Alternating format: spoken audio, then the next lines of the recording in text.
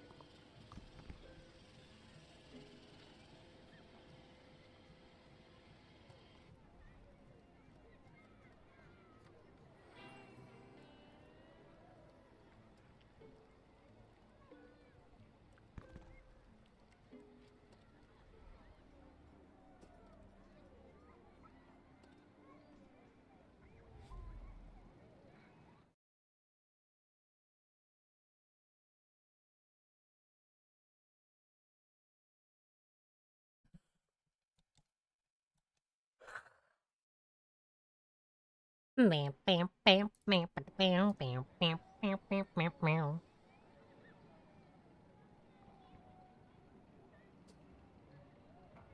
Ugh. Hello, everybody.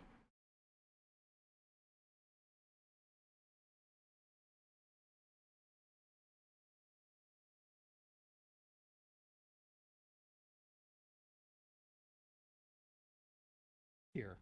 Hey, look at Stir's ass. Everyone look at Stir's butt. Oh my god, he's naked. Oh my god. Right here we'll do more What? legal company. What, you can Shit out. you can do that? You can do that? Point at him. Point at him. That's bad streamer etiquette, dude. Wow. Push talk. Wow, this is my worst social nightmare of all time. Thanks, guys. Everyone pointing a finger in your face. Everyone's here. We got the minion. We got the. Oh wait, I'm the What minion. is this one? Yeah, you're the minion. You're the minion. What is this a jabroni outfit that you're in? Oh, that's Master Chef. Master Chef, I think. No, that's the Doom guy, I think. All right, so where are we gonna? What the heck? What are we gonna even do with this very I thing? don't know. We've got. Oh, let's go to the moon. Hey, what's up? Music is so loud. Jim Carrey's worth like 100 million. What is that? Is that like 1%? I'll take that. Dude, I'd be the Walmart Jim Carrey if Oh, if yeah. I get a fraction of that. Oh, fuck yeah, that sounds awesome. In fact, the Walmart Jim Carrey is implying that I'm in every town and every city in America. All right. Alright, I get to turn this music No, down. don't. What are they doing? Didn't make it. Hey, am I the only person that waits till the ride stops, keeps their arms and legs in the vehicle at all times, and then gets out when the instruction person says, you can put your hands up now? I'm not talking to anybody, by the way. Who are you talking to? Everybody left when I was talking. Empty space. Hey, I think we can leave now. I'm just gonna try to live. Me. I don't give a shit about any of you guys. Whoa! Let me get all the money in the world. Every single money. It's all gonna be mine. Get in line. Single file Oh, line. Stir. Single file line. Stir, isn't it so crazy that you and I ended up together? This is Oh. so crazy. Why do you Frighten's bad here. video games? Why is the most that we've talked in the last several years because of Diablo 4, and now you're playing WoW? I can't take you seriously with your eyes like that. All right, where are we going? People over there? I feel like we're in a competition. Yeah, we are. I don't like it being a If competition. you have like I didn't collect any loot on the scoreboard, aren't you gonna get laughed at? That's right. I don't care. I don't care about the stir and Germa routine. I'm getting an item so I don't get laughed out of the fucking room. You got me. There's no turret. It didn't work. It didn't work. I found a link spine. Okay. I gotta be alone for this. You know when you go to a haunted house and okay.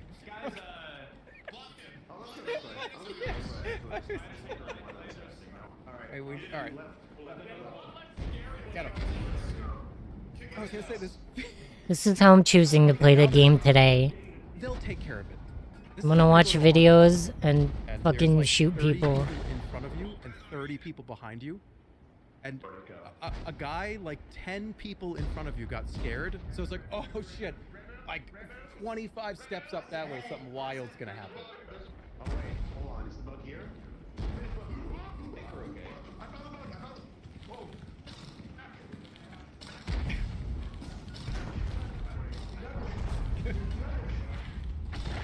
Are you serious? Whoa, you did it!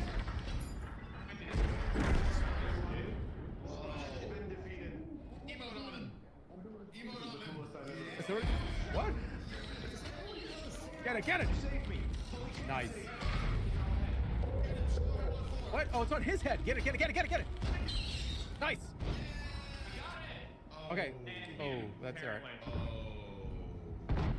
It's okay. Everyone sounds the fucking same. My name's fucking Shirt SM7B, bro. What the fuck is going on? Everyone sounds the same. I bought this 4 years ago. I'm sorry. Wait, hold on, Poke. Does this make it a little easier that you can decipher who's talking and who isn't? I'll do this for the next at least 25 minutes to make sure we can communicate effectively. Whose body do I have?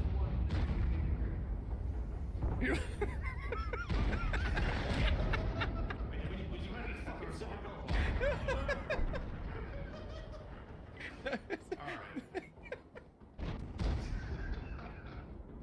That was really funny. I don't want to. I want to make sure we have money. We don't lose money. What? I'm sorry. I'm a very confusing partner. I apologize already. No, it's okay. Oh, okay. You need to back away. Back away. Back away. Back. Run. Okay. Run, Okay. run, Okay. run, Okay. run, Okay. run, Okay. Okay. Okay. Okay. I'm getting the I'm fuck alive, out of but I here. don't know where I am. I'm gonna go into my safe corner. Hold on. I did not go. I did not go down the stairs. Are you still in the hallway? I'm in the. Yeah, I'm above you. Hold on. Oh my God! What the fuck is that? Did you hear that door? Yep. Okay, so you're close. Okay, so I you're can- on the stairs. Oh, thank God. Let's keep that closed, because that guy's gonna kill us instantly. Team's so stupid. Alright, so how do we get out of here? Wait. Conqueror donated like 90% of his hit points right at the start of the game. Is that bad? He's downstairs. He's downstairs. Oh, okay. Yep. Wait, this All right. is No, okay. my hi. heart is beating. Yeah, mine too. Dude, we're I've trapped got in some here. I've got some bad news. Yeah. Yeah, he's I'll go look. Remember me. Okay. Oh no, he's gone. He's gone. This way. Okay, good. Wait, I'm confused. Why do we keep circling around into the same room? I don't know. Dude, I am the absolute bottom 0.0% spatial awareness and directions. So I have absolutely no idea. Whoa! He's this. Jesus. Okay. Well, we gotta go through there, even if he's in there. I think we just have to go. Okay, me for a second, fine. I'll do it. Oh no, he's right there. He's literally right there. Right there. He's What are we literally at the door. What are we supposed to do? He's just in the way. We gotta take a left. Take a left. Take another left. It's dead end. That's a dead end. Are you serious? I don't know. Yeah. What about over here? No. Isn't that where we came from? These people play so many video games, I don't understand how their spatial awareness is like 0%. They're so stupid. Jesus fucking Christ! Oh my God.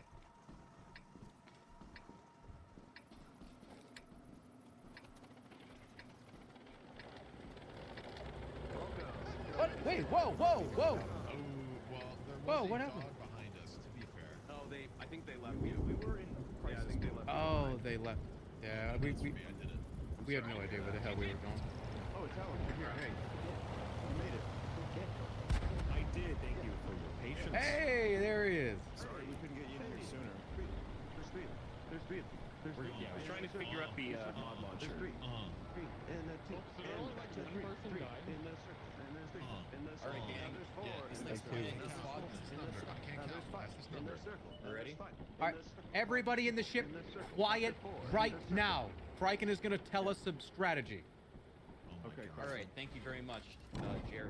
All right, everyone, we're going to march. This is a foggy and wet place. All right, in the middle. As soon as we walk out, Okay, we're going to this foggy place. There's a big pit in the middle of a lake. If you walk into that, you're gonna drown. Okay, so you're not gonna see very well.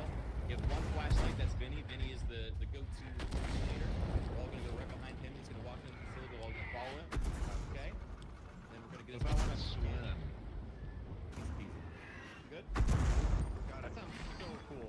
All right, let's go. I'm Land ready to us. fight. Matt, you really interrupted the dance off just to say don't die. Play jump over now and then. Don't. Oh my goodness. We're all following. Is that the eliminator?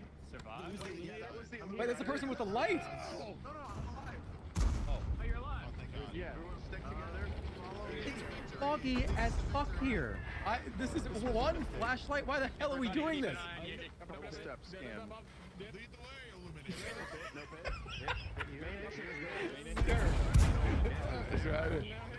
I don't know. Just 40, 35, 42, 16, 20.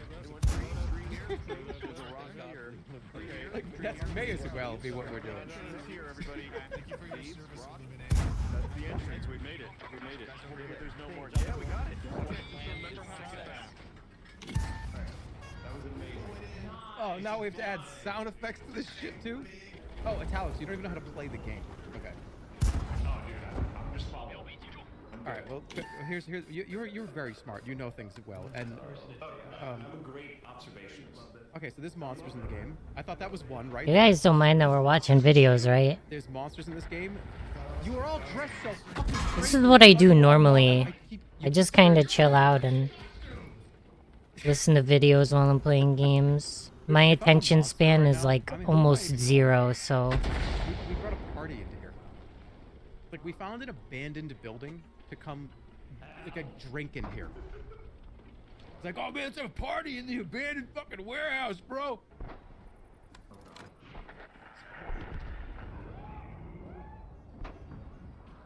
Isn't that Artie right there? Can I see him? So many horns. I'm hearing screaming. I'm hearing screaming. Dead? Bro, just like, hold on, man. I think he might have to go to the doctor. No, he's alright. Oh, fuck, he is. No, the west flank is fallen. Why do...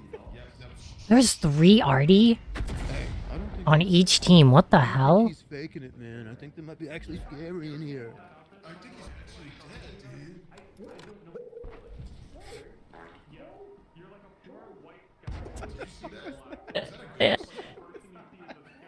I don't have that fucking mod installed. Why would that sound happen? Who did that?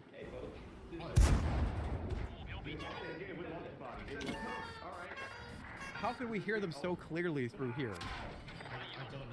I'm gonna die. We need a flashlight.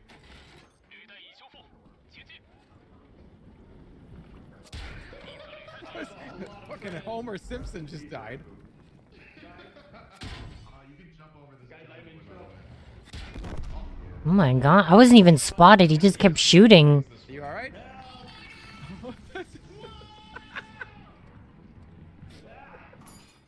What's this ooze? Oh my god.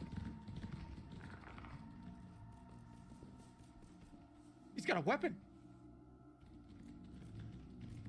Alright, I'm gonna...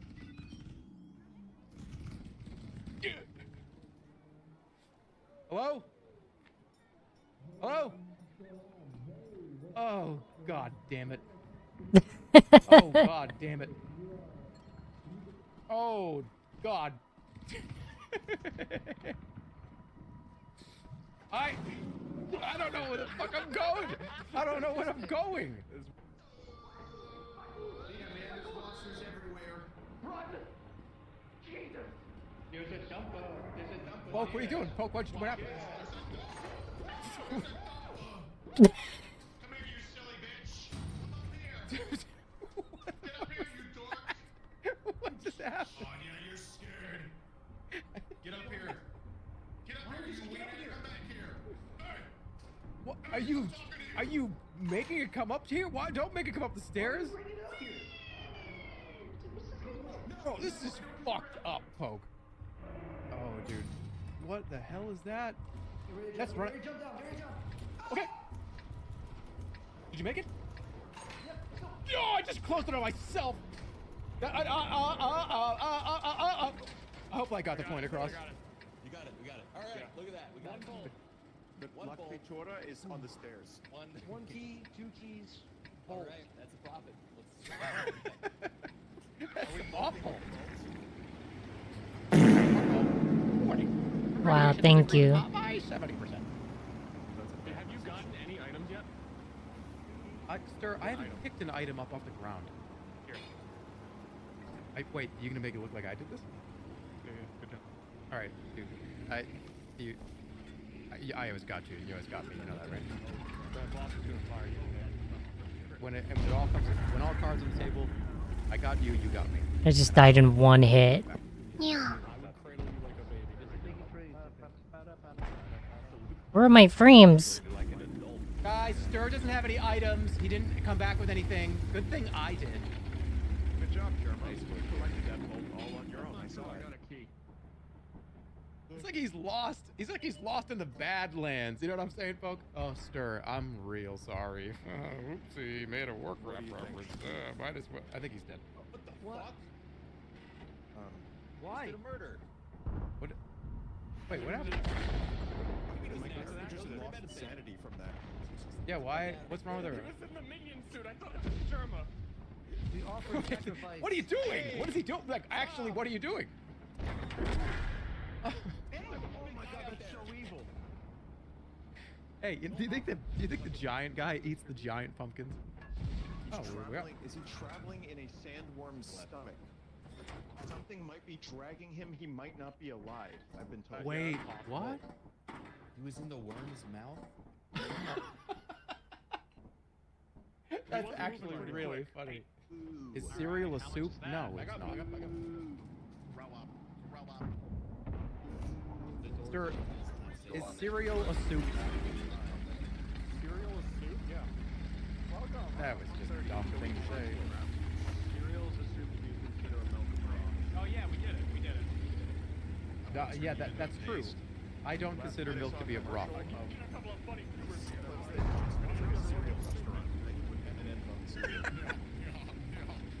Hey, dude, yeah. Is this soup? Is soup a soup or is it soup?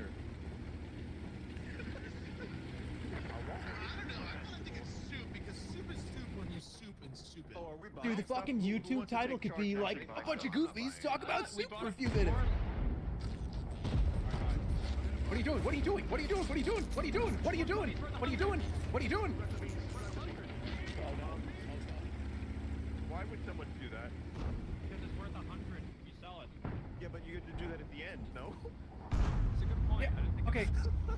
If you have a chainsaw in your hand and you're running at people with a chainsaw, go, no, it's worth $100. It's worth 100. The people are gonna run. This is second one? Oh god. Okay, great. $100 each. That's a lot. It's a lot of money. I'm gonna put my flashlight in the ground. I'm gonna.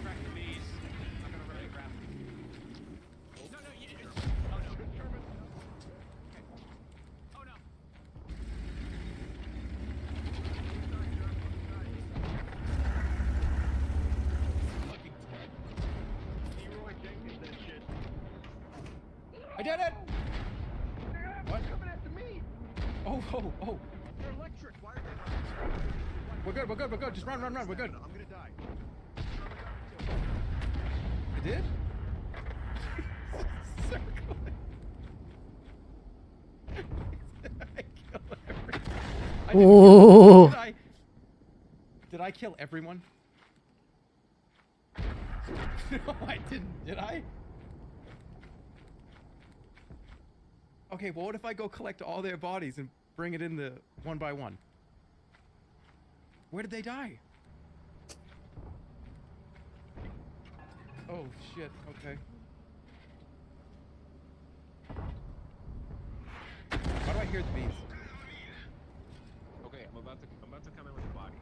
Wow, he used his med kit and his repair Look, kit. the bees are inside! The bees are inside! Don't go in! The bees are inside! The bees are inside! The bees are inside! I dropped the body off close. close by. Yeah, What are they doing they're inside? Oh God, this is bad.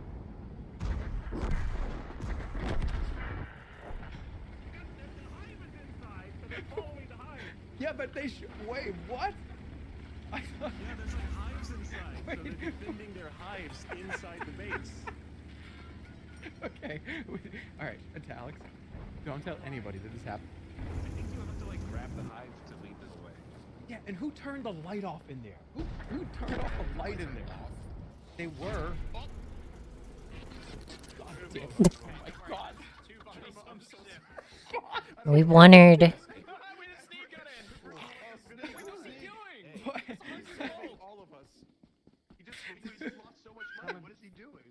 I don't, dude. All right. Listen. Let me apologize real quick. I did not know that the bees would stay inside the ship. Hello, Indy. Thank you for your egg. If we get like 6 more players, Hey, Connor. Oh my god, hey everybody, whoa. Connor. Hey everyone. Hey, what's up? Let's get like 10 more people in here. Whoa. I was just talking to Lud. Nice. Ludwig's like has 6.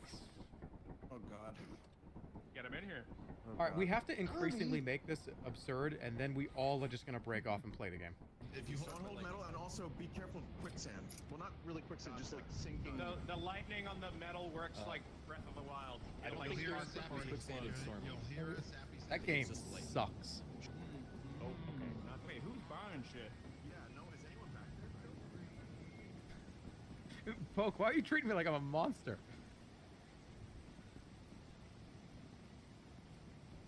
He's doing like this. He's still behind me. He's still behind me. Who's this? Jerry. Lead the way, illuminate. It's Jerry. Just watch out. What's the hitbox? There's a machine gun over here. Stepping on it's the hitbox. There's a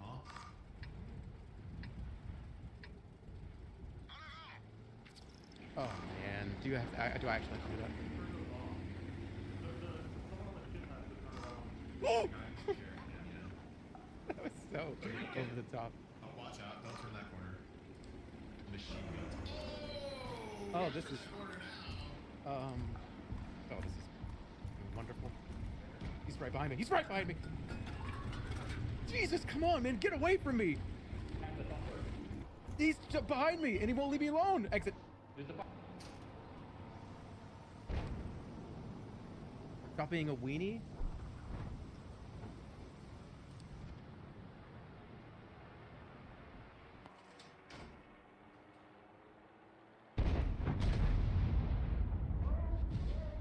Hello? Hey.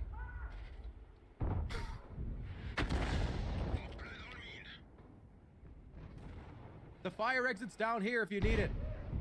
To me, come to my voice. Fire exit. Fire exit. I got the fire exit. I am above, up top, up to the top level. Fire exit is up on the top level, I repeat. If you can hear this message, come to the top level of the level.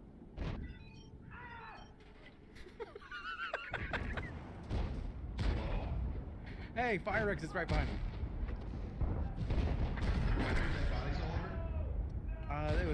It was a whole thing.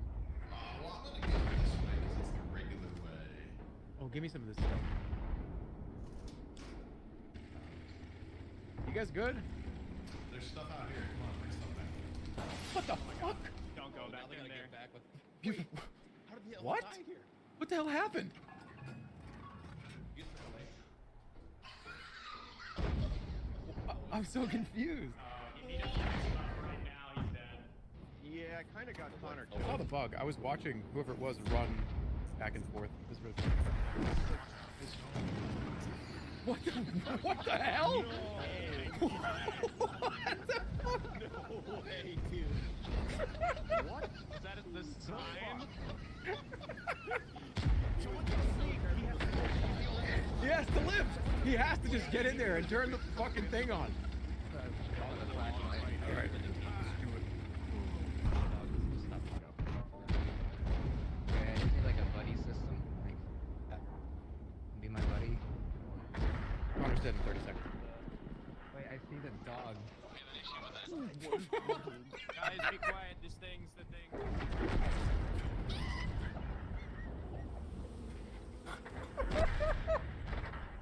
You know what? Fuck it. Where's their fucking Everybody RD? was talking. It came from me first. Somebody said there has to be a first person, and it was you. It's true. It does have to be a first person. Raps, 24/7. You good? You need some coke?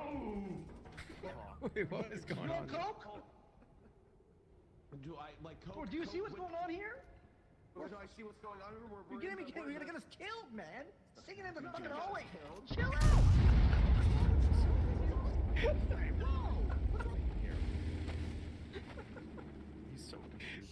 You're gonna get us killed. You're singing in the hallway. Oh my god.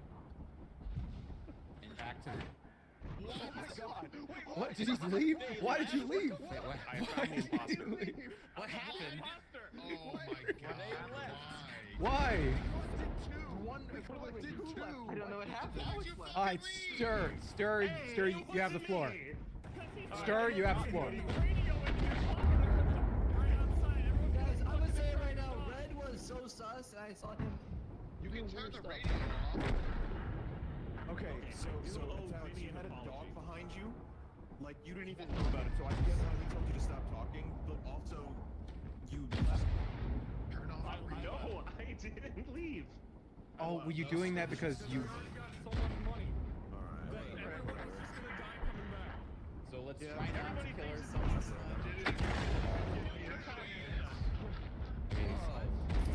Making decisions as if he's in a leadership position, which even though might have been the right call, I can't stand behind that. We have a process here. 3 or 4 of you... 3 or 4 of you come to the decision, and then you come to me, and then I make the final decision. Which is I thought we were under the impression that was what was happening. With 3 or 4 of you come to a consensus, and you come to me, and then I decide. All right. It's like Everyone get on the ship. Let's have no more people left. Okay. Everyone here? Planet. I'm on Skibbity plop, plop, plop, plop, skibbity plop. Did you guys just do that in unison? Bless you. Do that?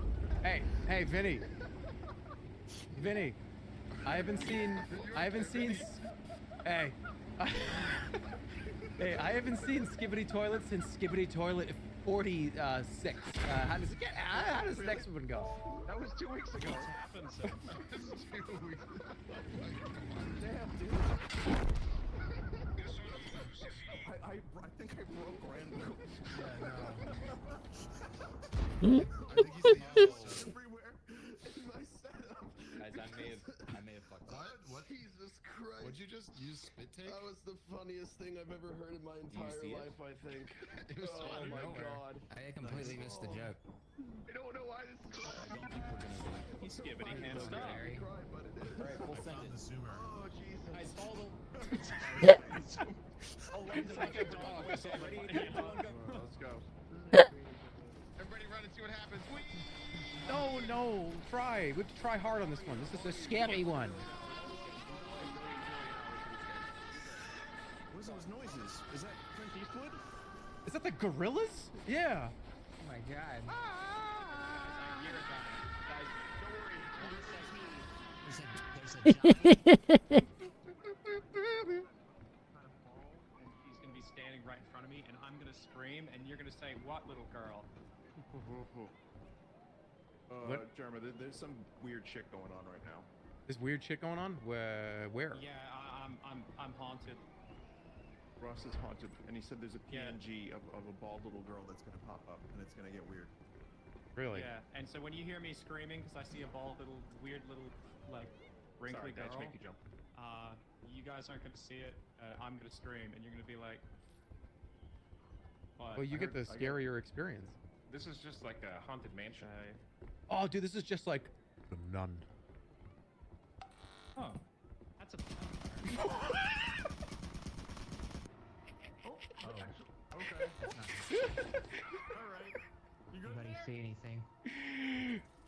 See you next Friday on the Nun. The Nut. Oh, come the fuck off. Give me a fucking break. Stupidest fucking goddamn game. There's a turret. Can you hear? No, listen up, listen up. There's a turret. There's a turret in the other room. I'm enunciating my voice incredibly well. There is a turret in the other room behind me, where I came from. Do you understand? No one can hear anything he said. Oh, God, dude, this just makes me. Jeremy, you had like a bug on your head. There was like a bug on your head. Yeah, and it was, dude, it made me want to see the nut tube.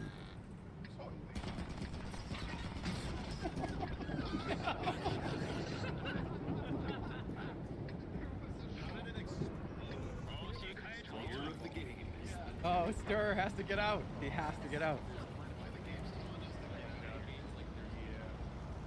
What? Stir's a gamer. Stir's a real gamer. I give him a chance. I would say Stir is like a top 10 gamer, I think. He got out. He got out. Look. That was right there Trust him. the whole time. He's a freak. Well, there's also a giant outside, so. You can't say a word. Wait. You can crouch walk.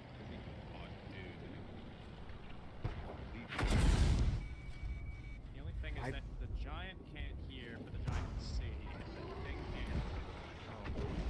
Oh, that's bad. Oh, someone distracted it. He threw the toy. What? Distraction? Oh my god. Put the toy down. Is Toy Sterling down. a fucking god gamer?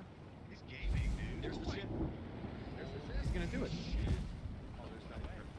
Run. Oh no. Oh no, giant. No, No, he's got it. He's got it. He's got to go. He's got to go. He's got to go now. He got it. He got it. He got it. He got it. What did I tell you? Let's go. Oh wow. What did I tell you?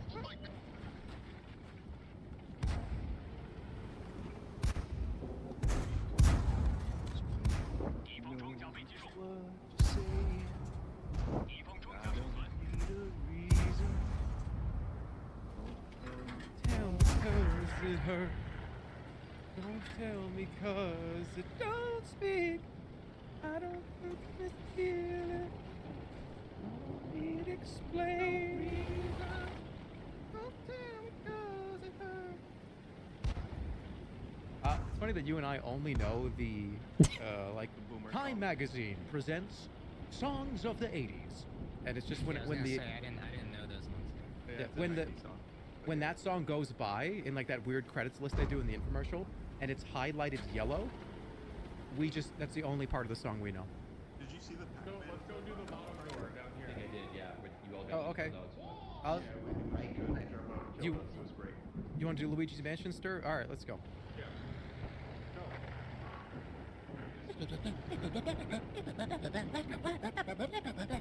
Oh, there's a funny thing. Oh, there's a funny thing over there. Apparently you can step on it. Luigi would step on it. Oh, What happens now? Jeremy. Okay, Jeremy, can you pick up his key? Pick up his key. To get to the next level of Luigi, you gotta pick up his key. Don't push me! Guys, I don't think two people can step on it. Wait, what I did? What happened? Dude, I was just... There's like 10 people making videos and streams here. I was just trying to be I was trying to be a view for somebody. Poco always looks like he's like panicking. Tank is so good. I go to his POV. Look at that. He just got both of those guys killed.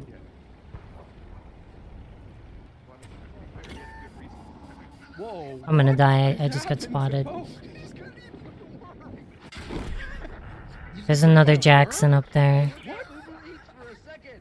I look at my Uber Eats for a second, and it's. Oh god. It was so. No dogs out until 4 p.m. It's on a sign in my house. There was a T-50. He spotted me. I didn't know that. That's fine. I still got 2100 spotting damage. What the fuck? Oh my god. Oh, hey, you hey. Don't go in, don't go in, don't go in, don't go in. Don't go in, don't go in, don't go in, don't go in, don't go in, don't, Stir, do not open the door. Stir, there is a machine gun pointed at the door. Alex, you go in and see if it's safe. It's not safe. We're the only ones left alive. It's not safe. That's what I'm telling you. All right, we'll both go in at the same time. 1, 2. No, no, no, no, no. Yeah, if both of us go and we all... Okay, listen, Alex. I'm gonna go left, you go right, Jerma... Straight upstairs. Okay, you ready? Yeah, we all have to do it. 3, okay, 2, 1, go. Oh, yep, take cover. Yep. Okay, we fooled it. We fooled it.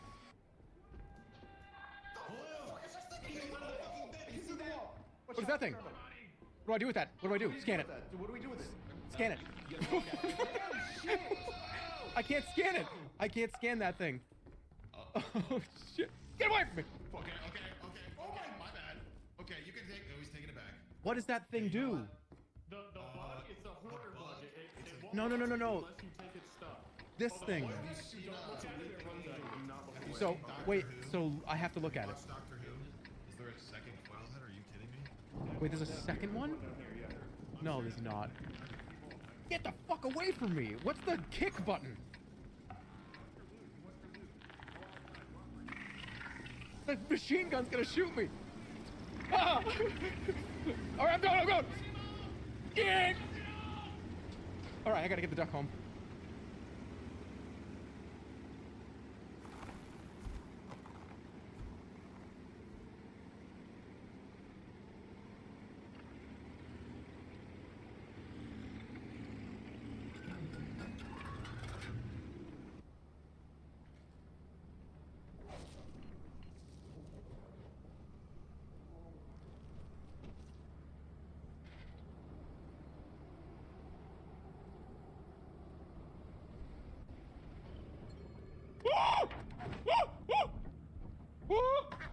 Do I leave? Do I go? Shut up!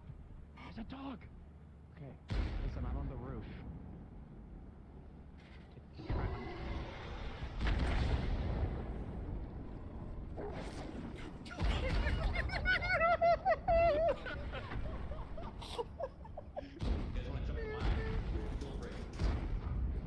Seems like a safer zone. What? Okay, if I make it over the mine and make it back, what do I get? Wow. I'll give you a little dance. All right.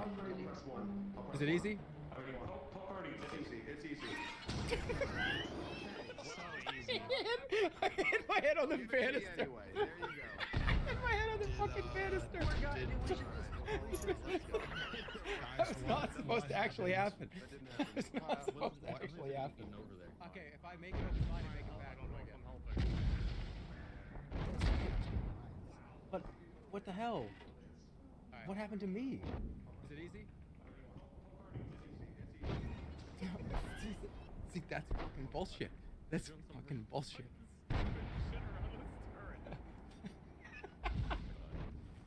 Oh yeah, this seems right. Good job. Nice. Oh my god, there's a body. Oh, they're already dead. Anybody left in here? Is anybody alive? Hello?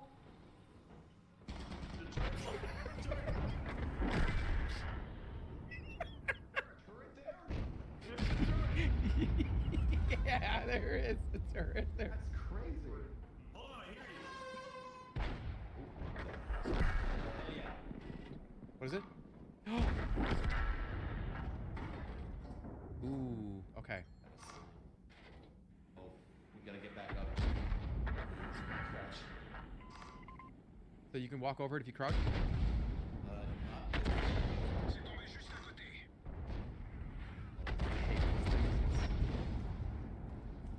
It's a bumper. What does that mean? Jesus Christ! Go. Go where? This way. Wait, you're getting teleported. You're free. Ah! Okay, you were about to Kraken's die, still alive. I just saw, I teleported you out. Kraken's still alive. He's still in there. Kraken's still alive. Save him. You gotta get him out of there. Let's just check. Okay, roll call. Kraken. Jerma. No Paul. Present. Connor. Okay, Ryan, Sauce, Vinny, Poke. It's already for Ross. That's me. Sting. Whoever you can stir. Yeah, no, guys, everyone's on the like, check on the open section of the person. Okay, I think that's everyone. Go. Isn't that like Manscaped? That's the one, thank you. Yeah. No problem. Dollar ball club. Hi. Hey. I'll go this way. Oh shit! Oh Okay. We are both alive. The turret is through this. I'm going out. That's it. No. That's a turret in there, turret. Okay, engine collected. Wait, it says turret right here. Whoa! I'm fine. I'm alive. I'm okay. I might just go back. I'm gonna head back.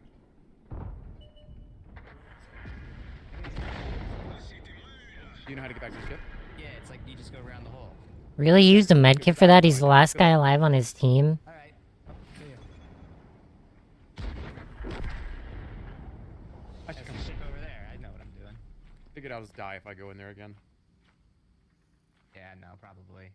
I can't figure out anything. I don't know what's going on. Okay. There's like no dogs or anything. Moving kind of sporadically. Oh, who is that? Who's that shit? We brought Hello? we brought something. Brought a generator. Oh, nice. Same.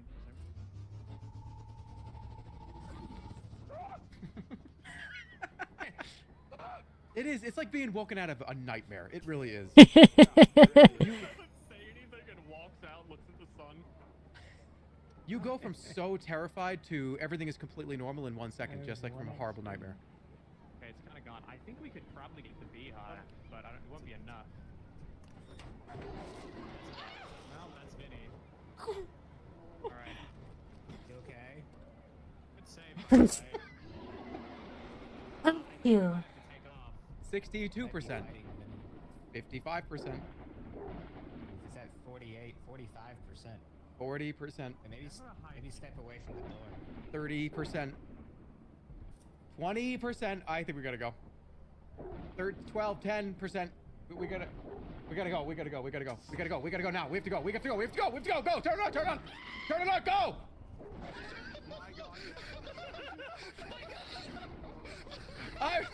Why did we not leave? Why? We had to go. Why? What if you just pull the lever? My fucking lord, dude. Oh my god. I was reading percentages. No. What? What's our outfit? Choose your team outfit. Your team minion? I'm gonna be team. You know, whatever you want. Team. You should be Team Kraken. Team Mario. Wow. I'll be Luigi. This is Yeah, Mario and Luigi. Cool. It's good. A good setup. Okay. Hey, since, Should we pick people like dodgeball?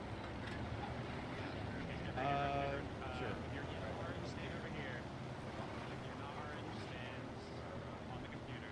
How are they gonna see your names when we're close enough? Okay, a little closer, guys. They know who's in the group. I think they know who've been playing with. Yeah, but do they know our names? They don't. Alright, who goes first? Since Luigi never gets to be first player, Luigi, I'm gonna give it to you.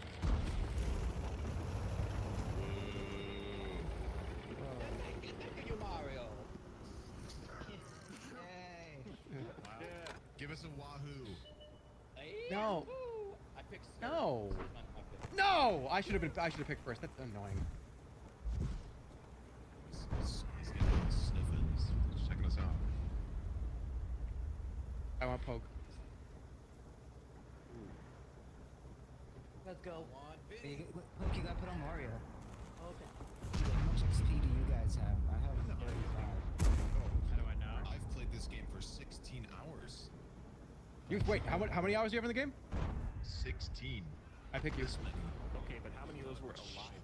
Wait, I can't be About 15. To be fair, I need to talk to Rambo. I need to talk to Rambo.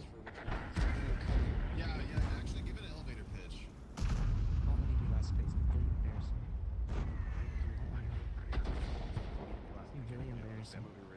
Really embarrassing movie last week. I keep dying. All that I'm not good at. I have 35 XP. I have 30. How many? It's 2 digits. All right, so I don't know how many. I don't really at the same time, know how to read XP. It doesn't even have much XP. here's at the same time. All right, Connor, you are going to go to Mario, and you're Rambo. You're gonna go to Luigi. Done. Okay. I just did it random. I don't feel like I'm last. That's our No. captain right there. There's You guys no aren't. last. You guys aren't Tough last. choices. It was the same exact time. That's why you're the captain, boss. But hey, I do have a very important point. If it was me out here and not a captain, I would have absolutely been wrong. Who cares? Is Team Mario having a lounge? All the people that are doing Luigi impressions right now, you're not going like this. It's just wrong. They're still waiting on walkie-talkies. They're not gonna Yeah, do they're waiting. They're waiting on walkie-talkies. Just take everything we can and leave. Yeah, once we find anything at all, ever. Okay, it's just more dead ends also.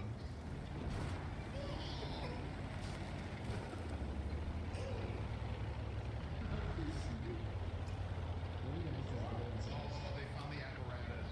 Oh, mother mia.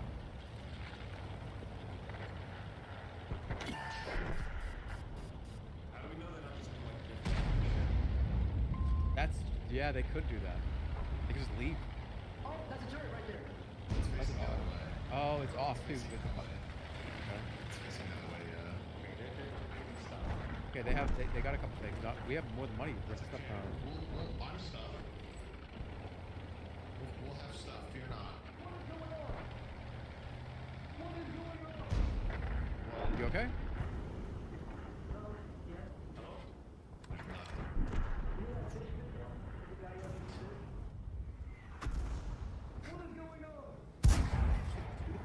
I haven't seen it. Fucking assassinated that guy. I haven't seen it. Is it a funny video?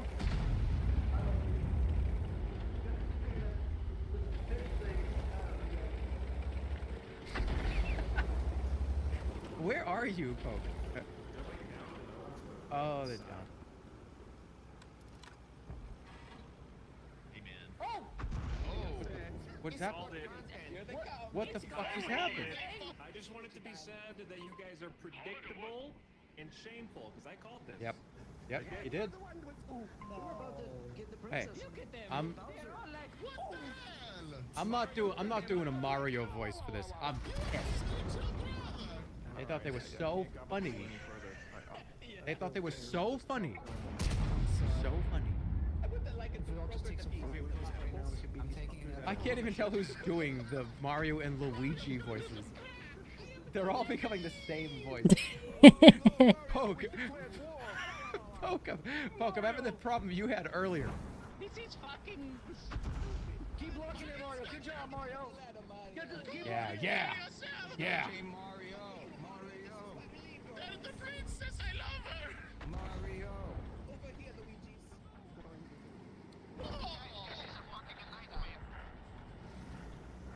Those dumb bitches. Now we go to first. Alright, dude, I gotta tell you.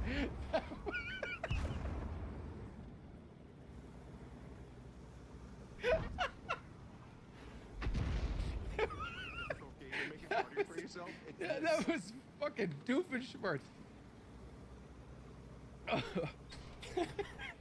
That was like, hey, Mario, what are we gonna do today? That was the best Mario impression all night. What the fuck? I'm trapped. You better do the voice, Vinny. German. There's shit down there. Oh, is there stuff down there? Oh, no, we just go over here. There's probably a monster waiting for me. You think I am stupid? It's all blocked.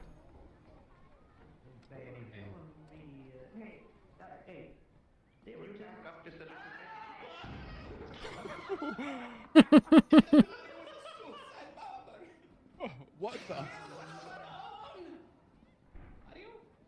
Oh, Luigi! What was that?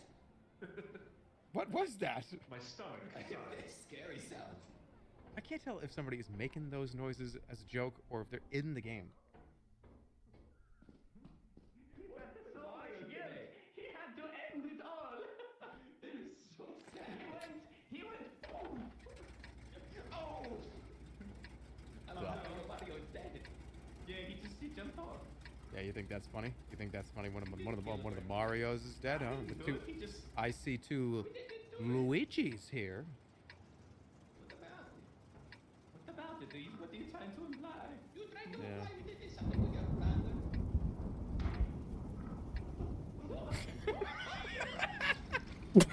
The turnaround. You both just whipped around. That was awesome.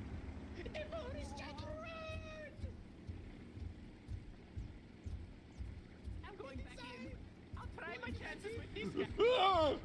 Why did I am the one that got caught? I was pressing the. Whoa! Oh no! I died! Oh no! Mamma mia!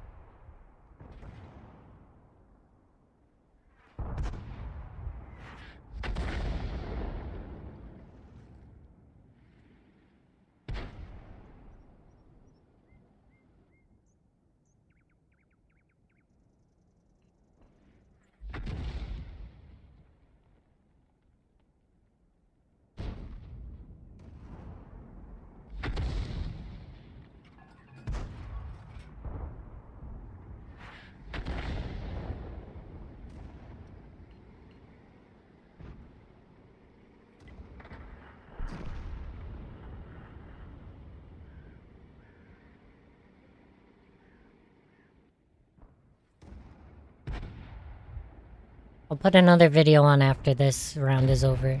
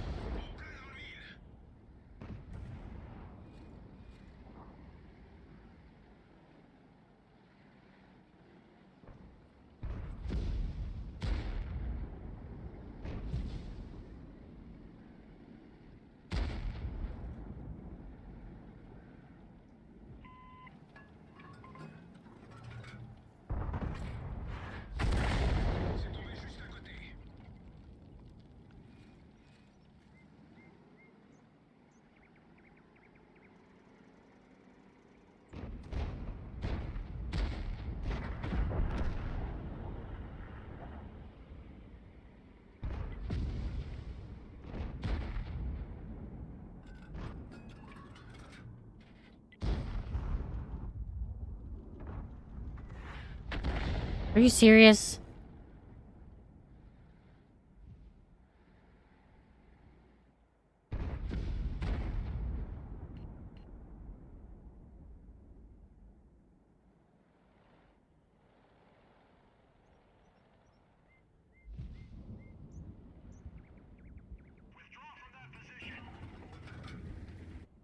I'm gonna at least shoot one more time.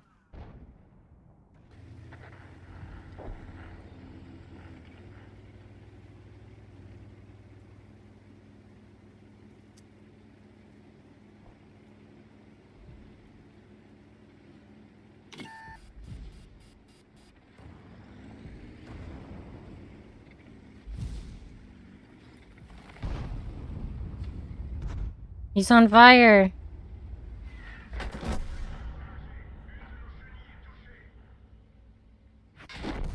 Ugh. How was I still spotted? He had to have guessed.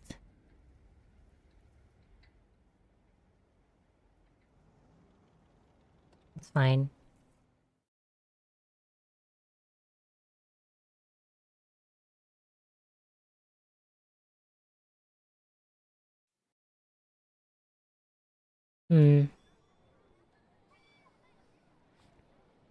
Let's find another video.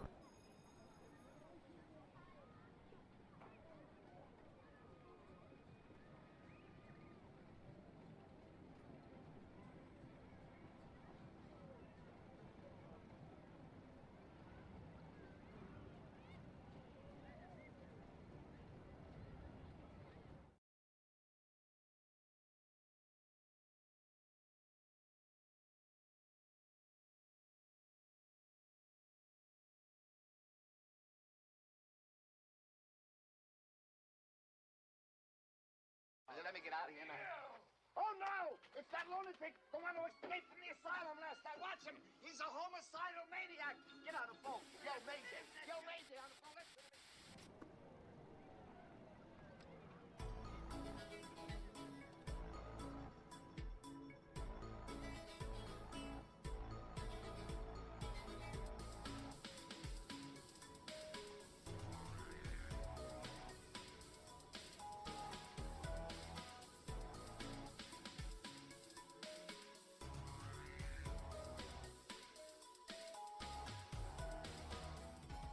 What do you think about the new... Go support him. Figure out how to enter the gas station. Hint, while holding something, throw it right mouse bumper into the trash to get a score. What? Throw it into the trash can. Is there a trash can? Did you tweet? I didn't... Look at me. I'm not even fucking streaming. I didn't tweet. You're right. It's, what happened? Retry? What? It didn't go through? Why? How did the tweet didn't go through? And why does this happen? Did you hear this? Did you hear that? Somebody had to have heard that. Why does my volume just go to 100 randomly when I type? Does that happen to you guys? I didn't know. I'm not hacked. That happens all the time. Dude, you gotta fucking freeze your credits. Oh, shit. Yeah, guys, my tweet didn't go through. I gotta freeze my credit scores. I'll be back. I'll see you, like, next week or something. There's a percentage for throwing? Okay, well, I can throw things. Where's the trash? Are you serious? Holy shit! How am I supposed to do this? This is not a gas station. This is a disaster. It's gonna take, like, $500,000 to repair all this and redo everything.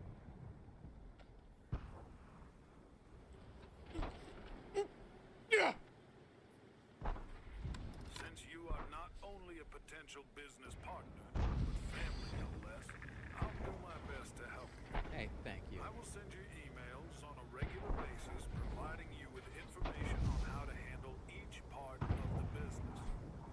Do make sure to pay attention. I always feel so bad about this kind of stuff. Okay. It was pleasant speaking to you again. Let's be maybe potentially relatable Andy here.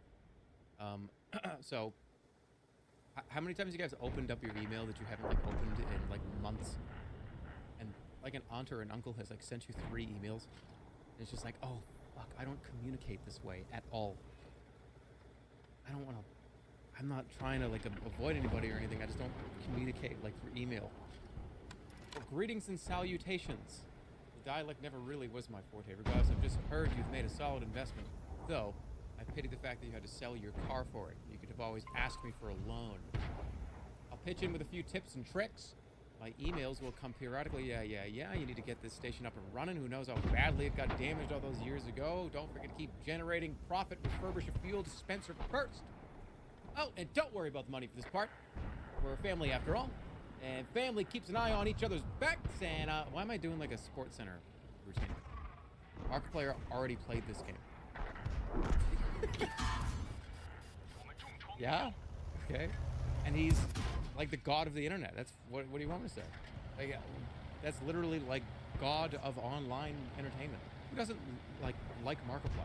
You know, I watched a Jacksepticeye video the other day, and I was like, this is a good dude. Like I like this guy. Different person. Well, I'm just saying like another YouTuber. Well, okay, look. If I had a choice, right, of like who I wanted, like if I had like kids, right, they grew up a little bit, you know, I had like friends or whatever. Well, I do have friends. You get what I'm saying? I would want them to watch YouTubers like that. Okay? Question mark. I didn't bring them up. You did. Why is everybody acting like I just brought up the YouTubers out of nowhere? You know, guys, let me tell you something. I watched Markiplier yesterday, and boy, was he he was great. Oh, I was Oh, hold on.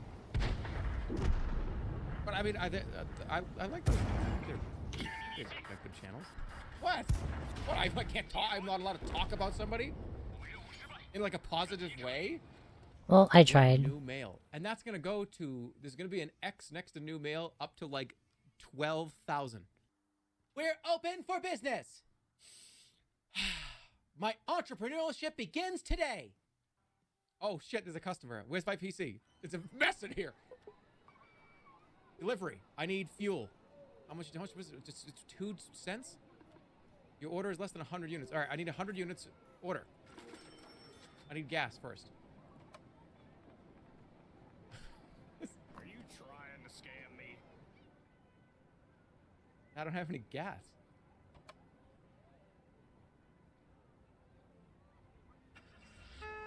Jesus.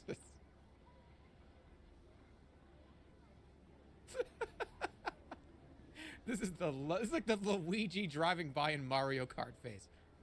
Holy shit, man! I'm sorry. Oh, here's the delivery. Don't come in. Wait, I want you to come in. This is the delivery truck. Why is this a hearse? This is what it looks like. It looks like the Oscar Mayer hot dog car. This is what that car looks like. Is there gas in there? Wait, there's a customer. Do I have fuel? I don't have any fucking fuel. What? Hey, no, I'm not gonna pay for it if you take it. Get back here. Get back. I'm gonna put my mouth on it. Officer, arrest that man. I have gas? It said no fuel. You have 100? I just walked 3 times. The person at the pump right now is like, I just watched this guy walk around his house 3 times. This guy's on fucking crack. I have to clean up. Anarchy, anarchy, anarchy, anarchy. No, anarchy, okay? I'm trying to run my business here. Everybody in chat is saying, anarchy, anarchy, anarchy, anarchy. Should I call for the service to come pick this up? Or should I pay for 1 dumpster when I need 4 dumpsters worth of space, but just pile everything on top up to here with 1 dumpster and pay 1 dumpster price? Customer. Oh. Hello, sir. Madam. How are you? Hold on, let me just hold on. Got a little stain on your window there. Welcome. I got the best gas prices in the entire valley. Perfect every time. Remember, tell your friends. I really appreciate a potential at least 4-star on Yelp if you could. We have 0 reviews, even on Google, which is unheard of. Yep, thank you. Have a wonderful evening. Tell your friends. Yeah, and none of that bullshit where on Google you give me a 5, but on your Yelp account you give me like a 3.8. None of that bullshit. Google's always higher. You gotta be careful. You almost have to take the average. If you look up like a restaurant, like, oh, what's this place? This place looks kind of good. Maybe I'll try here. Maybe. How's this one? It's got like a 4.8 on Google, and on Yelp that same place has like a 3.5. It's like, what's going on here? Who recommends gas stations? What's wrong with recommending a gas station? What if it's like the people there are friendly and hello? I'm so glad you made it to my station. What a car. 2016? Oh, love it. Love it. Love the paint job too. That's like a ocean teal? Absolutely fantastic. These are off-road tires too. Where's sorority? You come out here often? Yeah, nice. I'm just on vacation with the family. That's really cool. Awesome. There. So just I'll fill you up, and I got snacks too if you need anything. You didn't need very much. Yeah, I gave you a pretty decent review of your car. Thought it was a nice car. I would probably give your car, I would say probably like a 4.5. That's what I would give your car. So if whatever you want to give me, I gave you a 4.5 on your like your teal. Thanks. Come again. Just don't talk to the customers. Why not? Why are you such a serial killer? You're a real charlatan. No, I have fair gas at fair prices. Okay? Swipe the footprints, paint stains, and other dirt from the floor. If you do not take care of the cleanliness, customers will stop shopping and shopping. This thing sucks. This doesn't do anything. Oh my god, it's gonna take forever. I need more. Don't. Yeah. Yeah, I'll get back on that in just a second. Fill that order for the customer back there. Yeah, we want to take care of our people there. Hey, how are you? Good to see you. Okay, gonna fill you up here. Sorry, we got some customers. We're busy. What do you need? Just regular unleaded? You've got it. He thought he was safe inside. He's not. You're not safe. Have a great day. I'm an Have a arty. wonderful day. Have a You can good day. shoot Have a good day. anywhere. Have an awesome day. You're a psycho. Whatever. It took you this long to figure that out? Can you please do the so you married into it routine again? No. Oh shit, that, you know what? Actually, that makes sense today. That makes sense today. Live in that house out back? Well, yes, we lived in Temple, Texas for many years. This is powerful. What a shot. I'm getting all these indoor shots. What?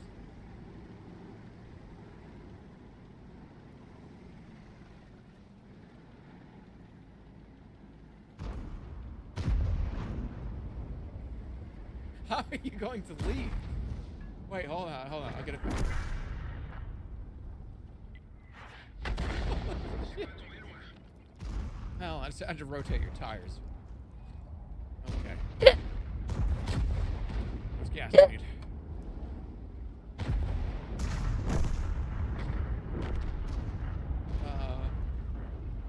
What? All right, see you later. Have fun. Thanks for coming.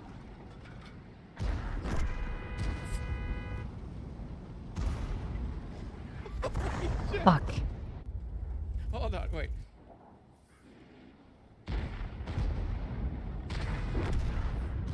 Oh my god!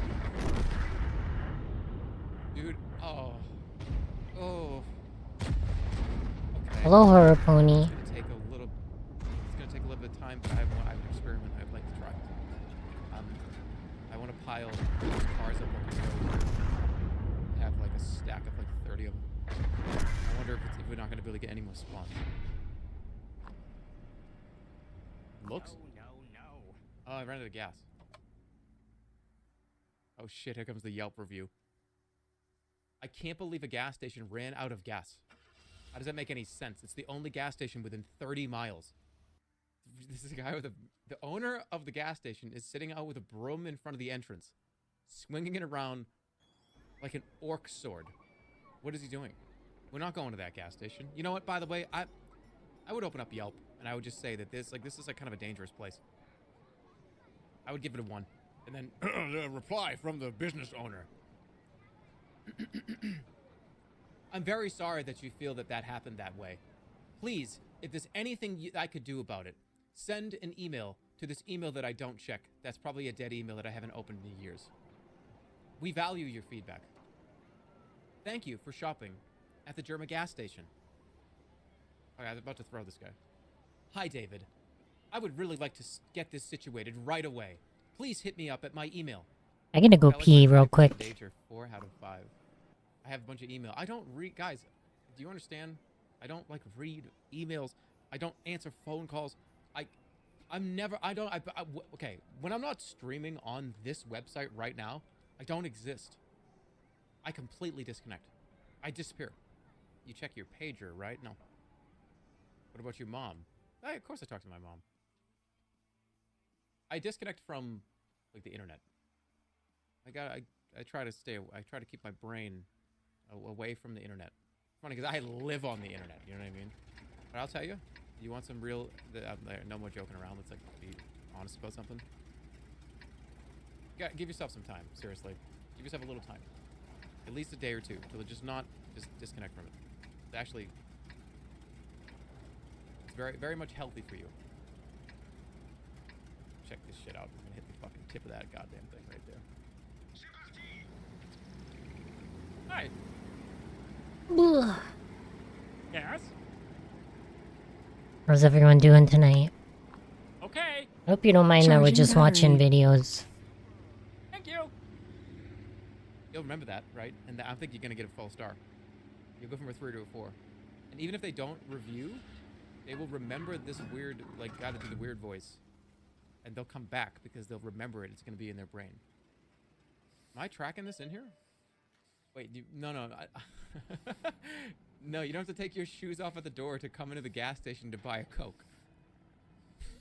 Can you imagine? No shoes in the gas. Yeah, oh, excuse me. I just had these floors cleaned. You gotta leave your shoes at the door. Is that called?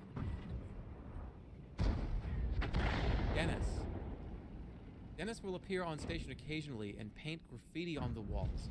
I'm about to throw like a table at this kid?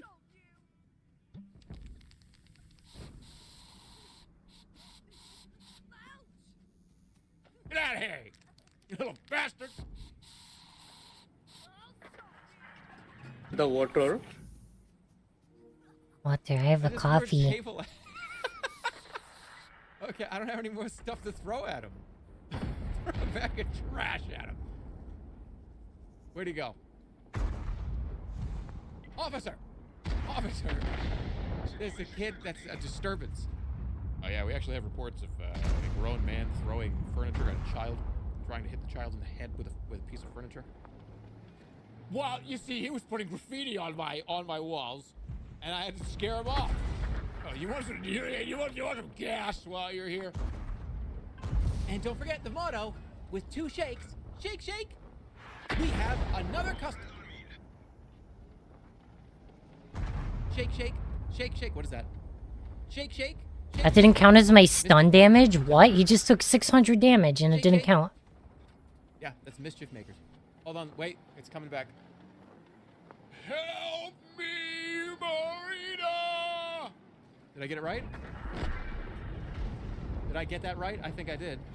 I pulled it out somehow. What are you talking about? I'm talking about mischief makers for the Nintendo 64. What are you talking about? -2, that wasn't a good impression.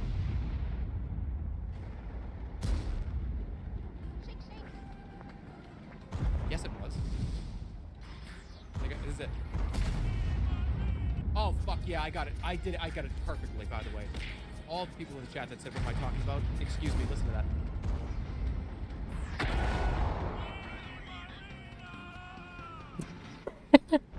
I'm gonna take a bow right now. Thanks a lot. Thanks for coming. It's not Homer. Not everybody is Homer Simpson. You're 50? No, I mean, I'm almost 40, which is terrifying. Weird. When I was younger, when I was like in my teens, somebody that was 40 was, okay, it was like the dentist. You know what I mean? Does that make sense? It was like, the dentist was 40, right? My teachers were 40. And they were old. It was like, oh, you're much older. You're like an older person. You're the dentist. You're the teacher. I will look at people like, oh, this person's like in the news or whatever, and they're like 33.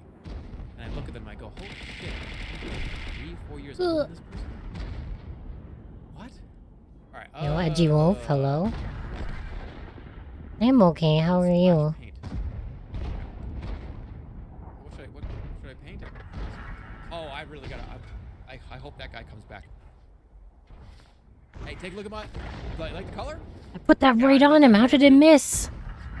What did I get? What did I rate your car, your color? It's like 4 something, I think. I mean, I got the same color. Well, great minds think alike. We're gonna do it for you. How about, yeah, fill it up. I got plenty of fuel. How come nobody needs more than a quarter tank of gas?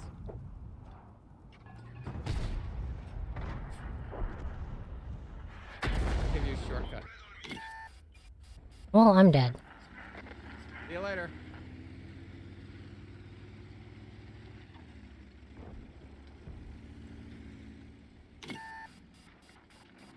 I'm alive. Why can you do that? What the fuck happened? Oh shit.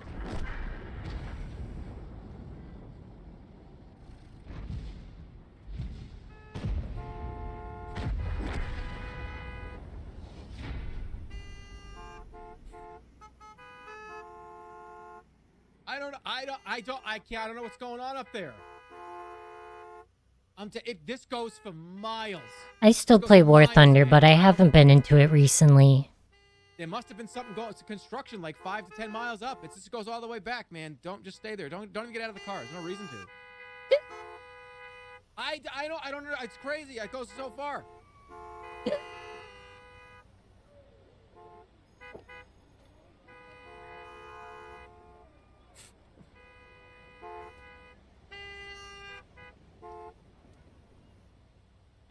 Oh my god, that first...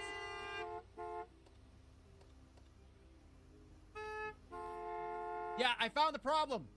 There was a little bit of a jam.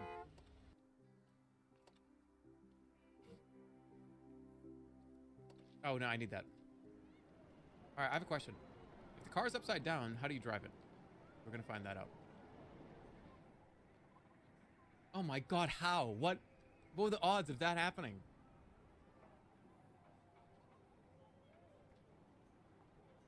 I think I played for like a week after I got the TOG. Be a dick about this. And then the I'm gonna be. This is why when you pull up, make sure you know what. Then I started playing other games. So I don't have to do this shit. Thank you though. And recently World of Tanks has kept my attention pretty well. No, I want it to be flipped over. Oh fuck. Oh god. Okay, well. How much did you need? Quarter tank? You got it. Thanks. Come again.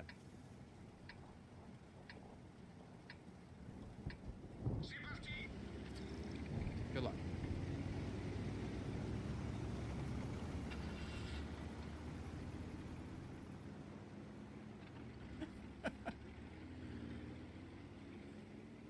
He's trying to turn. Uh-oh, there's another customer. Just keep it. No, there's another traffic jam again. Now what? What's the problem now? This guy's just not driving. This guy just crashed into the wall. Oh, is this the same person?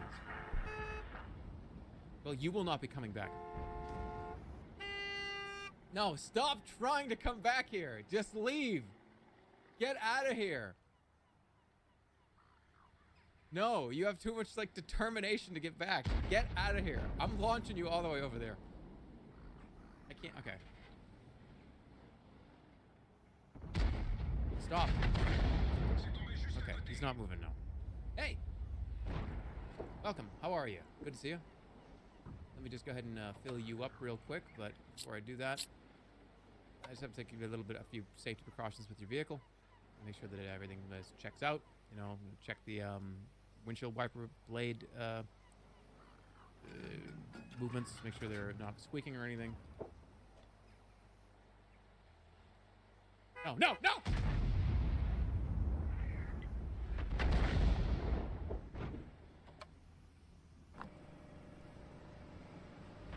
Alrighty's back here. Why do you have hostages? I don't.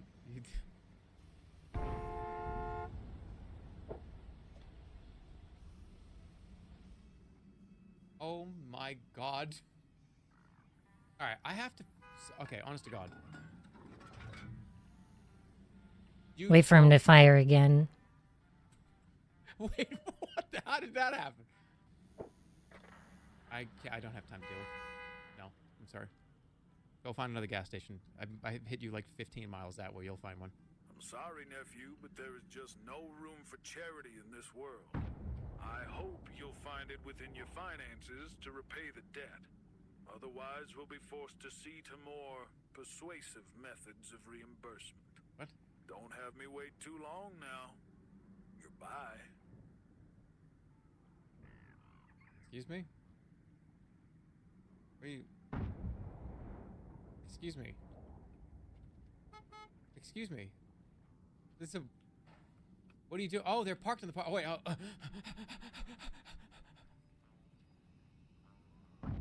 Come on in. Soft drinks over here. We got chips. Yeah, that's right. I have Pocky. I have Pocky here. That's right. I know. Aren't you don't you think it's awesome? All right, you got Oreos and orange juice. Orange juice. Can of Pringles. Oops, we get that one for free. Oops. That's not fair. You don't just get that for free because it fell down. Soda. A can. All right, are you just putting shit up here like just to fucking? What can I do for you?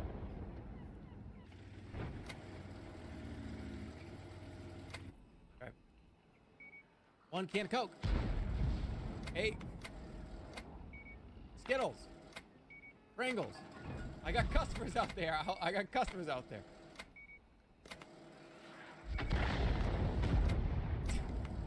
You know, just take it. Just take it. Just take it. Take it. Take it. What? I thought there was a customer. Why? What are you doing? What do you mean scammed? He got it for free. He was pissed that he got half that shit for free. What are you talking about? You got it for free.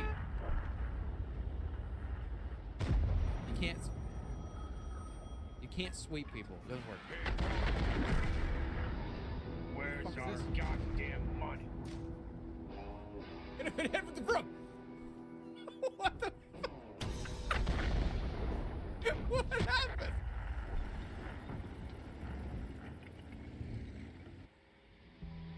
What did I don't understand?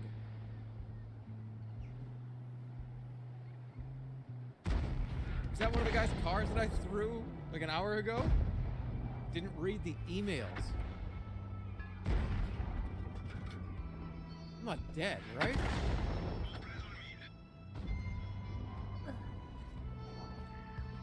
Hope you guys don't mind that we're watching videos. Is this my uncle? What happened?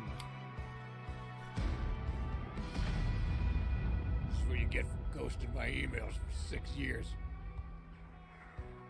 All those times I said, Merry Christmas. All the times I said, let me see the baby. Wake up, Sam. Gas station. Wait, what? Hey, nephew. Wasn't he just here? Feet. I hope your head's no longer spinning. Why wouldn't we just Thanks talk? for picking up. Why did he left and called me? There was a mistake, a serious one. You can rest easy knowing I will have the responsible people dealt proper retribution for what is happened. Wait, The amount of time I'm not taking out any line. was rendered far too short for what the amount was. It's plain bad business. I don't make bad business decisions. Let's forget about this debacle for the time being. As a token of apology, please accept this small gift. It will help with your next delivery. No strings attached. Okay. However, you will need to make the warehouse operational again. I don't to want a receive loan. it. I'm doing it Somehow. with what I have in cash. You're a resolute lad. You'll figure it out. Okay, thanks, Uncle.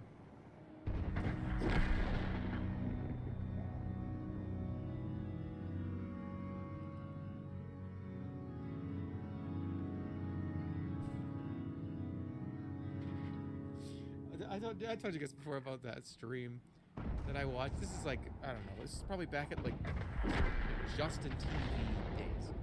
This is like before it was even Twitch. About there was this guy that had headphones on and the music was blasting into his ears and he was sleeping.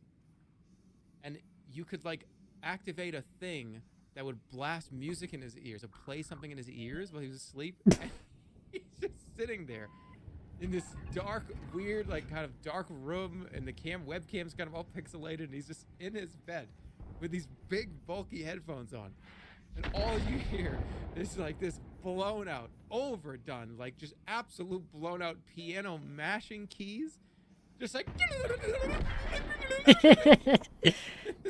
this dude just sitting there with his eyes closed. It was fucking mayhem.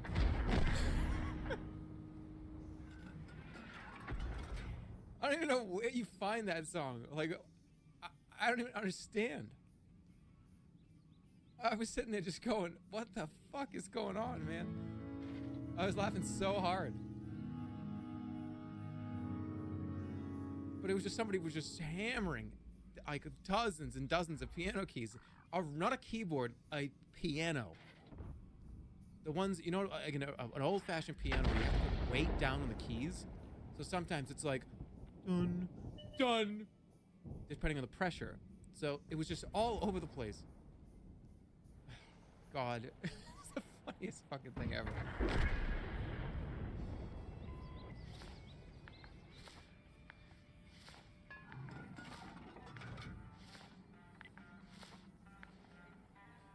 I think one of the worst things in the world is when you think you have like 5 to 10 minutes or whatever, and then, okay, let's say somebody's like picking you up, or like you have an appointment or something. Especially if you're on like somebody else's time too, it can be like, oh shit.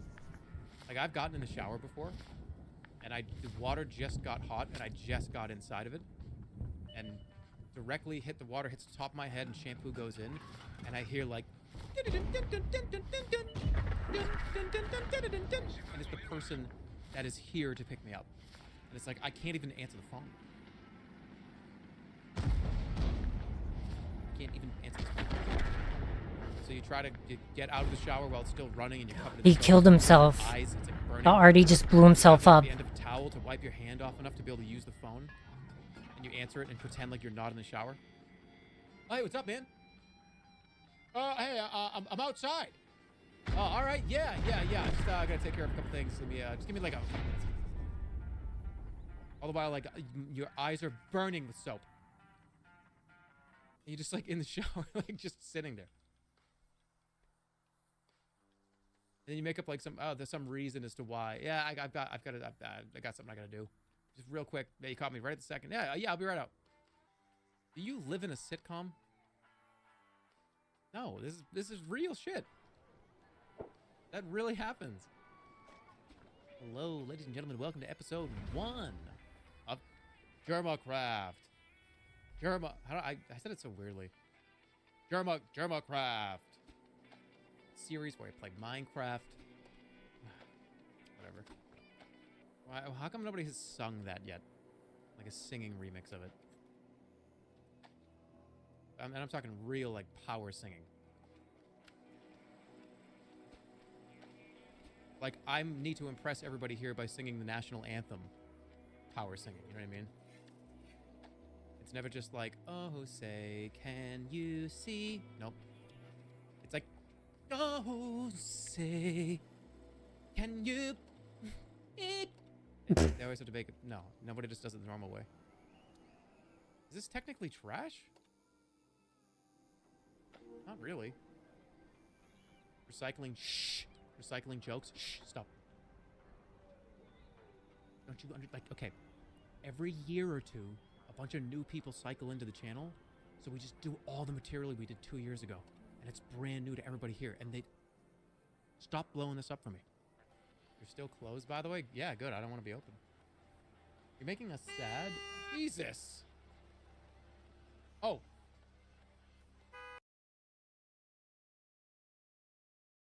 What should we watch?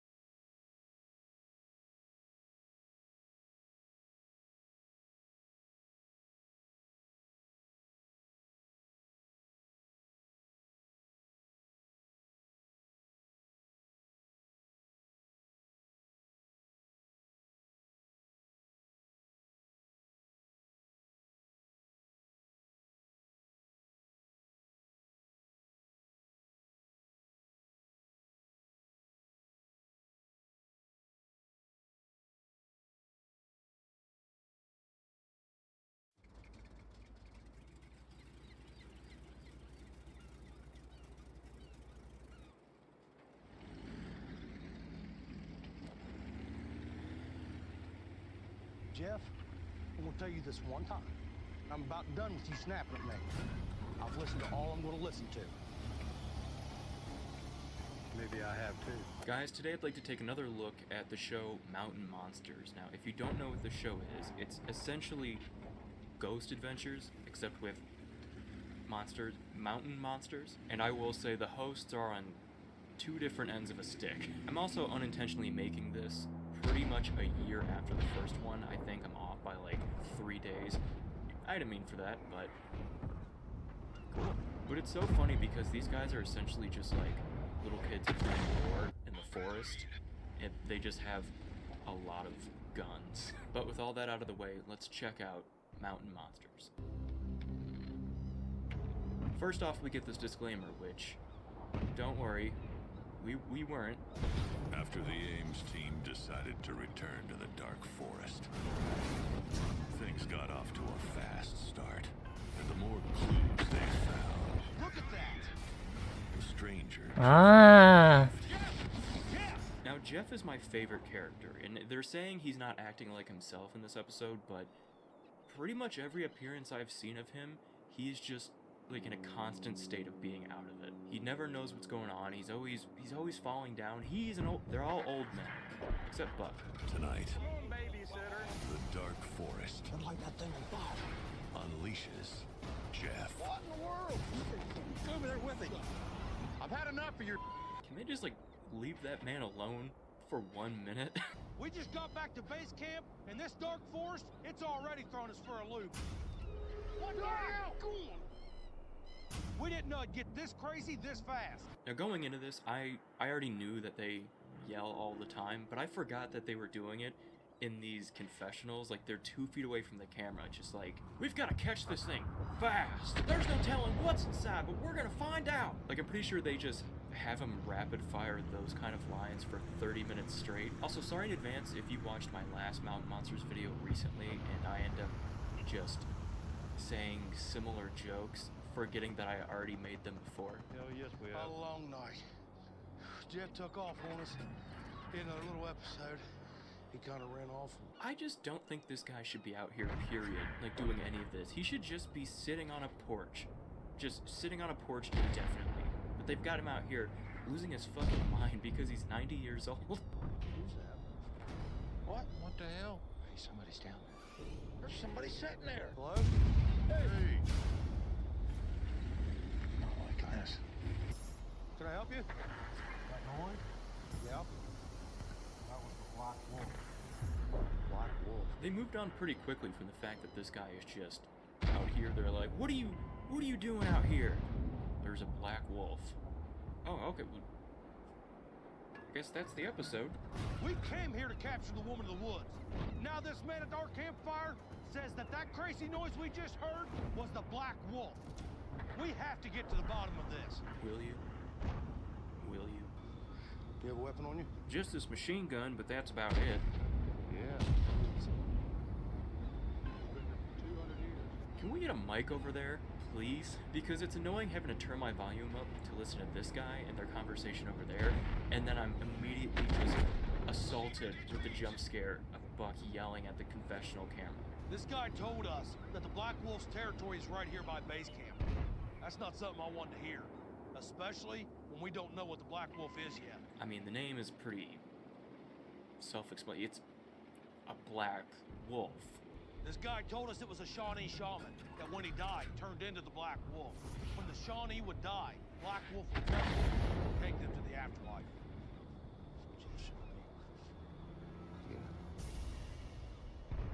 God damn, kind of dark. They're like, Jeff is going to die tonight. Everything this guy's telling us is the folklore that surrounds the Black Wolf. He was here to help. What was he pulling out of his shirt? Did he have a weapon? No. He was showing us a tattoo. Okay, so guys, I was just talking to that guy over there, and turns out he's got a tattoo. It's fucking sick. It's Peter. Can't do it, Jeff. I know. I knew they were talking about me. They know some secrets. We've got to get through this as a team. And if I don't know everything there is about the Black Wolf... Damn, that guy just got rammed. It's been a long, rough night. We have a lot to fill you in on. Yeah. Right. We came here after the woman of the woods, but we got to take care of our teammate, Jeff. Then just take him home. You shouldn't just be like, all right, we're gonna go set up a tent and figure this out. Just put him in the backseat of your trunk, where he always the backseat, and then just leave. We're virtually at midday. There's no birds singing, no squirrels squawking. something else. Watching. It's that guy with the tattoo from last night. He just always hangs out in the woods. You can see Jeff's still shook up. It's like rehashing old memories. He don't want to do it, but it has to be brought out in the open. We heard a noise unlike anything we've ever heard in our lives. Man, guys, if I'm being honest, I'm starting to get a little hot in here. I wish I could take off my hat, but the only way I can do that is if I were to thank the sponsor of today's video, DraftKings. Guys, the NFL is gearing up for yet another week of action, and I partner with DraftKings, the official DFS partner of the NFL. And right now, new customers can play free for a shot at their share of huge cash prizes with their first deposit of a minimum of $5. That's half of $10. Once again, I have done the math and I have shown the work. Just download the DraftKings app and use my promo code ChrisJames upon sign up. Easy to remember, it's my name. You literally have no excuse. So if you're gonna play fantasy football, DraftKings is the place to be. But hey, don't take my word for it. Let's hear from a version of me that is horizontally flipped to show that I am in fact a different person. There you have it. So, what are you waiting for? Download the DraftKings app now. New customers use my promo code ChrisJames and play free for a share of millions in total prizes with just a $5 minimum deposit on the DraftKings app. Oh my god, I don't care about this fucking ad. Thank you to DraftKings for sponsoring, and now back to the video. This stream is not sponsored. Wild Bill to be my babysitter. Come on, babysitter, because they don't think I can take the truth. This is bull. So now they finally decide, 10 minutes into the episode, maybe we should get Jeff out of here. One, because he's seemingly lost his mind, but two, it's sounding like he's gonna get murdered by a wolf. And that's not good. This dark forest has a hold on Jeff's mind, and he can't shake it. Maybe he would give you guys a little bit more leeway if you told him what's going on. They keep him in the dark this entire episode. Is it just a regular wolf? Where's the folklore true? Ugh, I'm gonna stretch. Tonight, we'll be able to get some answers. Okay, so I guess they're just gonna be searching for this wolf, which, let's say you caught a wolf. Unless you have a conversation with this wolf and find out what the deal is, it's just a wolf. Like, I need to personally hear it has a vendetta for Jeff. Hey, look up here. Look up here. We got. Look here, look here. We got a scent post here, boy. Whoa, look, we've got a scent post right here. It's still wet. Yeah, Jeff, that was actually just me. I had to go really fucking bad. What we're up against. Yeah. We know what kind of trap to build, and we have a general location. What in the hell was that? What in the hell was that noise? Let me just say, if I was camping and I got out of my tent to take a piss for a minute, and I saw just this line of hicks about to gun me down, I would shit my pants. We're being followed. Just keep moving. Just keep moving. We're being followed. Okay, you talking about following? Man, I don't think there's a wolf in this forest.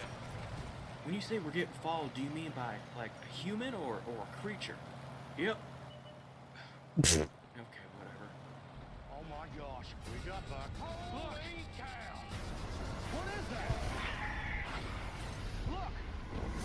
Damn. Wow. This ain't good, boys.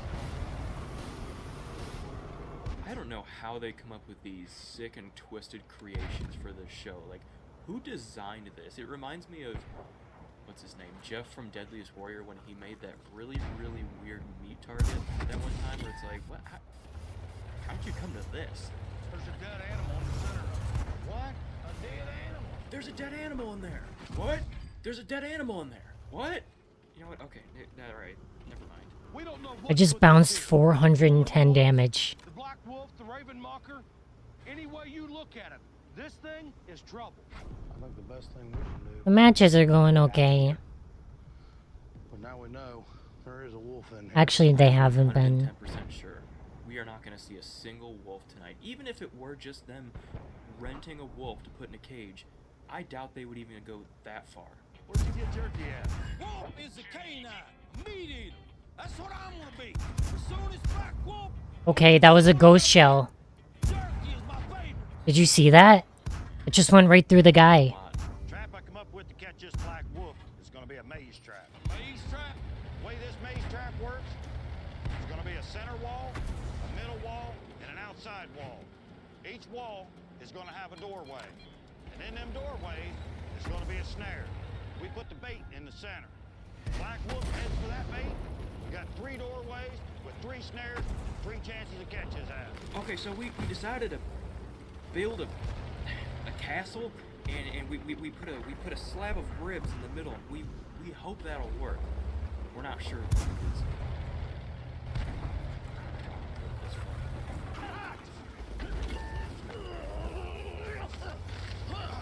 That tree just like falls behind him and just takes that guy's fucking head off.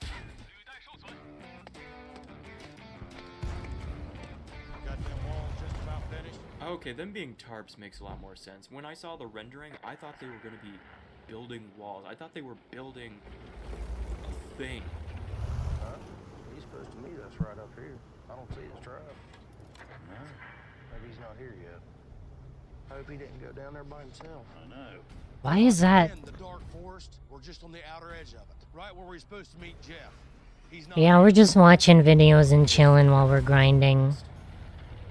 No pressure or anything. Just hanging out. It's not like Jeff wants to actually fight. Damn, he's a long way from where we're supposed to meet him. Yeah, we'll go down here and holler at him. Maybe because you're not telling him what the fuck is going on, and you keep doing shit without him, and being really vague all the time. I left my phone back here. I ain't got for service here. No reason to have it. Jeff, you shouldn't have come down this far by yourself. Nobody needs to be in these woods by yourself. I pretty well is going to go where I want to right now.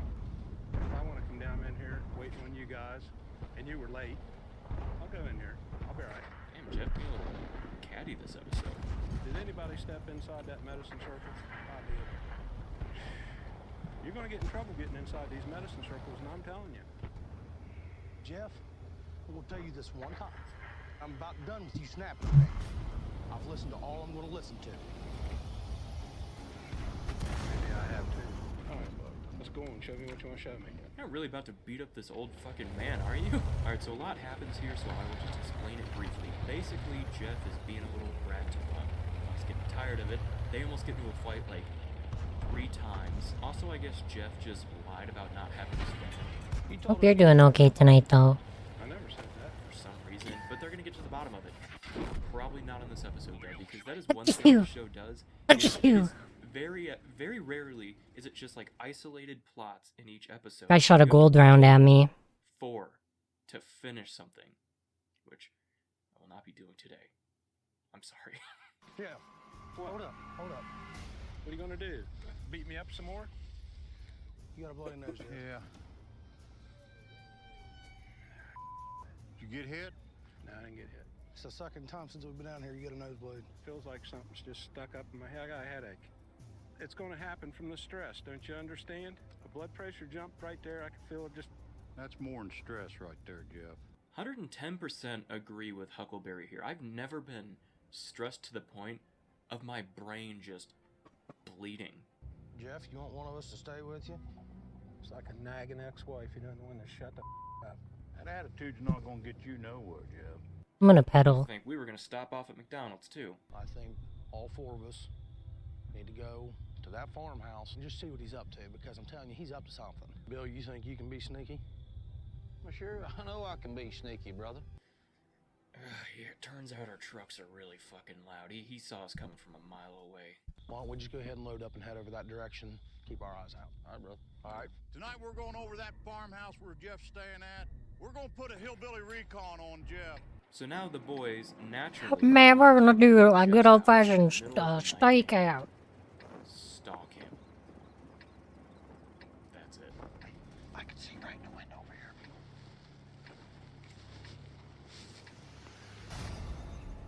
He's right there looking out the window. Can I be honest? Jeff is actually kind of terrifying. The way that they're filming him right now, like this is unsettling to watch.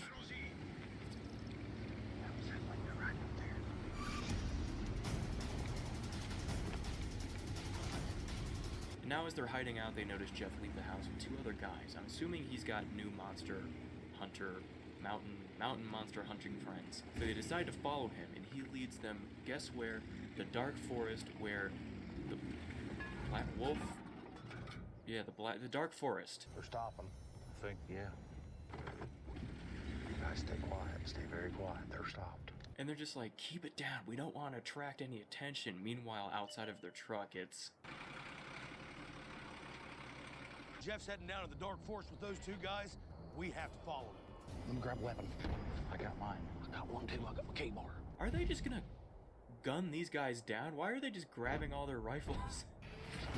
Whoa, stop. What you got? Jeff set a trip line. What the hell did he set this for?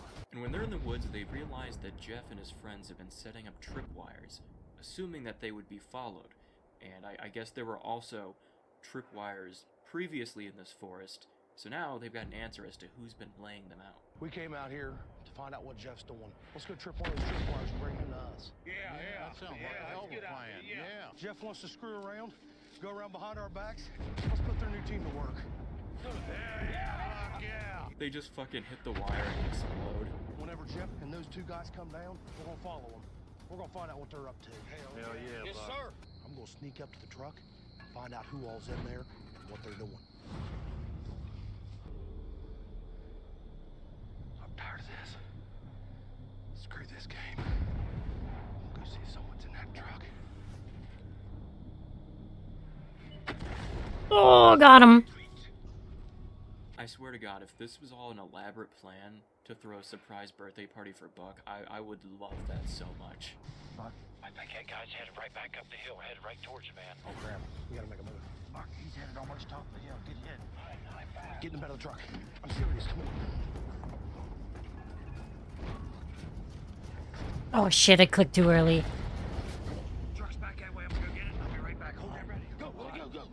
We're in pursuit now. Buck's in the back of that truck, and we can't lose him. So now Buck is in the back of the pickup truck that the other guys came in, and they're gonna haul him away unknowingly, and then the other guys have to now follow Buck to rescue him. Oh, yeah. Hop in, Huckleberry. Bill, jump in the back. Come on, Huckleberry, let's go. And also, they're always just throwing this guy in the back of a trunk. I don't know what, if they're just like, we just don't want you on our seats, if we're being honest. Come on, stay in on Willie. Let's go. You in, Bill? Yeah, let's go. Left to her.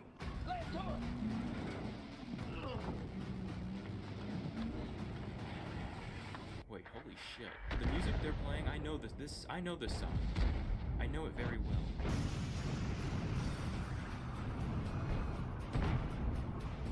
Oh my god, they use the same royalty-free action music that famous YouTube action VFX star Chris Parks used back in 2010. That is so funny. It has been 14 years. Let's find out what Jeff's up to. All right, let's do it. Let's go. Willie and Bill are going to go around the back of the barn. Me and Huck's going to the front. We're going to find out who Jeff's meeting and what he's been up to. So now everything culminates in the end when we follow Jeff and find out he's meeting some guys. And turns out it's Trapper, I think, the guy we saw earlier in the episode. Trapper? What the hell's going on? What are you guys doing? And what ends up happening is the credits. I told you. They haven't even said the word wolf in the last 30 minutes. They're just on this new plot line now, and I don't think we're ever gonna get an end to the wolf. I don't know, maybe we'll find out one day. Maybe you'll watch on the stream, I don't know. But yeah, guys, that was Mountain Monsters once again. I hope you did enjoy. If you did, don't forget to leave a like rating down below, comment, subscribe if you're new here. Don't forget to follow all my social medias at @ChrisTheJames. Thank you once again to DraftKings for sponsoring. Thank you guys for watching, and I will see you next time. Goodbye.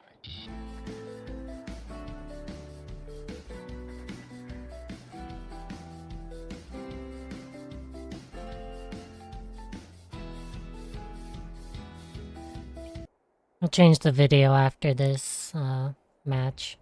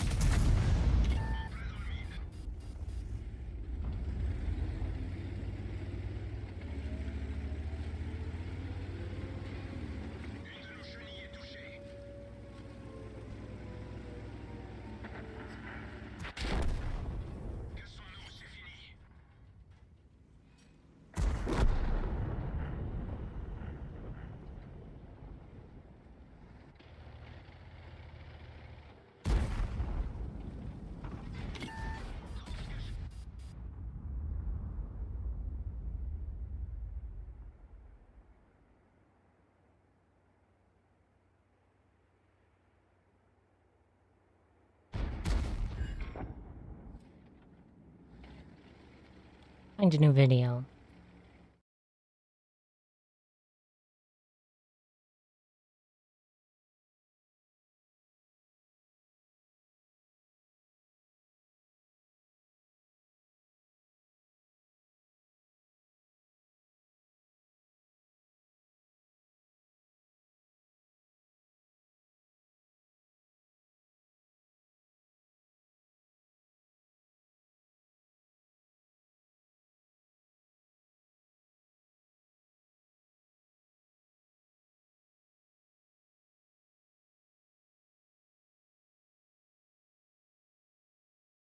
We're gonna watch a WoW hardcore death compilation. Off the edge, isn't he? Do these do a knockback? I forgot if they do or not. Let's find out if they do a knockback. And over here. It's walking into us. Yeah, they do. Oh my god. I died! Yeah, I forgot all about that. Yeah. Yeah, I mean, that's... Oh, man. I think they should fix this. I really don't think this is funny to watch. Like, actually, it is funny to watch. But, like, I don't think it's good to have in the game. I think this is really stupid. It's obviously a bug. Like, I am very much an advocate of fix actual bugs. Whoa, whoa, whoa, whoa! Hearth out now. Hearth out now. Yep. Bro, what a fucking legend. Oh my god. He caught himself and he knew exactly what to do. He didn't try to jump through to go through the wood or anything like that. Bro, he knew exactly what to do. Co to kurwa je? True. So true. That's fucking smart. Ooh, Vulcan. Holy shit. Yo, yo, yo, yo, yo. Yo, yo, yo. Why is the hunter... Holy shit. Why did he walk up? Why did he go and walk up to them? Why would he walk towards to mend pet? Ooh, to mend pet. Was that it?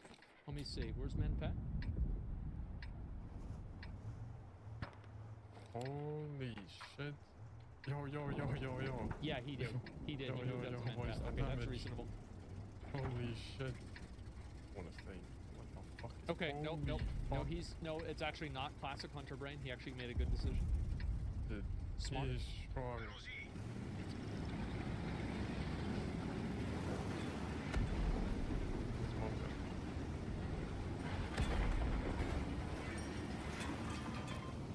I don't know why so many hunters don't,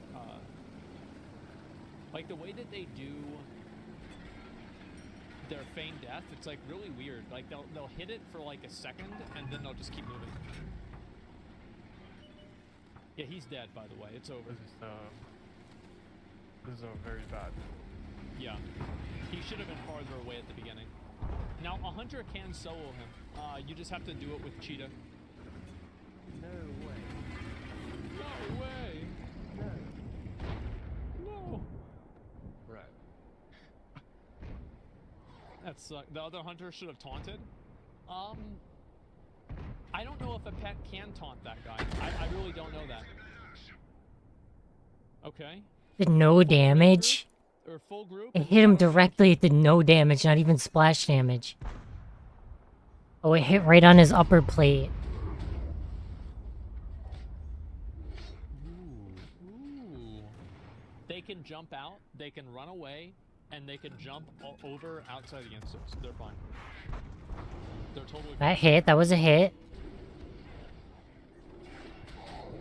Yep, they're totally fine. You're totally fine. They're totally fine. They don't have to jump away. Okay, they're jumping away. They're running away. And now it's going to turn around and kill the healer. Is that it? Yeah, so as soon as these guys reset, they're going to turn around and just kill this healer.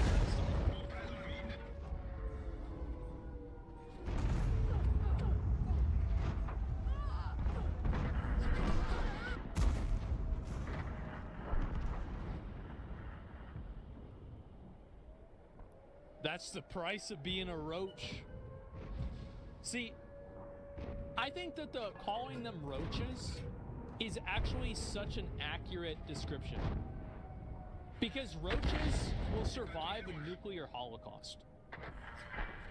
And these guys that fucked up, there are the roaches, and they're not dead. It's his fault he didn't run. He didn't run because he was healing people. And yeah, you're right, he should have ran more, but he didn't think that was going to happen. The tank DPS, so shouldn't have even run? Yeah.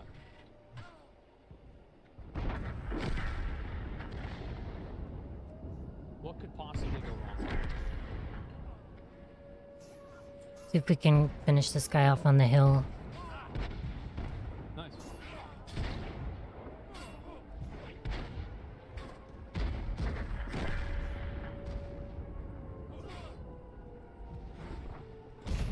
My mom, she used to tell me, no good deed goes unpunished.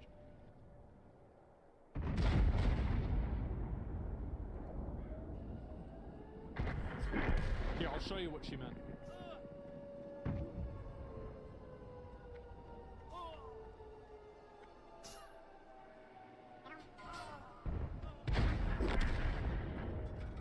That's fucking sad.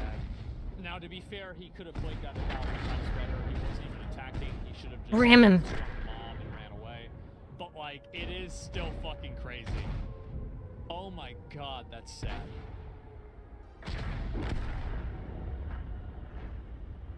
Lamau, this dude, I saved his ass and he griefs me? He doesn't grief you, bro.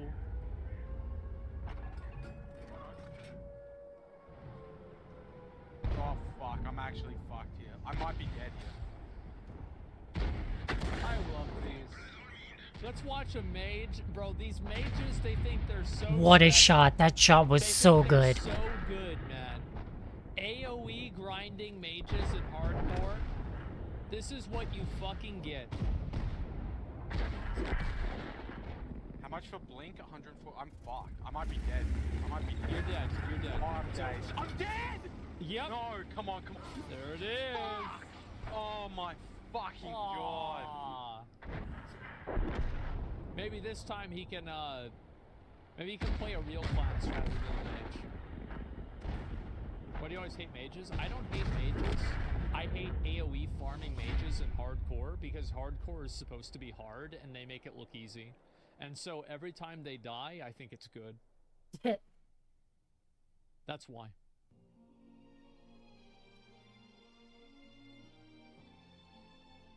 Okay. So the guy's obviously going to come and just kill him, right? I'm assuming he's actually going to get hit.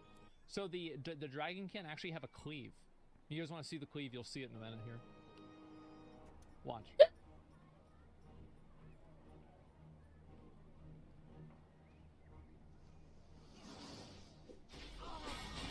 Oh.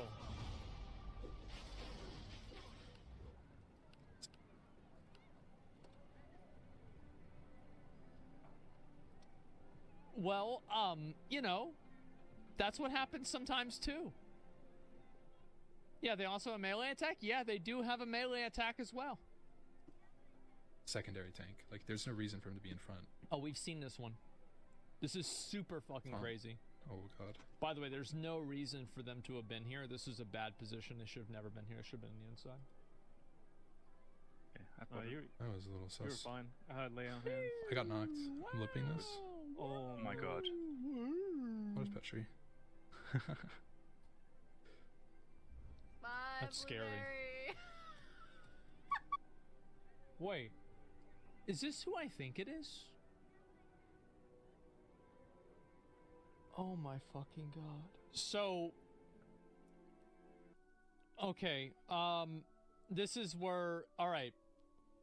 So, back in Classic WoW, there was a female Night Elf priest on Fairlina named Ramina. And she was in my guild.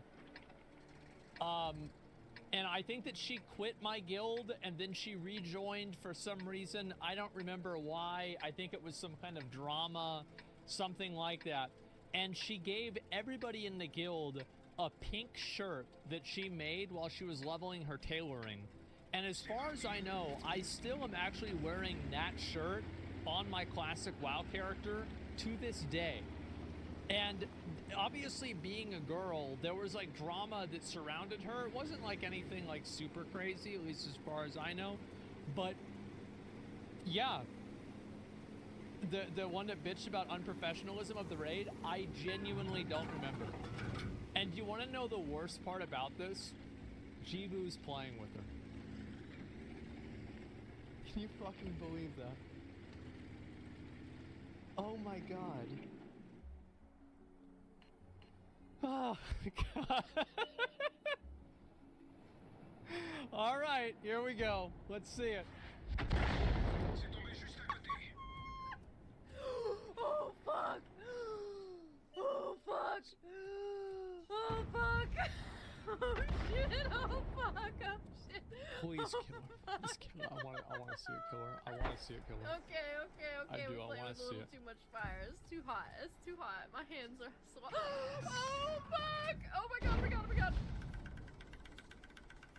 She survived. She survived. My hands are fucking sweating, bro. Holy fuck! She actually survived? Oh my god!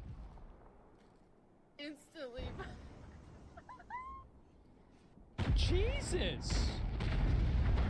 Jibu is on? Yeah, bro, Jibu actually, bro, I'm gonna say it. Jibu fucking saved her. Because if Jibu didn't turn on aspect of the pack for her, which he did, she would have died. Yep, she would have died. Instantly. Alright. Oh, he's good. Somebody's he's about to lose aggro. Ooh, he killed him. Ja, Nice. fan de var inte här på typ 20%. Jag kan få en anfalla. Oh shit! Vad fan är det där? Oh my god! Han dog! What the fuck alltså? Damn! Yeah, the Guardian Ape is phase 2, bitch! I didn't even know that could have happened. Yeah, I never did this dungeon back in the day. Oh my god! That sucks. That really fucking sucks. You got baited by an NPC feign death. Oh, here comes the dragon. You know it, I know it, everybody knows it. Wait, no, he's just gonna die to a random mob. Oh no. Really? Come on. Come on, just use a wand.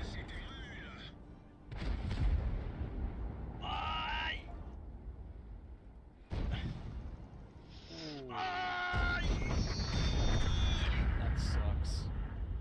That fucking sucks. Hamcock. You're level 38. How the fuck does anything go wrong in the stockades? I swear to God. Are you really gonna die at level 38 in the... That's a level 38 priest that just in stockades.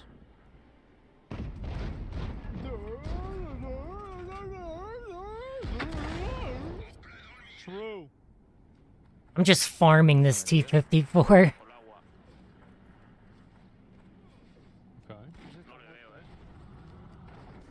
Piedra de piedra. Vámonos, piedra hogar, chavales.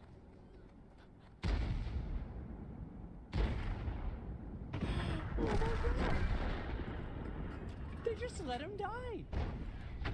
Dude, they just let this guy die. Look.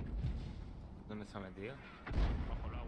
Where's the fucking healer? Yo, Twan99, thank you for your follow. Welcome to the One of stream. these guys, right? So it's gotta be Boca Dildo, right? Yeah, it has to be Boca Dildo who's the healer. So what does Boca Dildo do? Bajo el agua.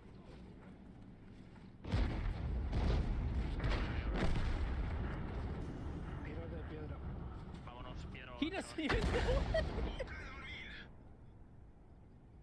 We're just RD farming and watching videos. Oh my god, you can't see him.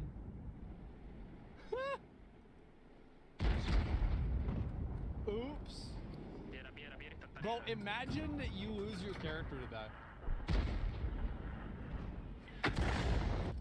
Imagine that's you that loses your character to that shit. That is sad.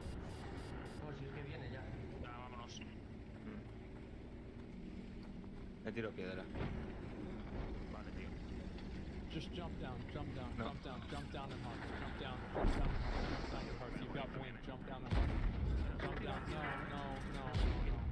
Jump down, no, what are you doing? No, just jump down, no. Try to get on there. Try to get on there. You, oh. Me muero. Let me guess, Men Muerto, I'm dead? I'm dying? Okay, yeah. De abajo, Guille. Tira piedra. Te tira un dummy. Están conmigo. No me da tiempo. Muerto. Good one. Totalmente de mierda. He can do it here. He's not gonna make it. You have to go at an edge. No, me muero de la caída. Uf. Oh my god. Puedes saltar al borde. No. Sí, yo sí. Y eso que le tira y le tira el inmune al Hunter y todo, tío, y salió la cosa que flipas, tío. Joder, qué liada, tío. Ha paniqueado y se ha tirado al agua. Hemos reaccionado lento, tenemos que haber salido corriendo en cuanto hemos visto que se ha tirado al agua. Sí. And it was all nothing. No, me he muerto. That's kind of sad to see him try so hard. And you know what the worst part about this whole thing is? This absolute fucking brain-dead idiot survived. 3 people died because he didn't have his Nice. It's Boca Dildo. It is. He's the one that did this. I did. And I wouldn't say he's not even a roach. 2,300 combined. He didn't even know what happened. Why would the video get DMCA? Oh, heart out? Okay. Well, shit. Where'd that guy go anyway? No, me he muerto. No pasa nada, tío. Tienes el dudu todavía, ¿no? That sucks. Here we go. That was so loud. Get this off. Don't get knocked down. It's done. You're over. Perfect. This is great. Here we go. One's down. The crits. Oh wait, We should have done a the frost. plan was to sheep this guy. Alright, this is gonna free up the other one. Here he comes. Oh, I didn't mean to fire blast. That's a mistake. That was a misplay.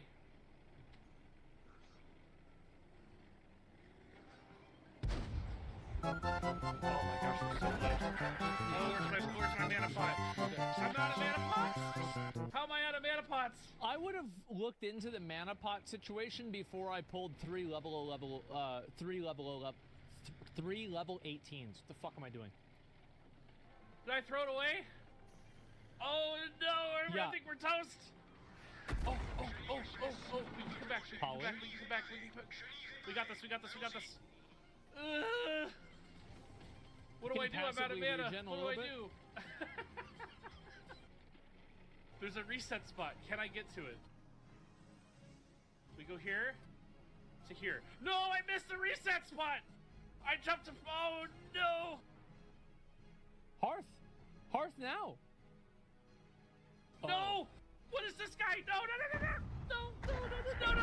Oh my god. Oh no. Come on. I'm watching a lot of these World of Warcraft hardcore death compilations. And Asmongold's commentary helps because he knows like everything about the game. Bro, are you kidding me?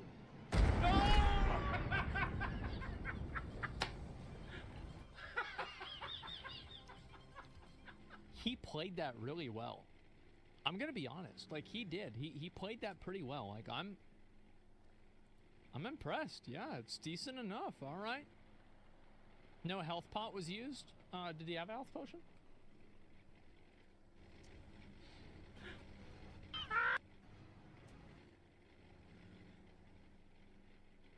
Yeah, he did. He should have used a health potion. It's right there. He actually had one of the larger ones. Yeah, I don't know why he didn't use it. I think it's just, you know, like stressful situation. Yep, mistakes happen. Go, go, go, go, go! Yep, he just panicked. No! Ooh. That sucks. He did better than what I would have expected. KPZ has 8 kills, by the way.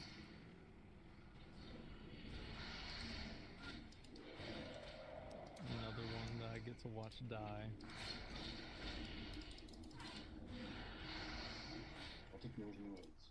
I don't like this now. Yeah, true.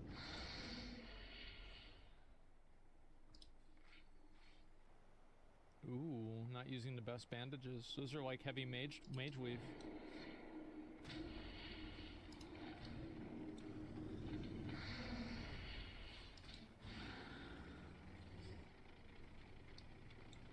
Is he gonna live? There's no way, right?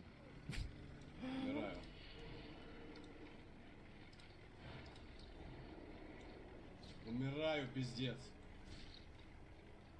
You think this guy's gonna win? I think the SU-101 is a one-shot for him. But he is also one-shot.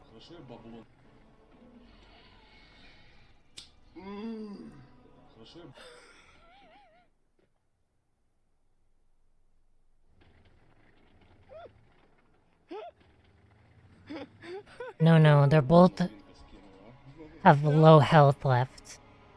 Dies in Russian. Yep, there it is.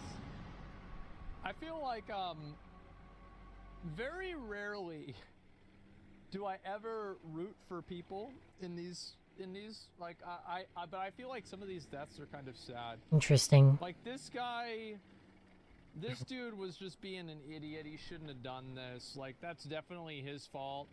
This guy is a fucking legend. This one was just like, I felt really sad about this one. I did.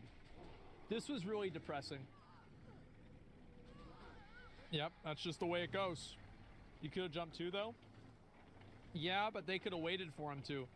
This was the saddest fucking clip I think I might have ever seen. I want to watch this one again.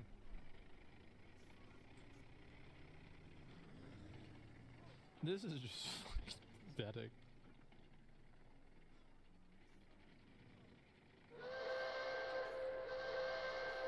He's like, oh wow, a fellow traveler in need.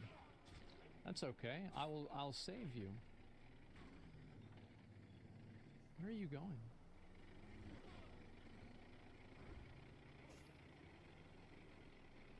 Backpedaling away.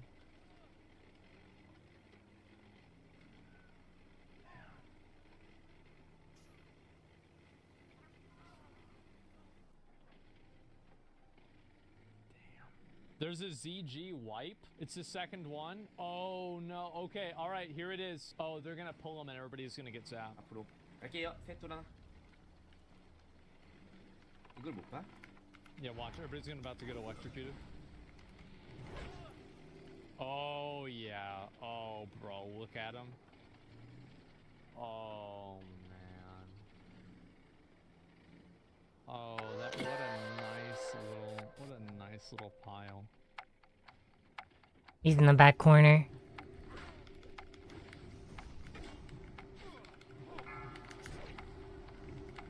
Get ready. It's gonna be right after 지금 this. 이걸 해제되면 바로 해제죠. 나이스. 왼쪽 다 뭐야? 야! 씨발! 야, 속하기하네. 아, 누구야? 속하기하네. 제발 귀하네. Oh my god. 제발 속하기하네. That was even worse than what I thought. 아! Wait, you're Petri. Leave the group. Leave group. What are you doing? 아, stop! Leave group. Get out. Oh my god. Oh my fucking god. Okay, so let me explain what happened. So this is High Priest Venoxus, I believe that's his name. He is the first boss It was a draw. to encounter in Zul'Gurub. This is a 20-man raid. It's for level 60s only. So in order to even get into this raid, you had to have already leveled all the way up to 60 in Classic WoW Hardcore. And he does an ability that it's like a chain lightning, and the more people that the chain lightning hits, it does like double damage. So you want to make sure that you're spread out. That way the chain lightning doesn't hit as many people. It's the same as like a Cthulhu beam, the old Undasta beam. There's a lot of mechanics like this, right? So let's go ahead and look and watch what happens a little bit slower. 이게 It's 월급 like the 다 Great 받으면 진짜 from 팩이 Necronomicon. 넘쳐나가지고 Yes, it is. 진짜 It's the 딜이 너무 exact 세더라. same. Yeah. 오닉 받으면 The 훨씬 세게. Fifth Horseman incident, it's the exact same spell. 있지 앞으로 갈게요. The pet got too close. I don't think pets can be a target. 이걸 못 봐? Let's go ahead and look a little bit closer. So he casts it right after the first holy fire. I didn't know that was. I don't know if that's like scripted or not, but it might be. I'm not really sure. So as you can see here, there's holy fire that goes out. 나이스. And 뭐야? 야! 야! 아! 아! so as you can see, He just starts screaming. 4, 5, 6, 7, 8 people were instantly fucking deleted, instantly annihilated.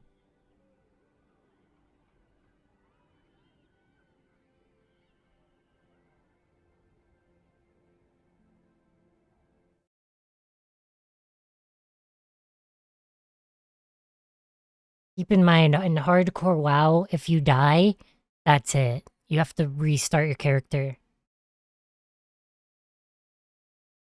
Oh boy, it's that time again. Oh. Oh, we got locked out. I see. So yeah, whenever you begin the gauntlet with the abominations, you actually get locked away from the other side of the group. So you have to finish the whole thing. Forgot. And that's just the way it goes, guys. I mean, I think they could maybe do it. We should probably no, just Hearth. No, actually, yeah, Hearth, just Hearth. Ooh, he's got to resummon that pet. Heal, bro. Heal. Ooh, this map. I can spot so much. I'm dead. Jesus, I forgot about that. Jesus. I'm going way over there. What level is he? 60? Oh my god. Losing level 60 over that bullshit. That is sad. Yep, not anymore. Yeah, he's back to level 1. That hurts. Yeah, that's really bad. Yeah, Classic WoW has a number of things in the game where it's like, it's just so insanely fucking punishing, and a lot of people don't even know it exists. Like, you gotta keep in mind, Classic WoW was never designed for hardcore play. Because of that, some things like that show. Okay. You wanna run? Okay, so they're orange level mobs, and he's a 2-man group with this other guy who's at 10% health, and he has the great idea to ask, do you want to run? You should have asked him that like 30 seconds ago. Run? Yep, there it is. He's running. Ooh, bro, he's dead. He's dead. Ooh.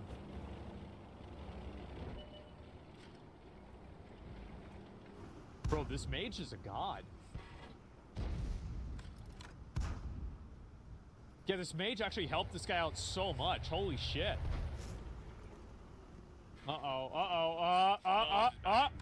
This. It's over. Oh no, this is really bad. It's over. It's done. I'm dead. That sucks. That really sucks. Because, like, he really did try to play it well there. He did. He actually did try to play it pretty well. Okay. Stranglethorn Vale. They're over at the last encampment. Behind Booty Bay.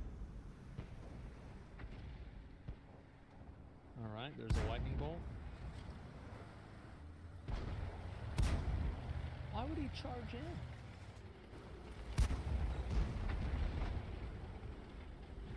The dude is gonna give me away. Why would he do that? 7 mobs. That's a lot of mobs, man. That's a lot of mobs. Where's he going?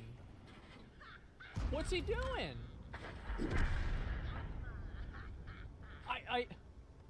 And they're attacking different mobs? Well, at least they have this guy helping.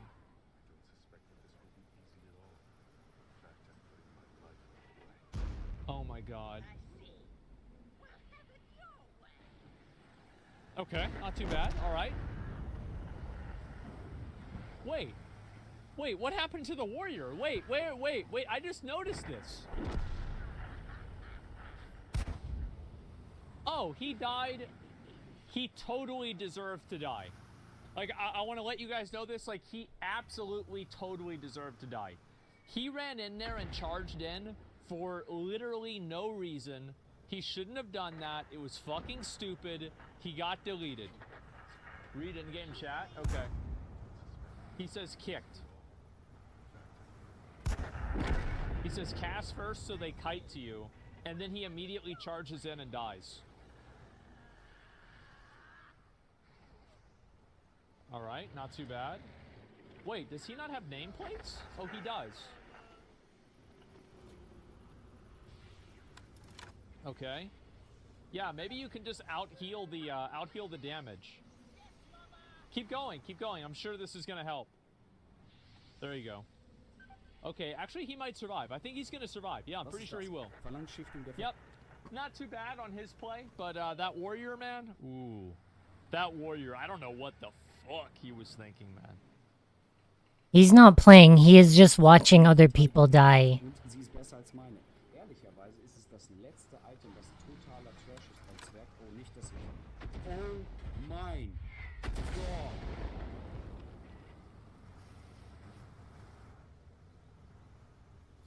I'm gonna be honest, like if I played Classic Hardcore a lot, I would be watching these death compilations every single day to look out for what not to do. Like, how do you not know that at this point? Yeah, it was so bad he switched to English. Oh, I set that guy on fire. The guy died too. It wasn't just him, it was somebody else. Nein. Teleporter died. Teleported back to level 1. Oh, like, what is this? Like, what is this video? I feel like this isn't classic, this is vanilla. Like, I feel like there should be like a Fraps logo or like a game cam logo right here. Like, what the fuck? Wait, how did so many of them get pulled?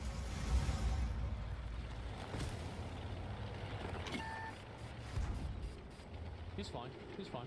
He good. He good. He good. He good. Good fear. Great fear by that warrior.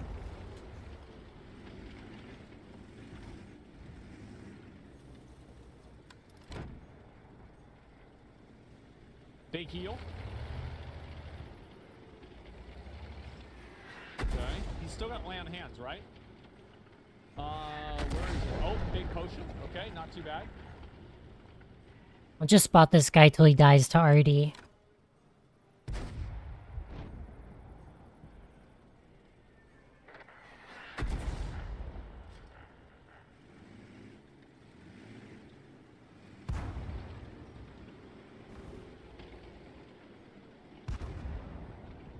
Oh my god. Does this guy not have auto run? I actually think that's like so stupid. And you know what's gonna happen here, right? It's like the big dragon's gonna aggro, it's gonna kill him. But I actually think that's so stupid. That like the mobs just aggro from like that massive range. Didn't deserve to live. He absolutely What did. the? Where the fuck did my round just go? Ran them. He was nowhere near where they were originally at. That's garbage. I'm gonna be honest. I think that's totally fucking garbage. Some guy says in guild chat, I have the opposite problem. If I hold a woman's hand, I get block hard for a long time. This other guy says, I once took a fat girl from the bar home, but my pee-pee was too small to fuck. Yes, I have a drinking problem.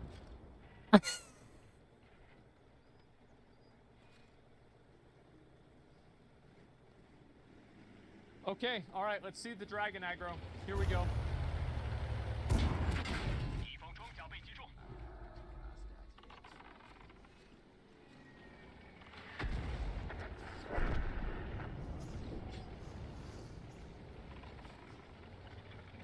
You saw him, right? You guys saw him?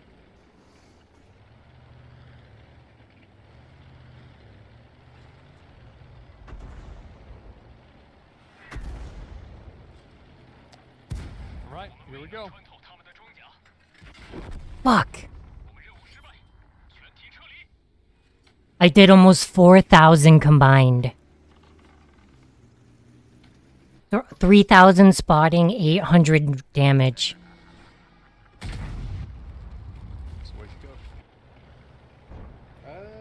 That's just the way she goes. I called that the moment that clip started. Literally 0 awareness. Well, he probably didn't even know it was possible. Like, most people don't know where every single mob is in the game, right? Yeah, he probably just has no idea. Released both of them. Fucking hell. Okay. Why didn't he just line of sight? Might die. Salads with no dressing. Might actually die here.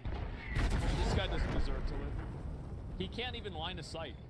Like, he doesn't deserve to live at all. Totally his fault. Adam, you wanna watch this? What? Is he dying? Please don't. Oh. Oh no, Ryan! He's dying. Ryan, do you have anything? There's something in the water! Bro, the live reaction, I love this. Oh no! No! Oh, come on! Oh, fuck!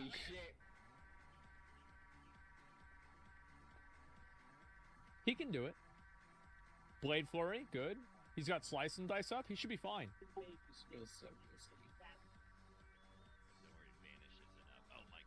I would finish him with a throw. I would finish him with a throw 100%. The big one. I would 100% finish him with a throw. Ooh, look it. Got the first class. Bro, thank you. I came in Yes, first this place guy is by a talking lot. shit in chat. Yes, exactly. What are you doing? This thing's at 2% health. What are you doing? Why? Why? You have everything is set up to win. You're going to get rooted again. You know that. You already ran away. You're going to root it. 3, 2, 1. There it is. Oh, I've been netted. Oh, yep. shit. Get fucked. That's what you get. That's what you get. Oh, Jesus. Vanish? Deserve for being back? No, he's fucking up. How do I know that pre-watch? I don't pre-watch it. I played the game before. I know what's gonna happen. That's it, boys. Jesus, bro. No. Die, bitch. Die, bitch. Die, bitch. Die, bitch. Oh. Die, bitch. That's so his fault. He completely fucked that up. Risky, boy. You got Too it. risky. Logged. Oh my god. Wow. Exactly. Wow. Attends, il se passe une dingue là. Get the fuck out of there. C'est fin en fait. Oh, c'est fin. Smart.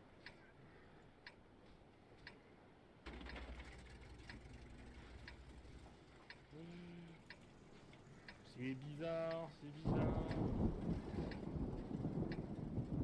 Ah non, je suis mort là-dessus. You can't shift out of Dave.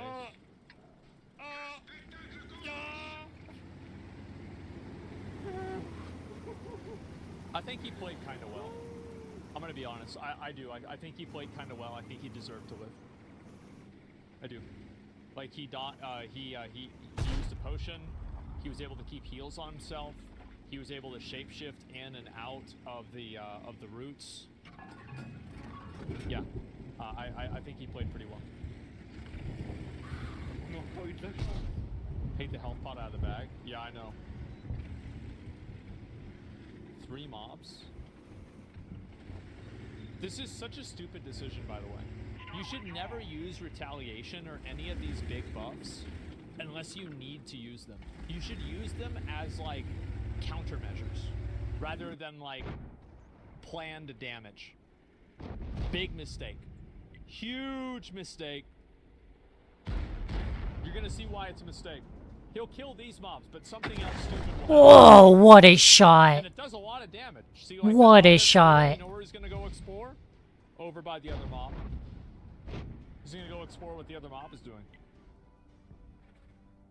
So like right now, I'd be running back so I could bandage. Maybe you can intercept over to the other one. Just kill it. Just kill it, bro. Just kill it. Just kill it. Just kill it. What are you doing? Bro, he didn't even attack. Look, look, look. He's not even attacking.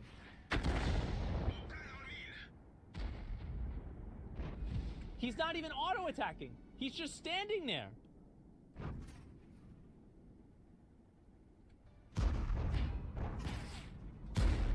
Yes.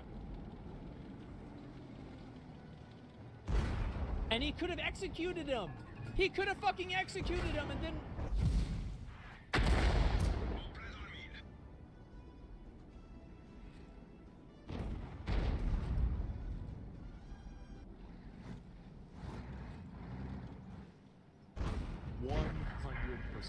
deserved. 110% deserved. 200% deserved. This was the worst play I've seen in days. Level 42. Wow. He didn't use fear. I guess his potion was down. He was standing in front of the mobs. He didn't have any bombs. Jesus. He was lucky to be at level 42. He took stood your ground literally. He just stood there. Yeah, true. Very true. He types Lamau. Yeah, true. No. Yes, that's right. That's what you get. Alrighty. Bro, this guy trying to be the next Joker. Nah, bro, like, nah. Oh, he's lagging. Oh, that's actually so sad. Actually, that's... I hate that. That sucks.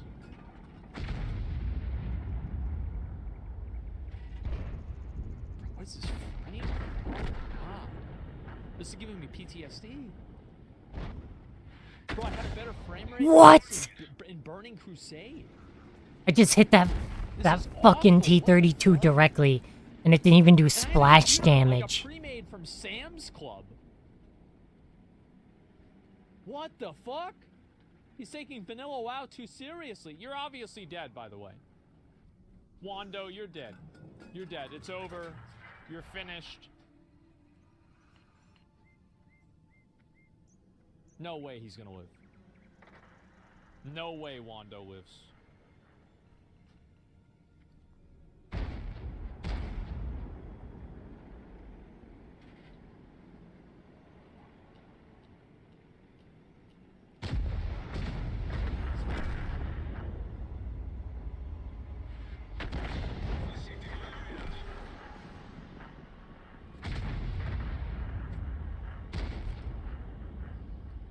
To be fair, this guy didn't really do anything wrong. Like, it's not like he had aggroed the mobs. Somebody else did. So I can't shit on him too much. This guy, Chigens, for anybody who doesn't know, is the OG of OGs. Alright? He was the guild master of Nihilum. The greatest guild in Vanilla WoW, the first guild to ever defeat Kalpazad. Mr. World First. This way, boys. This is where World First Echo wiped, so we gotta be careful, boys. World First Retail Guild could not handle this, so we gotta focus up. Easily talking It's shit. very hard. Okay. Alright, see that bomb right there to keep aggro? We'll do our best. He did the whirlwind there too. Smart, very smart. Very good damage. Good job, boys. First pull down. Great work. Huge gameplay here. Okay. Be a bit careful though, boys. Now we got the stone boys. They're a little bit problematic. Oh god. The fuck is this? Is this the boss? Do we have to run? Guys, we have to run. You have to get the fuck out. We have to run. Why did that happen? You have to run. What the fuck? Why did that happen? It happened because of like chain aggro. Like the reason why is because the stone guy aggroed the other group of the small dwarves, which aggroed the boss. Are you all good? Yeah, chain aggro. Stupid mechanic, but it is what it is. I'm dead. Oh, the door's closed. What's the way? The way's back to Brill. It's back to Brill. Boys! I guess we have to fight. Heal! Alright, yep, stand your ground. Are you fucking kidding me? Oh, jeez. Oh, jeez. I think Trying to fear, it doesn't work. Yeah, you can't. I'm fucking dead, boys. It's a fucking joke. Are you... What? That sucks. I guess it was... Yeah, What? that kind of sucks. Why did... I didn't even know the way out. I'm so fucking bad. I knew this would happen too, but what? Yeah, Why? you can't scare a rock. Trust your gut. Yeah, but it's not like... Maybe it's like... I don't know. Like, why? What? I actually think that he would have been fine if he had just, like, fucking... Like, if that was me, bro, I would have gone into battle stance. I would have popped retaliation. I would have done challenging shout. I would have put on sweeping strikes. I would have gone back into berserker stance. I would have spammed my fucking potion. And if I die, I die. Because there was no other way. No, I mean, like, really, like, that's... No, I probably would have died. No, I mean, like, I'm not saying that I would have lived. But, like, that's just, like, what I would have done. You would have died anyway? Yeah, but for sure. But, like, that's what I would try to do. Yeah, I would die. I would go out as hard as I could. Wait, what? You and McConnell would have had that Oh, for I sure. said I had a bad feeling, but 100%, bro. why, what? I thought it was safe to pull from that side. Are you fucking trolling me? Yeah, can we have a I don't understand anything. Yeah, get a redo, bro. Like, go to the Blizzard store, buy a respawn, and just try it again, man. I think that's the best idea. What's this door key? I'll look at it. Good, tank, bad. Is that... Heal is good, tank, bad. Is that more the experience you get? Tanking is actually 10 million, trillion, billion times harder on this than it is in retail. Like, retail tanking is the easiest thing in the world. Like, you know, you just press a skill and you hit 300 mobs and you just have threat by default. Like, you actually have to work some here. It's very, very different. And you also don't have 400 CDs you can use every 2 minutes to never ever die. It's really, really... And I'm not saying it's easy to do a M30, I'm just saying, like, in general, it's so easy. It's actually ridiculous. Wait, if they AoE here, does that... Kungan's right for 90% of the player base. Tanking's way easier in retail than it used to be, 100%. But like, high-end gameplay, like, absolutely not. Tanking's way harder. Like, high-end vanilla WoW tanking has, like, so much of a lower skill cap than high-end, like, retail tanking. It's not even close.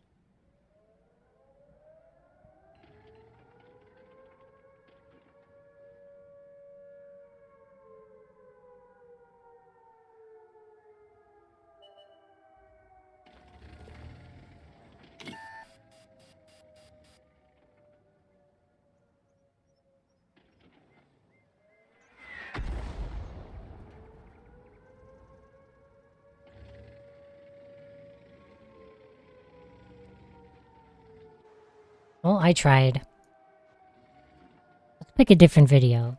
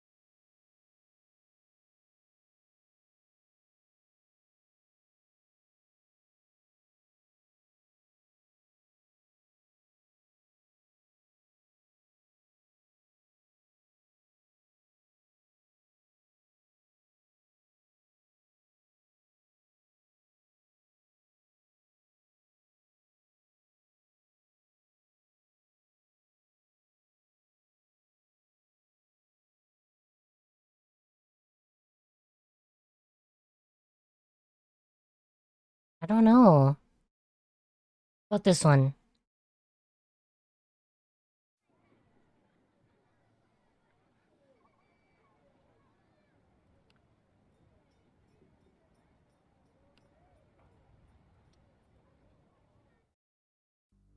This is Tromelin Island. It is exactly as barren as it looks. So much so that it used to be known simply as the Isle of Sand. In 1761, almost 100 people captured from their homeland were abandoned here, and most of them were never seen or heard from again. This is their horrifying story.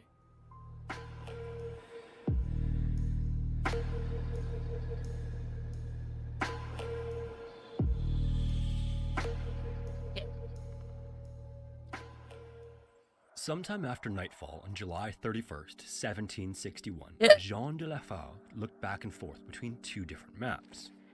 He was the captain of a French ship known as L'Utile, and he was in a hurry, but having two maps of the exact same area of the Indian Ocean that contradicted one another wasn't helping. After leaving from the east coast of Madagascar, Captain Jean was guiding his ship in complete darkness while up against winds of up to 20 knots. And unfortunately, he didn't need a map or the ability to see more than a few feet in front of him to know that his ship was off course. Without an accurate and reliable map on the ship, though, he was left to figure it out using bad information. Considering this, the smart move would have been to slow down and wait until the sun came up so he could get his bearings, but time was a luxury Captain Jean could not afford. Along with a crew of more than 140 men, Captain Jean was charged with sailing west from the Isle of France, which is now known as Mauritius, to Madagascar to transport a load of beef and rice. The ship was expected back in the Isle of France in a few days, but Captain Jean had another stop to make first that only he and his crew knew about.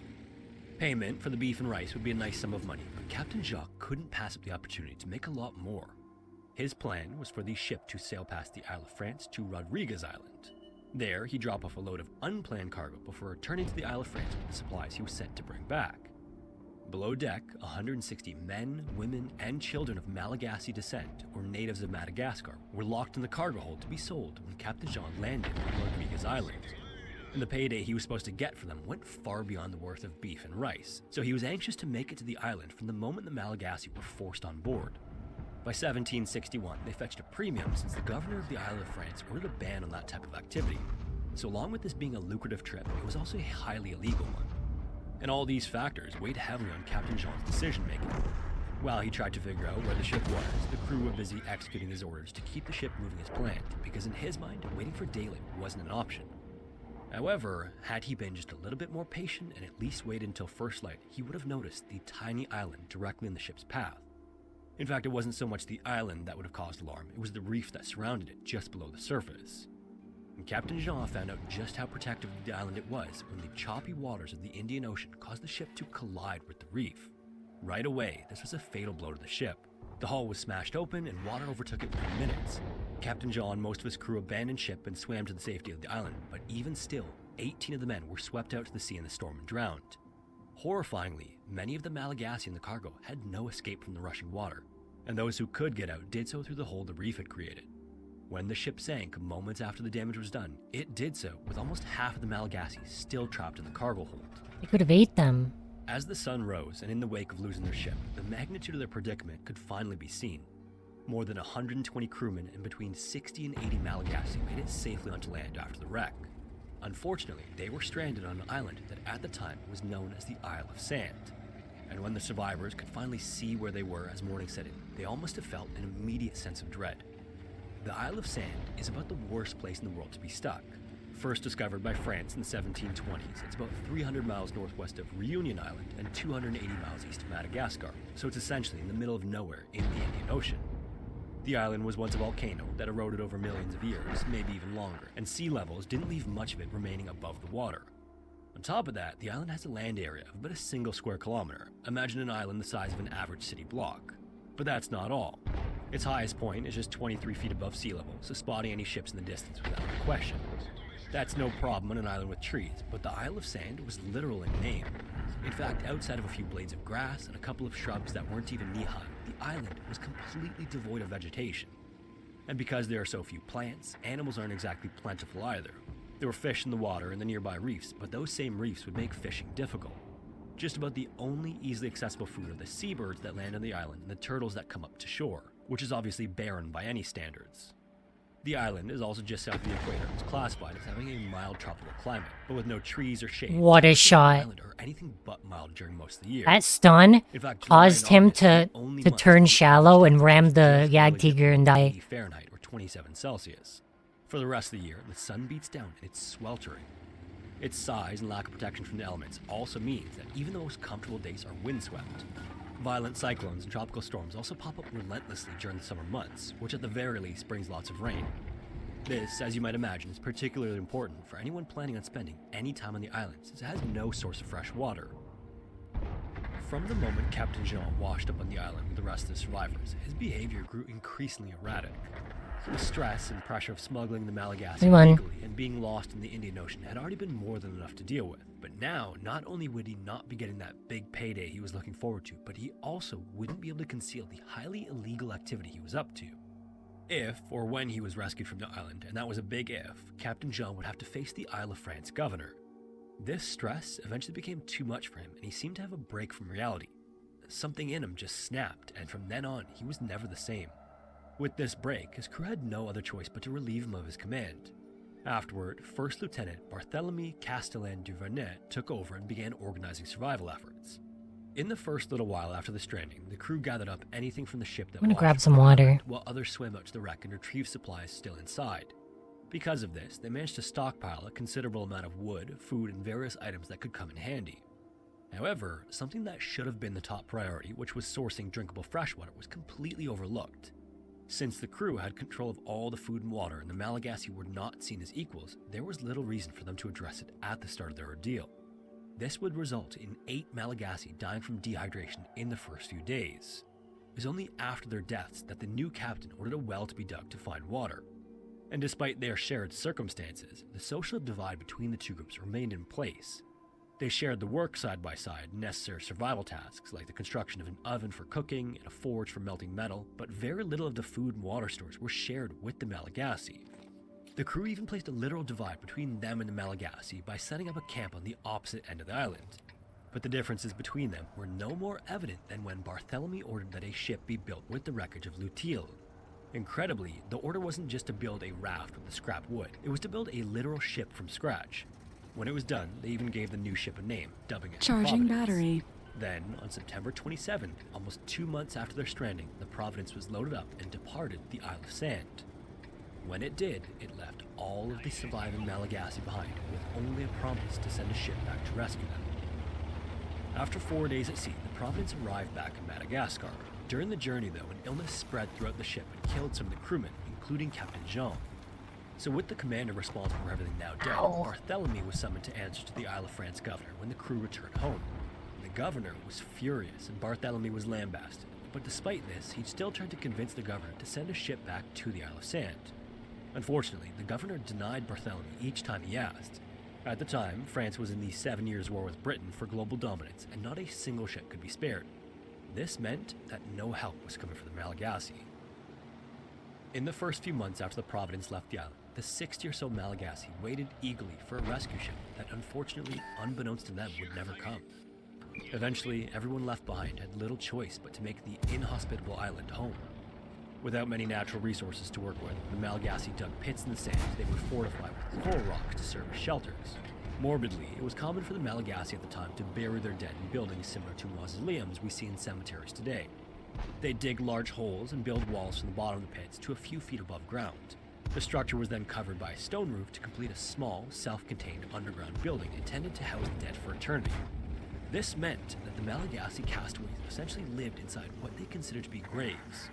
Even worse, the stranded survivors were all from the central highlands of Madagascar, far from the coastline that surrounds the country. Growing up and capturing food near the ocean was different than what they were used to further inland, which was made all the more difficult by the dramatically few resources available to them. On top of that, one of the few sources of food that was available to them, which were the turtles, were considered taboo to eat in Madagascar. But despite this, any reservations about eating them didn't last long as hunger crept in and they began to starve. The good news, if there was any in their situation, is that turtles didn't have to make up the bulk of their diet, and neither did fish. Although evidence suggests that the Malagasy became skilled fishermen while on the island, they mostly lived on the seabirds since they were the most plentiful food source available. Unfortunately, even though food, water, and shelter were addressed early on, and the Malagasy adapted where they needed to, their population was dwindling. It's not clear whether this was sickness or malnutrition, but either way, people began to pass away. Not long after the crew left the island as well, the Malagasy created a large raft with what was left of the wood. When it was complete, 18 of them climbed aboard and paddled away from the island, hoping to reach anywhere else to bring back help to save the rest of them. Tragically, these 18 were never seen again. As time passed, the original months they were stranded slowly turned to years on the little barren island, and hope began to fade. After 3 years, most of the Malagasy had died, leaving just 15 of the original 60 alive. A year after the Providence landed in Madagascar, Barthélemy left to return to France, but admirably, he continued to ask officials to send rescue to the Malagasy. The governor held firm every time a letter from Barthélemy arrived, but Barthélemy didn't limit himself to just the governor. He targeted anyone with any kind of political sway who could authorize rescue effort for them, and his nagging eventually grew too much for the Isle of France Minister of Marine Affairs. In 1772, 11 years after Mutile sank and with the war over, Barthélemy was finally successful. The Minister of Marine Affairs agreed to send a ship to rescue the Malagasy. Oh, my This was spotted! unfortunately slow moving as well, so another 3 years would pass before any ship What even the left fuck? the port for the Isle of Sand. Not even a reported sighting of the Malagasy by a passing ship in 1773, or Barthélemy getting the French media involved was enough to speed up the rescue. Then, finally and frustratingly, when the first ship was sent to the Isle of Sand in 1775, it made it to the outer edge of the protective reef before turning back. Then after that, it would be another year before a second attempt was made. That ship took a different route and got as close to the island as the reef would allow, and then anchored in place. The crew dropped a rowboat into the water, and 2 of them hopped in and began rowing toward the island. A storm had begun to blow in shortly before the rowboat departed from the ship, and as if anyone needed any more proof how dangerous the reef was, the rowboat was tossed into the reef by the Whitecaps and shattered into pieces, tossing the 2 sailors into the ocean. One of the men swam back to the ship and the other swam to shore, and then watched his ship pull up its anchor and abandon him there. Afterward, the stranded crewmen became part of the small community of Malagasy and eventually led another project to build a raft. The only difference between this raft and the one made more than a decade earlier was its feather sail made from the seabirds who inhabited the island. When the craft was done, the sailor was joined by 6 Malagasy and the raft floated into the Indian Ocean. But again, the raft and everyone else on board were never heard from again. The remaining Malagasy returned to their solitude when the raft left, hopeful that it would reach land and they'd soon be saved. But as months went by, it became clear that no one was coming to save them. You have to imagine that each of these attempts at rescue would only be more devastating when all of their new hope was crushed as time went on.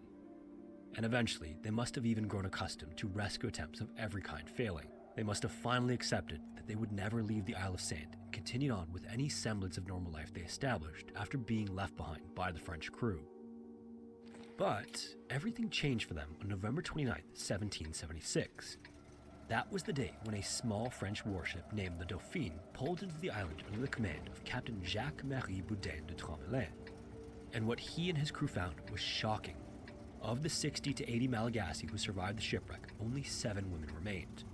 One of them was holding an 8-month-old baby that had been born on the island, and all of the rest of them were wearing clothes made from seabird feathers they braided together. Captain Jack would survey the conditions the Malagasy had been living in and could hardly believe his eyes. There were small buildings clustered together, and a shed had been built from coral stones to store food. The Malagasy even managed to construct a small lookout tower to watch ships. But thankfully, despite all of these amenities they had created, finally their ordeal had come to an end. When Captain Jack brought the women and 1 infant on board and the Dauphine pulled away from the island, it was the first time the Malagasy had been anywhere but the Isle of Sand in 15 years. The women were then brought to the Isle of France and welcomed by its new, empathetic governor. He immediately declared them free and arranged to have them taken back to Madagascar, but the women actually refused to go. It's unclear whether the refusal had to do with the potential of being part of another shipwreck or something else, but the governor accepted their decision and instead gave them citizenship on the Isle of France. The infant and his mother and grandmother were eventually taken in by the governor and went on to live with him in his estate. He also renamed and baptized each of them, making them a part of his family. Then, after the others settled on the Isle of France, history lost track of them, and that was sort of the end of their story. For his successful rescue of the Malagasy, the Isle of Sand was renamed in honor of Captain Jack to Tromelin Island, which is what it is still named today. And the little sandy island is still sitting in the middle of the Indian Ocean. And because of its unlucky inhabitants 300 years ago, it's become an important archaeological site. Since 2006, 4 archaeological expeditions have taken place to uncover how the Malagasy managed to survive for 15 years in a place that's almost completely uninhabitable. The first expedition documented and examined the remains of the shipwreck, and by then the only signs of it were the items that couldn't be lifted to the surface, like anchors, cannons, ammunition, and rigging. Otherwise, the Malagasy had managed to use everything else they had at their disposal. The next expedition focused on locating artifacts and the remains of those who died while stranded. Archaeologists would go on to discover 3 of their buildings, including one that almost certainly was used as a kitchen. It contained the oven that was built when they were first stranded, and a stack of copper bowls the Malagasy got from the ship. The bowls showed obvious signs of both wear and repair, which was a significant accomplishment considering what they had available to them. Fixing the copper bowls required bolting a patch of copper over a hole, but the Malagasy had no loose copper, bolts, or many tools. But despite this, they managed to source copper from the shipwreck and then melt it and mold it to create a bowl patch. For rivets, they rolled up thin sheets of copper and drilled holes into the patches by using a combination of bone and other metal tools. Handmade spoons were also found, as was an iron tripod that held cookery over an open fire. There was also a large bowl made of lead found among the kitchen artifacts, leading archaeologists to conclude that the survivors likely dealt with the consequences of lead exposure at some point later in their lives. Then, along with the cooking vessels, the dig uncovered pieces of jewelry made of copper, which included rings, necklaces, and bracelets found in the sand. There was even a comb that had been fashioned from copper to be used to untangle hair. These might seem like inconsequential discoveries, but these were signs that the Malagasy established a small society on the little barren island. And somehow, against all odds, they managed to survive some of the worst conditions imaginable. As far as the other details about the 15 years the Malagasy spent on Tromelin Island, they've been lost to history. A series of interviews was done with each of the survivors, but any record of the details of their first-hand experience has never been located. If you made it this far, thanks so much for watching. We have a whole bunch of other historic expedition videos on the channel similar to this if you enjoyed it, so make sure to check those out. If you have a story suggestion, feel free to submit it to the forum found in the description, and hopefully I will see you in the next one.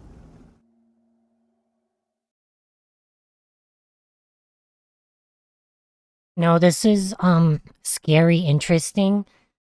It's like real life horror stories almost.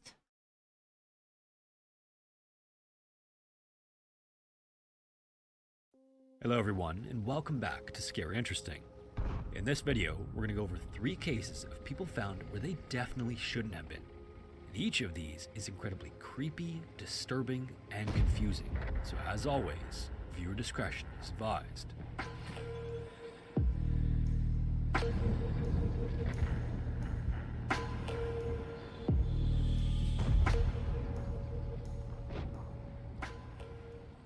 Kasuya is a small town in Japan's Fukoku prefecture with a population today of around 46,000 people. 20 years ago, that figure was just more than 36,000, so it's the type of place that's been growing, but not nearly to the point of bursting at the seams. In 2008, just as it is today, Kasuya was free of the characteristics more often found in big cities like higher crime rates, drugs, and homelessness. For those who preferred a quaint and quiet setting, Kasuya was and still is a solid choice. The 57-year-old man in this story made Kasuya his home for that exact reason. Because his name has never been released publicly, he'll be referred to as Yamada Taro, which is the Japanese equivalent of John Doe. Yamada lived in a cozy one-story house laid out using a traditional Japanese floor plan with each room separated from the next, unlike the open-concept homes seen in the West. It was a modest but comfortable existence, and it was just enough for Yamada. Since he was unmarried and lived alone, everything inside his house was just as he liked it, so when he noticed that food was disappearing from his refrigerator, he was confused. At first, he thought he was just mistaken, but more and more, he was finding less food in his fridge than when he'd leave in the morning for work. There was no obvious explanation for where it was going, and Yamada began to question his own sanity. Keeping track of the food was easy. He paid attention to what he ate, he didn't have pets, no one else had a key to his house, and he didn't have guests over often. Still, it was undeniable that something was happening inside of his fridge when he left the house. After he realized that he was neither mistaken nor crazy, the only thing he could come up with was sleep eating. Sleep-related eating disorder is a real condition that causes those with it to sleepwalk and involuntarily consume food. People with the disorder never even wake up during this phenomenon and have no recollection of it in the morning. But this explanation didn't make sense though. As far as he knew, he'd never even walked in his sleep before. But the disorder can develop slowly or show up suddenly, and in either case, it's a long-lasting condition. There was a chance this could be the answer to the disappearing food, but it seemed unlikely. Those who eat food while sleepwalking often binge eat in the act and injure themselves while traveling to and from the kitchen as well. There's also the threat of choking, house fires, and burns, yet Yamada had no unexplained bruises or burns, and he never woke up feeling like his stomach was full. When he all but ruled that out, he started to wonder if his home was haunted. He'd often hear noises he couldn't find an explanation for. Occasional thumps from another bedroom or the sound of a plastic bottle crinkling somewhere in the house would catch his attention. Yet when he'd go to investigate, he'd find nothing out of the ordinary. Yamada also wasn't the type to entertain the possibility of the supernatural, so he finally came to the conclusion that he was being robbed. The problem with this idea, though, was that there wasn't a single thing anywhere else in the house that was ever disturbed or missing. He'd leave for work each day, then come home and find everything exactly the way he left it until he looked in the fridge. As this continued, he started taking every possible security precaution. Almost obsessively, he checked the windows and doors before he left the house and after he returned home. When he found out that food was still disappearing while everything was locked I'm gonna go to the bathroom real Yamada quick. felt his first wave of fear. If he was being robbed, whoever was doing it must have had a key, since his doors would always be deadbolted when he returned home. And if he was being robbed, why would someone commit such a serious crime just for a few bites of food? None of what he was experiencing made any sense. If he was going to get to the bottom of what was going on, Yamada had to keep watch over his apartment every minute of every day. So he went out and bought several security cameras and installed them in various places in the house, making sure that one was pointed directly at the refrigerator with a wide view of the kitchen. The video feeds could be accessed from his cell phone, and he'd be alerted if any of them detected motion. So no matter where he was, he'd know the moment something was happening inside his house. Sure enough, not long after he installed the cameras, his phone buzzed with a motion alert. He picked it up and opened the app, and after months of racking his brain to come up with some sort of explanation for his refrigerator being raided almost every day, Yamada finally knew what was happening, and it caused his blood to run cold. He immediately closed the app and called the police to report what he saw. Officers were then dispatched to check the house, but when they arrived and knocked on the door, no one answered. There were no signs of a break-in or anything else suspicious, so they left and called Yamada to let him know that the house was fine. This was not the result he was hoping for. He then asked the police to return to his house, and this time he'd meet them there and let them inside to search. When he got home, Yamada showed the officers what his video feed picked up, and they were just as stunned as he was. They began a thorough search of his house, but he was neat and kept a clutter-free house, so despite what was caught on camera, everything looked just as it should be. One of the officers then entered the last room in the house that had yet to be searched, and it was clearly a room Yamada used sparingly. It was a simple spare bedroom with a perfectly made bed and spotless furniture. It didn't take much to see that nothing was out of the ordinary in the room, so he turned to the closet. When he slid the door open, he jumped back and screamed for the other officer and Yamada. In the corner of the closet was a woman trembling with fear, curled up on her side and hugging her purse to her chest. The officers then placed the woman under arrest and removed her from Yamada's house. The story she told when she was interviewed by police was as beyond belief as it was horrifying. The woman's name was Tetsuko, and she was a 58-year-old homeless woman. Apparently, when Yamada left the house one day, he forgot to lock the door. Kasuya was the type of town where people could leave their doors unlocked with very little chance of consequences. So when Yamada discovered his mistake as he arrived home, it barely registered as anything more than a minor moment of carelessness. In the grand scheme of things, that's exactly what it was, but Tetsuko just happened to be watching as Yamada left his house that day. When his car was out of sight, she approached his door and wiggled the handle. To her surprise, the door opened and she let herself in. In the bedroom closet she was found in, Tetsuko had made herself a home. Built into the closet was a top-shelf cupboard where Yamada neatly kept all of his spare bedsheets and a thin futon mattress. The space was just big enough for her to lie down in, so Tetsuko put the mattress over these stacks of bedsheets on the top shelf, and that's where she slept. When police discovered her hiding spot, it was organized and well kept, with the exception of several plastic water bottles around the mattress. This explained the strange popping noises Yamada would occasionally hear, and the dull thumps he heard were caused by Tetsuko accidentally hitting the wall or the closet door. The footage that he captured that day showed Yamada doing his usual last-minute security check before leaving for the day. After he walked out the door, the camera showed a still, silent house. When Yamada had been gone for a while and she was sure he wouldn't be coming back for anything, Tetsuko came down from the closet shelf, wandered into the kitchen, and opened the refrigerator door. She stood there for a while, looking over what Yamada had available to eat. When she spotted something she was in the mood for, she'd take a few bites and then put it back. She did this with a few items before washing it all down with some milk and drinking it straight from the carton.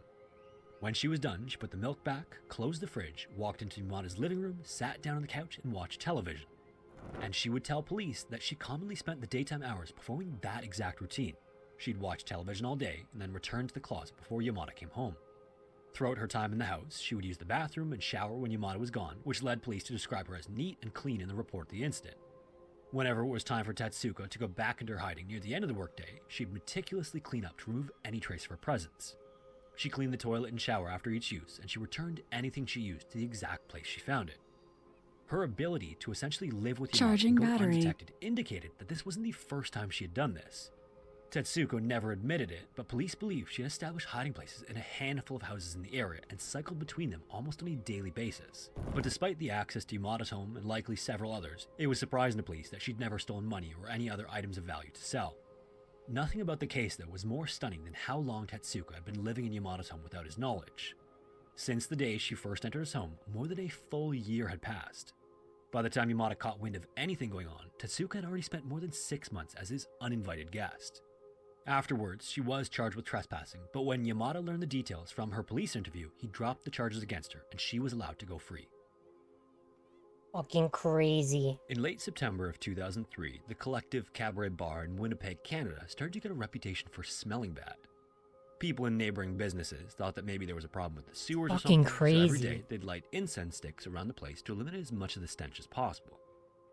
They hadn't noticed the scent earlier in the year, but after Winnipeg's smoking ban took effect that September, the stench of tobacco stopped masking whatever that smell was.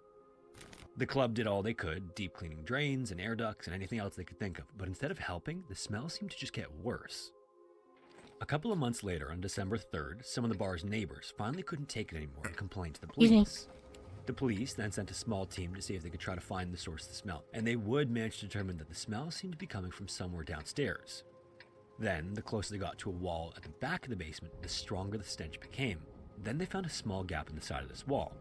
It was a fake partition made of drywall that leaned against the original concrete walls to make the room square. Whatever they were smelling was definitely behind the wall, but they couldn't get through the gap because it was too small to fit through.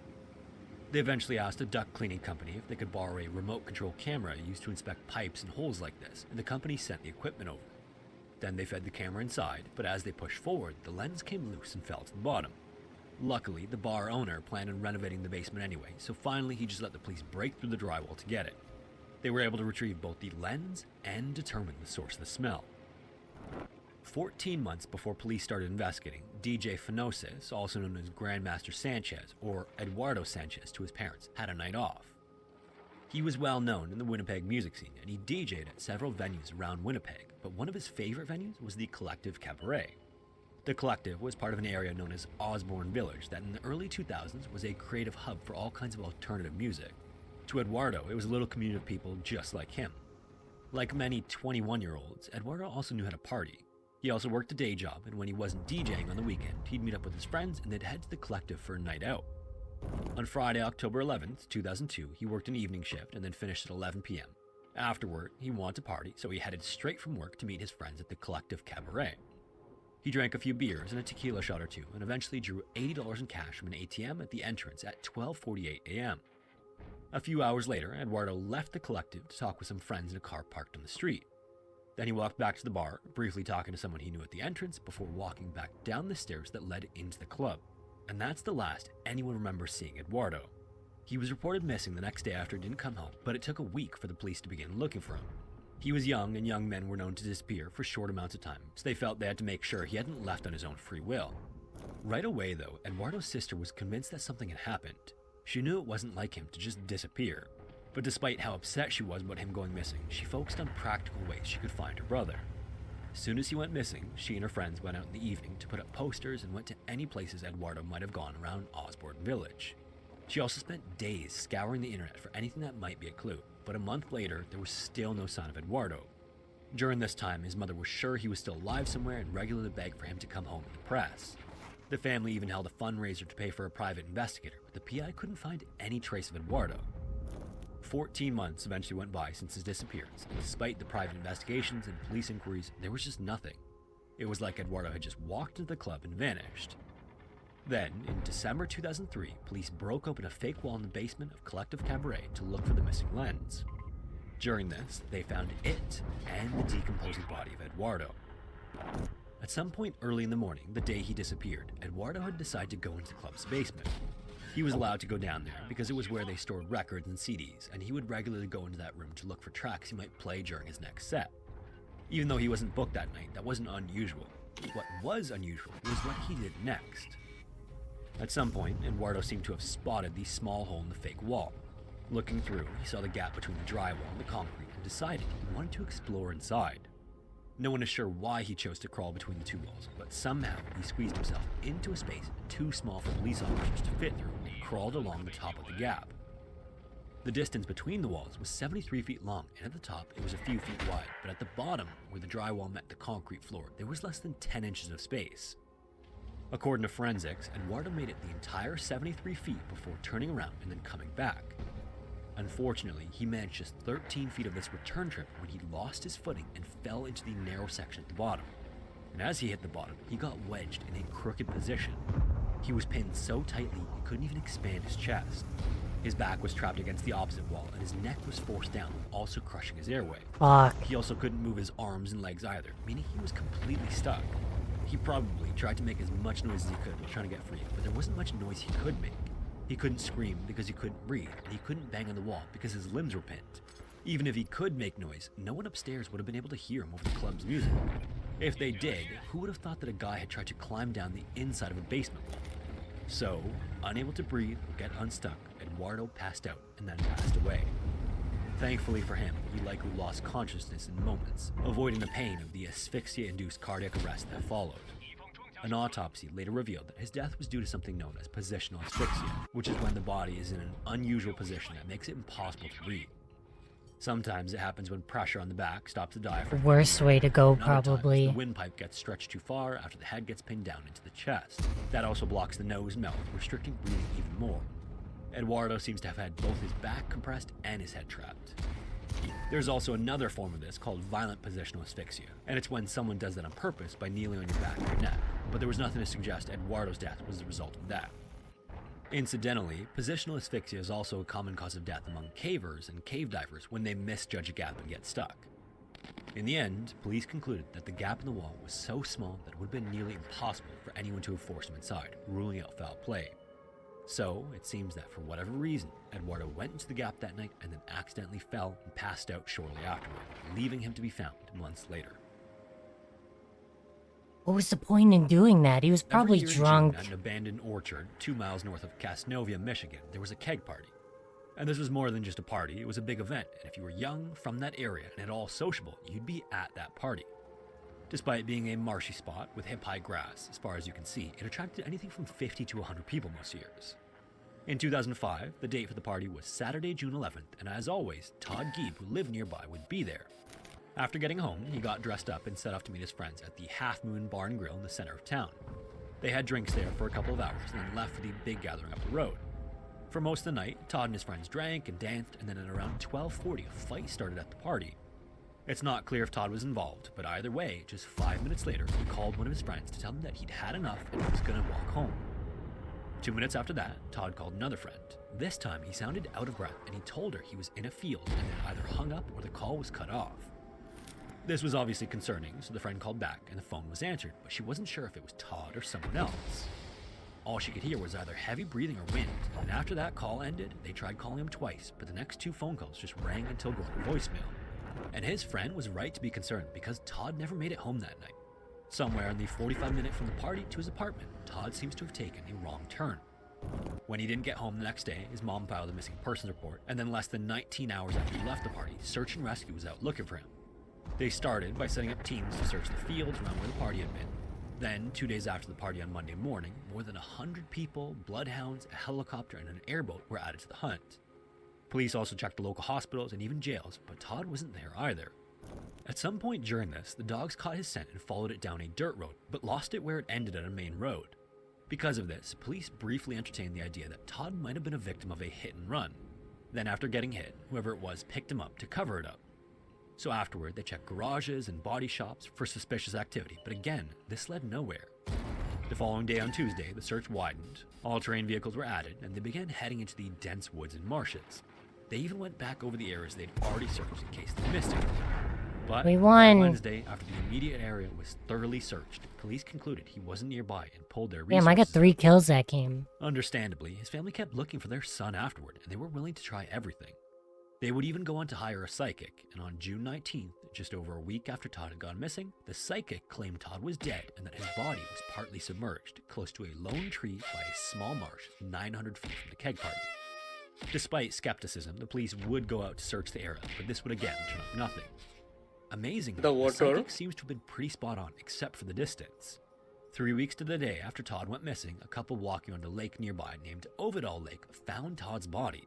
He was found 1,500 feet to the north of the party, not 900 as the psychic said. Yo, psyche Strangely, claps, he thank was you. upright in the water with his head and shoulders sticking out close to the marshy shore.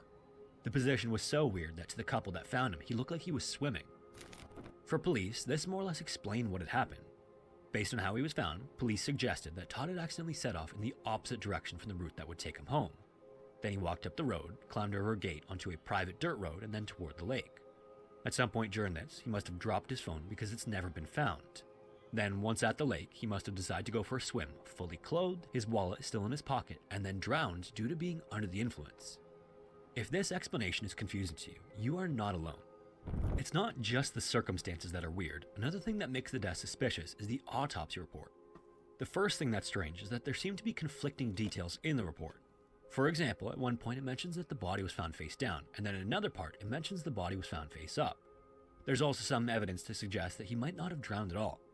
When someone dies, their blood begins to pool in certain regions of the body, and it causes those parts to discolor. This is known as lividity. If the body had been found face down in the water, that pooling would be in the face and chest, and that's what they discovered. But Todd was found upright, so the question is, when was he lying face down? It had to have been before he got into the water, which means that he must have died earlier. Also, although the report did say he had some water in his lungs, it wasn't consistent with a typical drowning.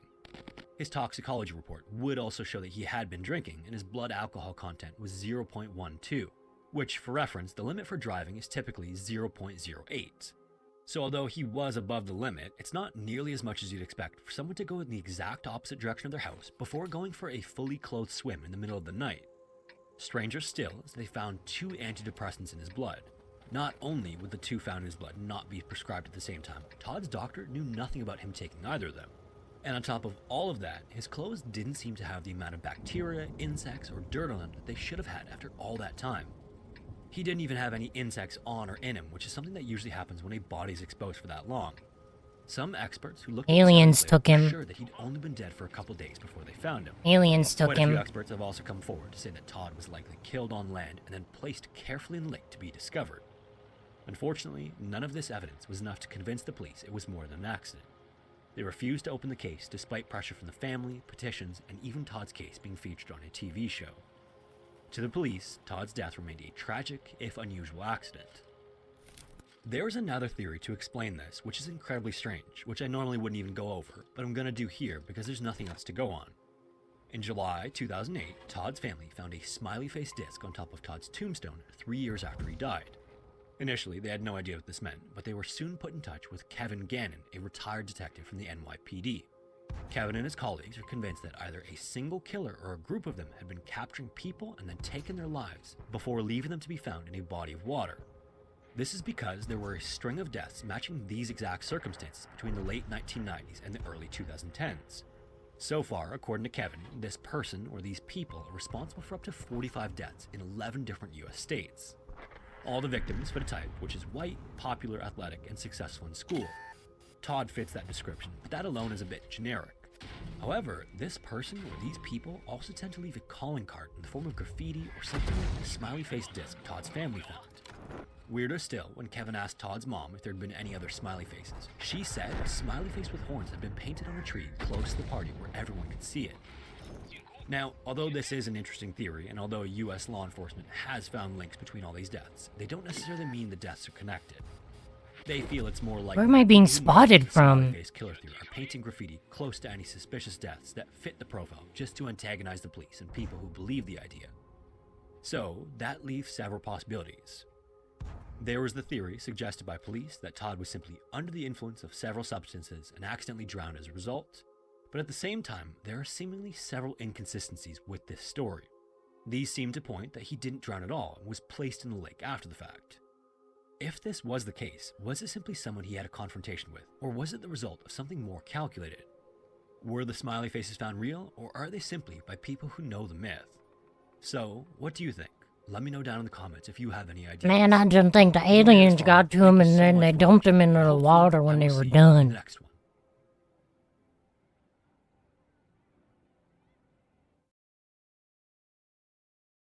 Man, they just put him back in the water.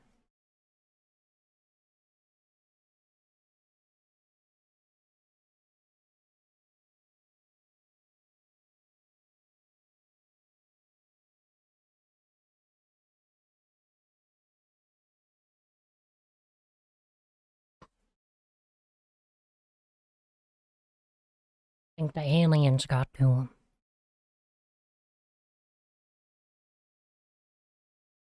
Hi, I'm Bob Gimlin, and today I want to share a Bigfoot report I received some time ago, and this one gave me the creeps like no other. I'm not watching that. Hi Bob, my Bigfoot encounter doesn't feel like a normal Bigfoot encounter. A Bigfoot encounter. Nothing as simple as bumping into a large animal. I grew up in almost Idaho, in Montana, outside of Missoula, and I was raised by my dad. My mom left us when I was a baby. Dating the first event is easy because it happened on my 14th birthday.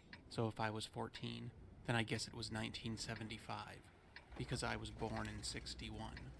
We were poor, not dirt poor, mind you, not even poor, just poor, so I wasn't expecting anything special or a party, maybe just a nice dinner and a new coat or something. But when my dad picked me up after school, as soon as I got into the car, I immediately noticed that something was He has a waifu on his tank. He was agitated, and he spent the 20-minute drive lecturing me about these new rules. No going outside alone, no going outside at night, and weirdly enough, we're to keep the blinds shut. Naturally, I asked why and what happened, seeing as this was totally out of character for him, and he seemed to have trouble explaining himself. He said something about a bear, and we were surrounded by farmland, so bears were not a common thing there at all. But at some point in the Number 15, Burger King foot lettuce. who looked like he was up to The last thing that you'd want in your Burger King burger is someone else's foot fungus. But as it turns out, that might be what you get.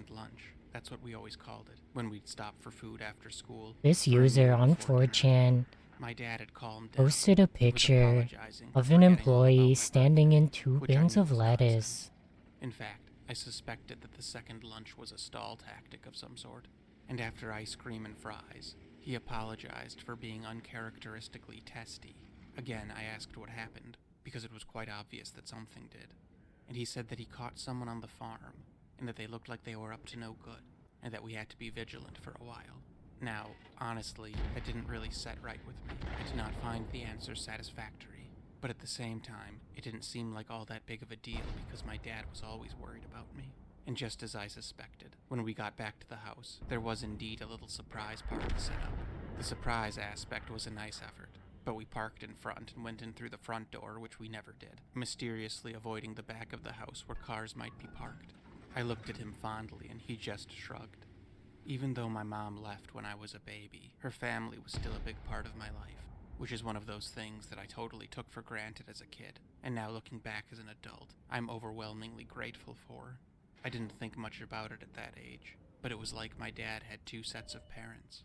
He was only 17 or 18 when I was born, and he had to grow up fast, and I'm sure he appreciated the help. Anyway, the night was nice. My cousins were, and are, hellions. I had recently made the grievous error of telling them that I was afraid of snakes, so they did everything possible to incorporate them. But at some point, my dad and my grandfather, my mom's dad, must have slipped away and had a discussion, because my dad and I spent the next 3 nights at their house, which wasn't all that unusual, because they actually lived closer to school than I did, and I've stayed there before, so it wasn't really a big deal.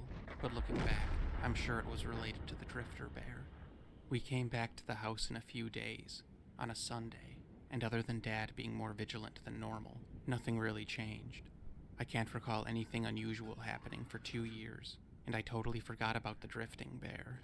That is, until one hot summer night. That night, I was 15 or 16, and I was lying in bed at about 11 p.m. when I noticed the porch light turn on.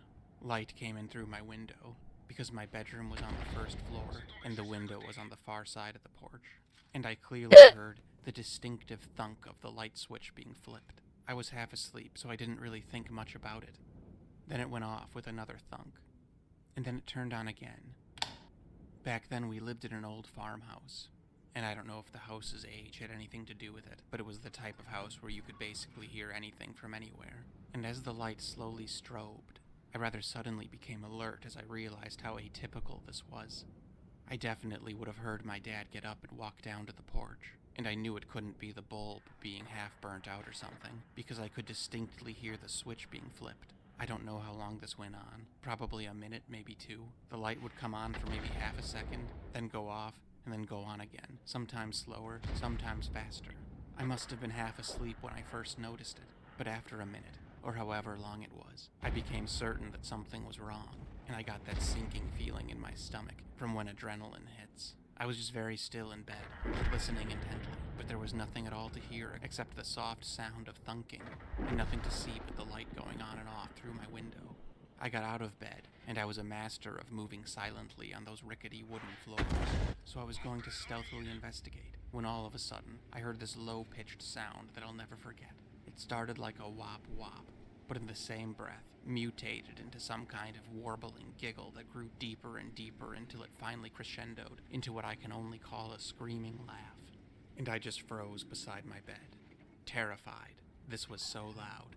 Now, I can't say I've ever been near a roaring lion, but I imagine that's what it was like. This was ridiculously loud.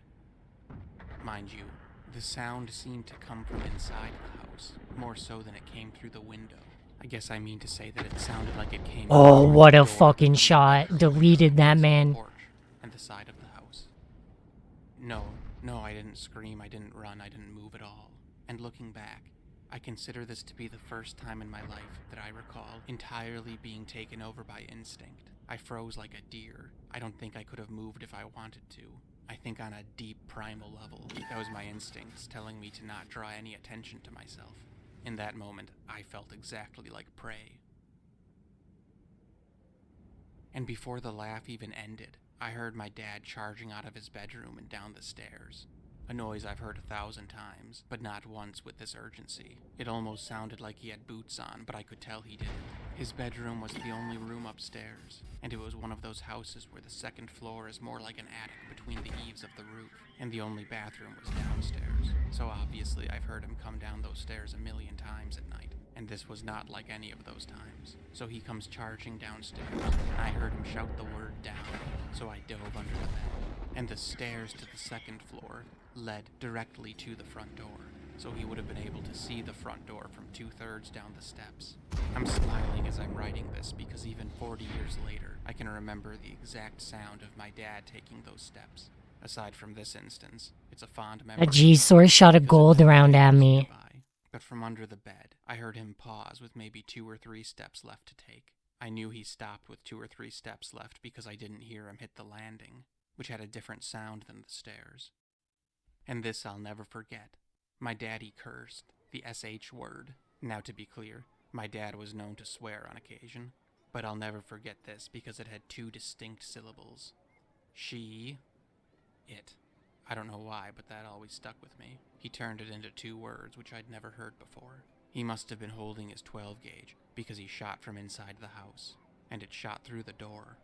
Then I heard him leap, clearing the landing altogether and landing by the front door, and I heard it swing open. So my dad was on the porch now, and then I heard 2 more shots, and my dad was shouting basically jargon, just like one would when trying to scare off an aggressive bear, and I'd never heard me or any adult make noises like that, just nasty yells of aggressive jargon. Then the door to my room flies open, and I know it's my dad because I heard him coming, and as soon as he turns the light on, he makes this devastated gasping noise because he thinks I'm gone because I'm tucked under the bed. So I tell him I'm right here and I clamber out, and I'll never forget the relief on his face. I'm a parent and grandparent now too, and I can tell you with certainty that that's love right there, when you think your kid is gone and then you find them, which is why I never let my middle son go to Walmart ever again. Anyway, he shepherded me into the living room and onto his favorite chair, which I literally never sat on because it was unspokenly his chair. But looking back, I realized that it was up against an interior wall, as in, not against or near any windows. Obviously, I asked what the hell was going on, and here's another thing about that weird night I'll never forget. He said, I don't know, my sweet little Kolachki cookie. And moments later, he called me, quote, my pudgy potato pierogi. Few things about that. First of all, I was a very thin child, so I don't know where pudgy came from. Though perhaps even more strangely, I am not Polish, and no one in my family is. And a day before these utterances were made, I would have bet $1 that he couldn't identify a Kolachki or a pierogi, seeing as he didn't watch cooking shows, and the extent of his home cooking was steak and baked potatoes. So I have no idea where that came from. Maybe he was dreaming about food. I think his brain just vomited those phrases out in a word salad, produced from the relief of knowing I was okay. My dad called the police, and I talked to them too. And I was there the whole time. I think my dad wanted me to be part of it, to add credibility to the story, even though I hadn't seen anything. But I sure as hell heard. And I don't know why, but at some point when my dad was talking to the cops, and I had kind of zoned out, is when I realized something about what happened.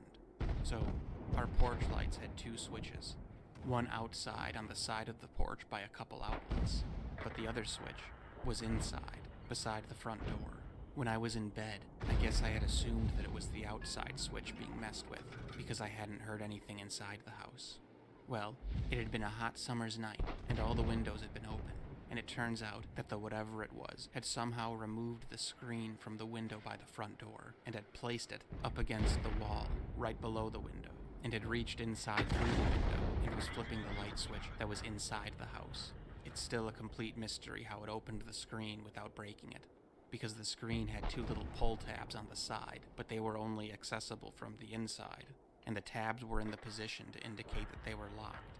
Later, my dad and I would spend hours trying to remove the screens from the outside, without breaking the screen, or disengaging the little tabs, and it simply wasn't possible. The fit was extremely tight, and it would break before it would bend. The only explanation that makes sense is that the pull tabs were in the open position, and that thing simply could have leveraged the screens out of the window, and then moved them to the closed position, once he had access to the little levers, but that doesn't make sense either. So my dad was unaware of any of this happening, until of course, the screaming laugh, at which point my dad came flying down the stairs, and halfway down the stairs, which he had to stoop down to see, he said he saw a big hairy arm withdrawing from the window, and he saw its face looking in through the little window in the door. Oh, that's He almost saw fucking it for a moment, scary. but he called it, quote, a devil face. He could only see its eyes and the bridge of the nose, but he said it looked like the devil, and mad as hell. He said it looked evil, and he got a good look at it through the little glass window on the door. He didn't see much of it, but what he did see, he saw well. And that's when he shot, right through the door, below the face where its chest should have been.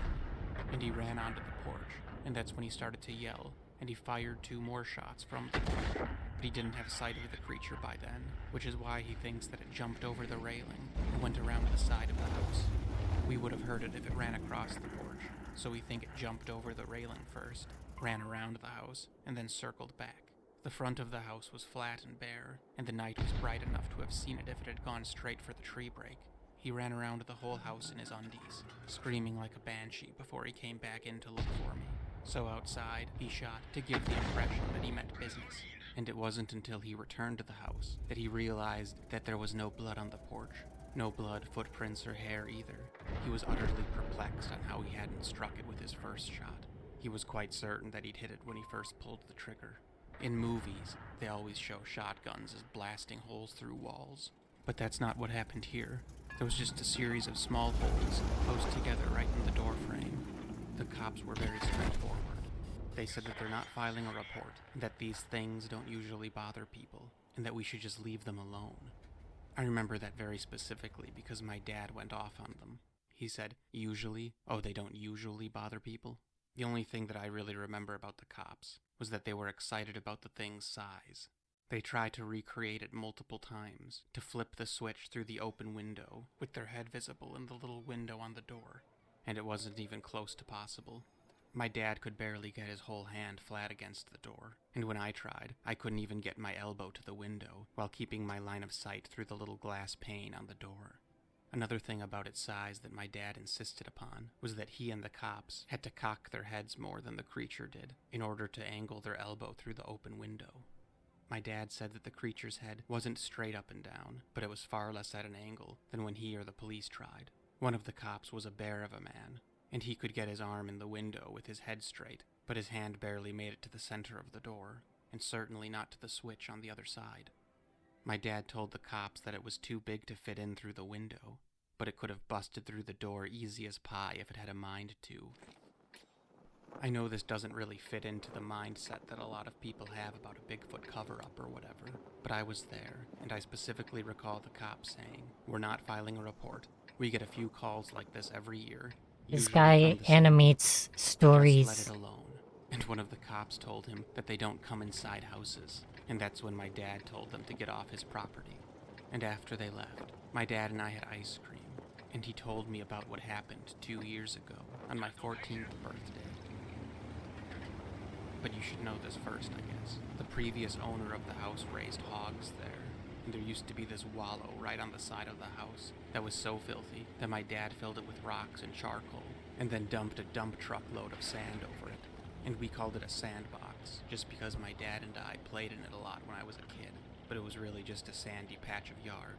Anyway, on my 14th birthday, while I was at school, my dad was coming up the driveway when he saw a black figure in the sand pit. At first, he thought it was a wayward hog or something, but as he got closer, he saw it was human-shaped, only much larger, somehow both lankier and stouter than a person. Its position was peculiar. He said it was on its knees, pulling sand towards its chest, simultaneously digging a hole and making a mound.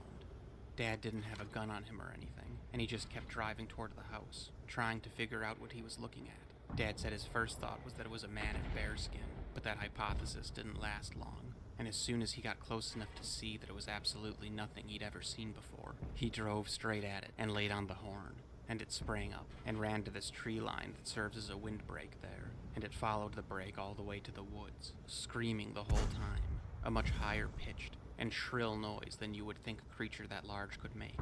Dad said the thing galloped like a horse. That's a good question. Looking back, I don't know if he meant it ran like a horse as a reference to speed, or if it actually ran on all fours. Yo, Lunar, thank you for the subscription.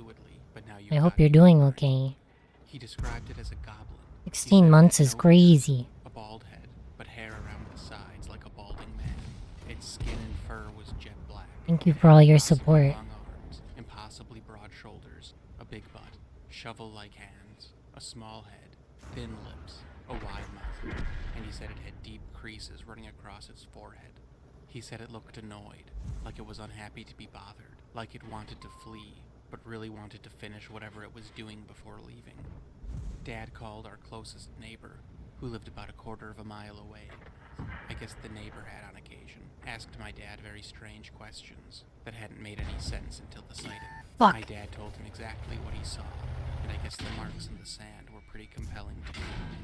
This neighbor was super religious, the scary over-the-top kind, and he wasn't surprised by my dad's statement at all, and he said that they'd been having issues at their place too. And he said that he even called the police after one of them broke into, and then apparently spent the night and defecated in a tractor. He said that a little one stole clothes from a clothesline and has been wearing his wife's sundress for about a year. He said he'd called the police multiple times, and that half the time they told him the same thing they told my dad, and the other half of the time they gaslighted him. So my dad and this neighbor guy, who was 30 years older than my dad, poked around the thing, and they found a bunch of stuff under this mound. And I guess this is what freaked my dad out most. The mound wasn't random. It was burying stuff. Among the contents there, he found several magnets that used to be on the fridge, along with a little notebook we used for grocery lists. We had never noticed that they had gone missing, so who knows when they were taken. These items were all within reach of the kitchen window, assuming you had a very, very long arm.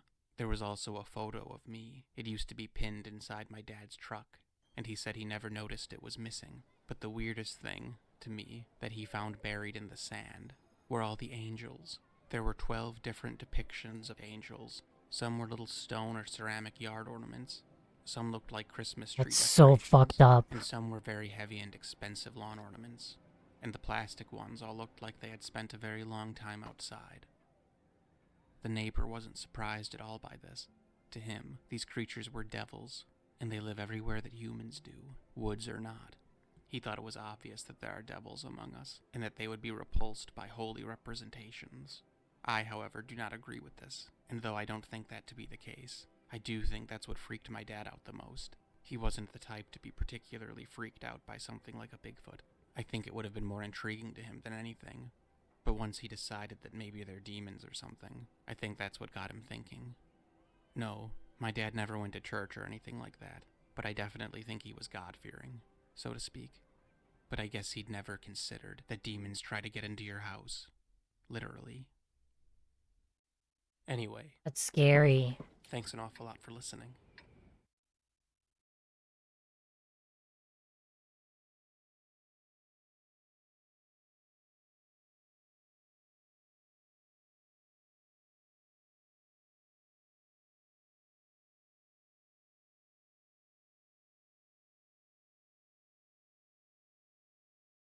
Watch a Skinwalker video.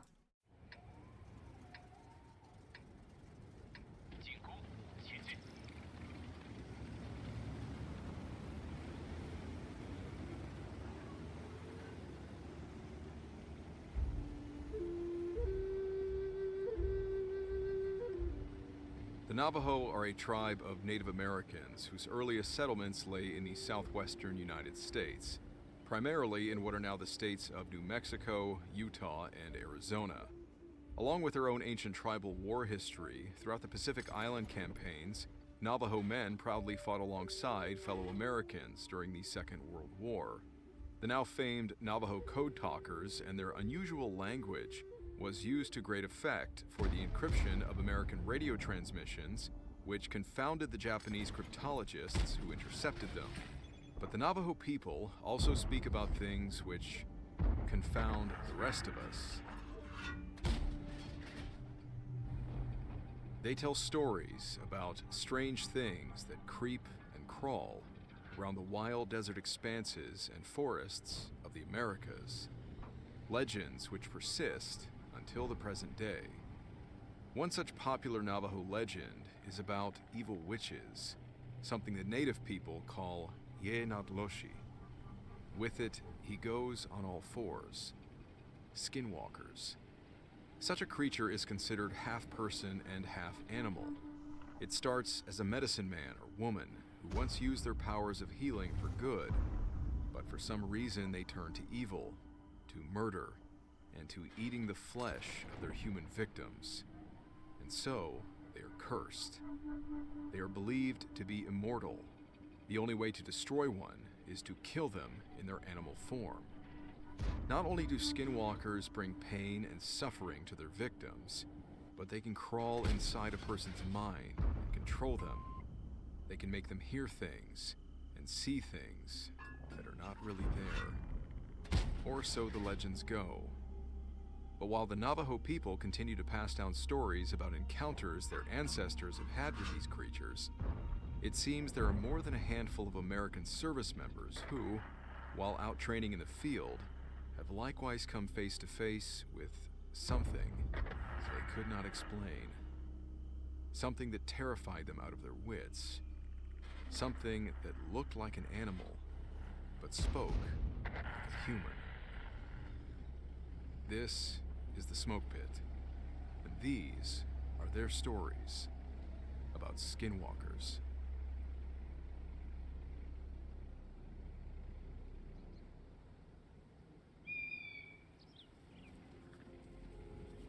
Before we enter into the stories from our military service members, it might help our understanding of these creatures to hear one story that is told by the Navajo people. Modern times may have quelled these superstitious fears that many native people once held, always cautious of certain creatures, always on the lookout for skinwalkers. But it was once, if not still is, a very real fear. Navajo parents would warn their children that skinwalkers could look like anyone else during the day, then at night transforming into creatures with glowing eyes. Skinwalkers appear during the day too, they said, waiting and watching for their victims. They could run like the wind and easily track down a person. One Arizona Navajo man tells us a story that took place about 100 years ago. This man's name is Art Tracy Jr., and his story was published by fellow natives from the Ponca and Tongva tribes in a book they subtitled Chilling American Indian Stories. As his mother relayed the story to him, in the 1920s or 30s, there was a Navajo man working as a ranch hand for a wealthier Navajo landowner somewhere around the western part of the Navajo reservation in Tuba City, Arizona. One day he decided to ask his employer for a few days of leave to go and visit his family where they lived in New Mexico. Riding horseback through desert canyons, mesas, and open range, he eventually stopped along his route to rest for a while.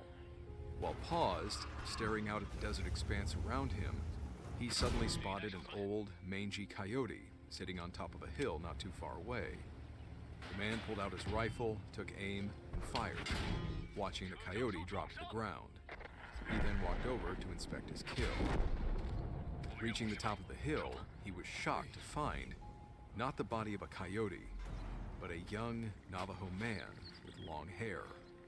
At least, part of a young man. And he was dead.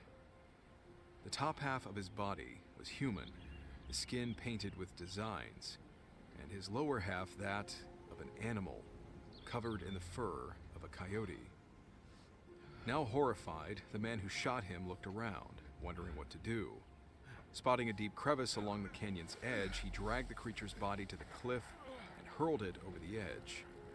His fear growing, he then mounted back up and rode his horse near to death, riding even past nightfall, trying to put as much distance between himself, the creature, and the place where he'd killed it.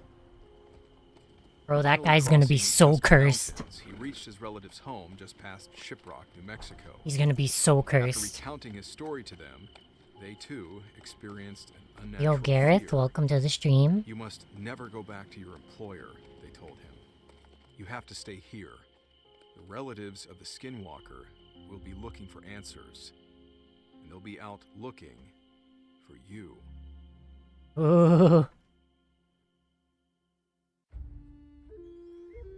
It stands to reason that a creature that takes the form of a wild animal would more than likely be encountered in the wild. Yeah, I'm like pedaling on my little pedaling machine, so I'm really far back away from the camera.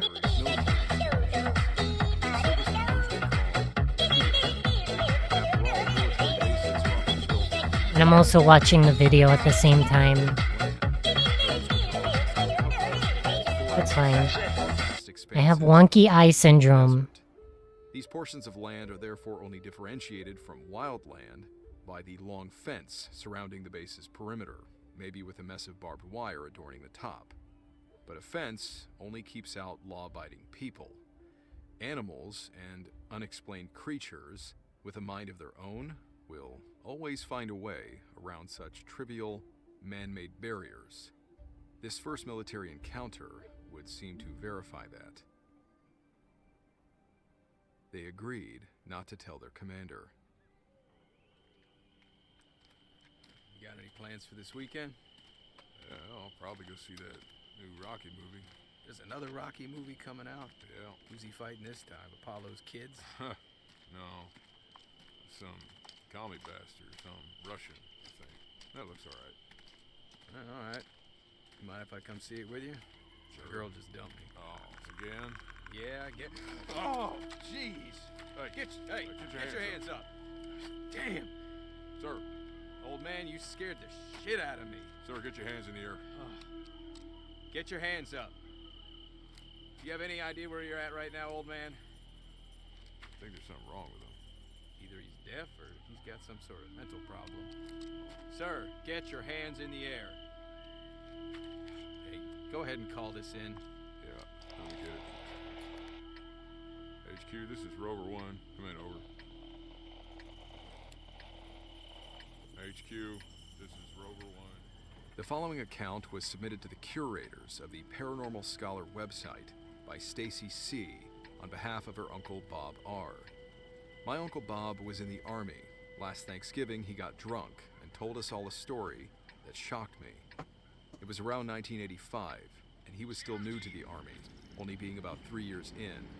He was on patrol duty on a base in Arizona. It was late, and he and another guy were walking along the fence line. Bob and the other guy were focused on looking out beyond the fence, outside the base, when they heard a sound behind them.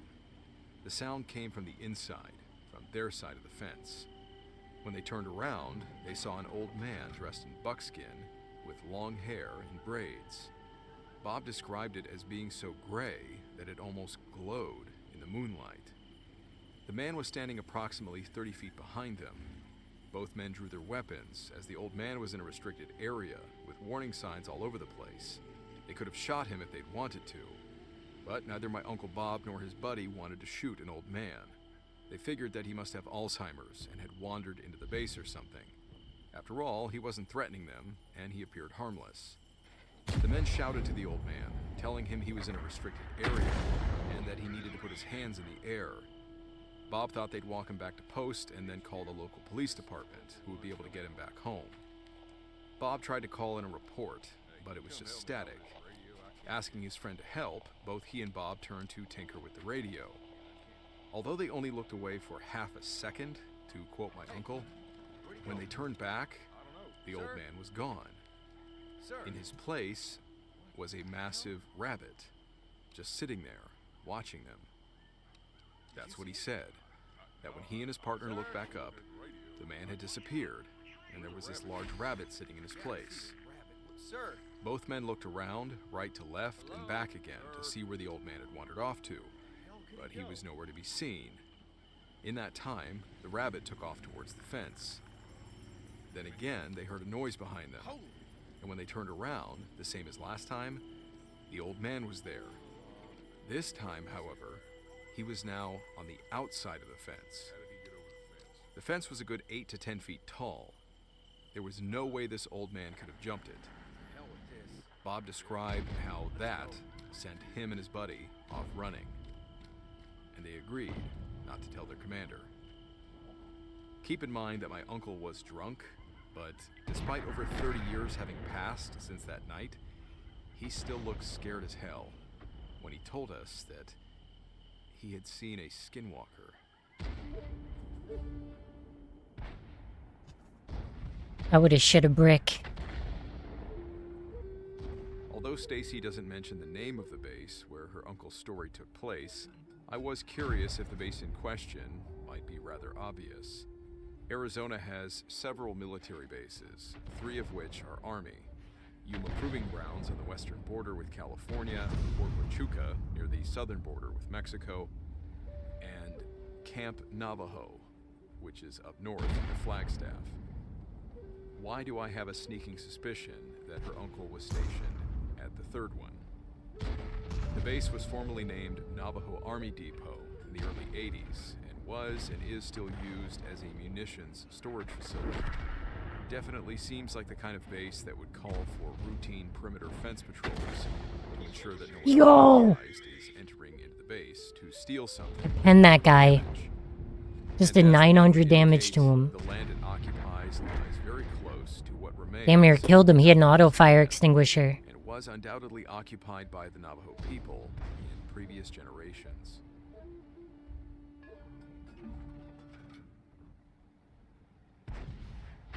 Skinwalker guns.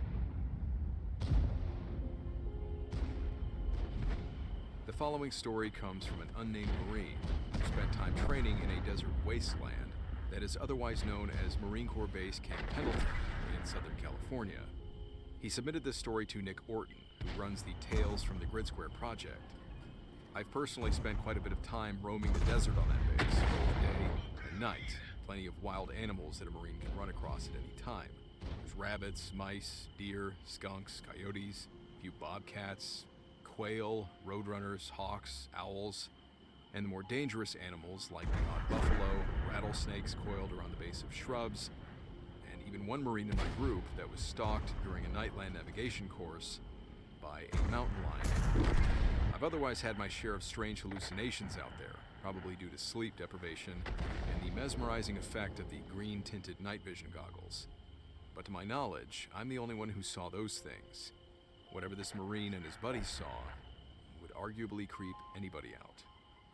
He writes, "My squad's name is Skinwalkers, and there's a story behind it. A little over a year ago, we had a division-level exercise called Steel Night. My gun squad was attached to a platoon in a defense position above the Camp Horno combat town. While we were out there, one of my buddies told me how he had seen this Skinwalker when he was younger. It creeped us all out when he said it was still following him to this day. We only had one boot in our squad, a Marine just out of boot camp, I mean. So me and my buddy took an hour of gun watch so my boot could get a little sleep. But instead of sleeping, it's 30 minutes into this watch shift, so maybe around 01:30 give or take, and this boot keeps saying he's hearing weird noises, like the sound that the Predator makes, but says it sounds faster and louder. My other buddy that told us he had seen a Skinwalker when he was younger, he then tells us that the one he saw made that same noise. So that freaks us out, and we get real quiet and start listening for whatever this noise is. Sure enough, we hear it, this strange sound, along with a screech and rustling in the brush that's coming from down the front side of the hill. We had a 13 Golf on the gun, which is a thermal optic, and I looked down the hill and saw this deer-looking thing, but it was standing on two legs. As soon as I caught sight of it, it then ran straight up the hill past our defense on the right flank, and then it dropped back down on all four legs and disappeared down the backside of this hill. My buddy Rick had a Skeeter, which is another type of thermal, and he saw that thing too. Since then, we came up with the name Skinwalker Guns, since we just say that's what it was and embrace it. And that's how our squad name came to be.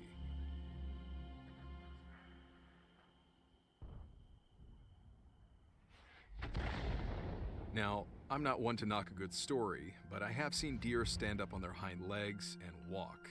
Usually when two bucks are fighting, or some other instance where one deer is showing signs of aggression, possibly trying to reach the lower branches of a tree to eat the leaves. I've never seen one that made predator noises run up a hill before. Nor did I see it through thermals in the dead of night after one of my buddies had just told me a Skinwalker story. All of that happening at the same time would make for a creepy experience in any case.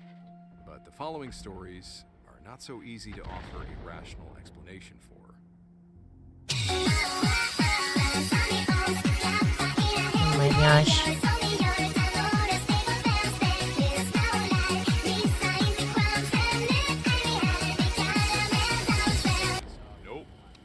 Yo, Jin, thank you for this read. Welcome, everybody. We're listening to spooky stories and playing World of Tanks. I hope you all had a good Jin art stream. and you're all having a good night tonight. Sounds a hell of a lot more like a woman. Yo, Twitchy Lives, thank you for the follow. Next account comes from an unnamed I hope you all had a great stream, and thank you for sticking around for the raid. was serving on a security detail during a My massive hat? wildfire. Yeah. The Dixie Fire of 2021 was the single largest wildfire recorded in More enthusiasm. It burned nearly 1 million acres of land. And Do you know who destroyed you're multiple talking to? communities in the area. And with the rapid spread and size of the Tank. fire, it seemed the California Target is blocked. We wondered. preventing civilians from driving into areas that were burning or were in the direct path of the fire. The fire undoubtedly disrupted a Yeah, vast what were you amount of drawing, life in the Jin? area. But for this soldier, Or what kind of this art group, was it? Because art they is appeared kind to of have general. encountered something in the forest that was in and of itself disturbing. He writes, "This happened during the 2021 Dixie Fire in North Cal. My lieutenant, our driver, PFC Bravo, and myself were driving around, making the rounds, Who do you- and checking How out do our I do guys. 1600 damage and We got be to this one where our low on guys the were blocking experience? road, and they had one of those generator lights. So we stopped for a bit, and we're all just standing around talking and making conversation. Thank you for the head pat. When we started hearing a woman screaming. It startled the hell out of all 6 of us. My LT and I ready up our weapons as we take a few steps towards the wood line. We had been told that if we hear a woman screaming, it's usually a mountain lion attacking a deer or something like that. I don't care if you call me This stupid sounded for playing artillery. And honestly, I'm helping, okay? it just sounded too much like a woman screaming. So my LT yells out, "Hello?" And I shit you not, in his same exact voice, we hear back, "Hello?" What the hell? Everybody back in the trucks. This wasn't an echo at all. It came clear as day from the direction we heard the screaming. Skinwalker and it was story. his exact voice. We all immediately said, "Screw that." My crew and I got back in the truck and noped the hell out of there after telling Specialist Sierra and his crew to stay in the truck and to combat lock all their doors.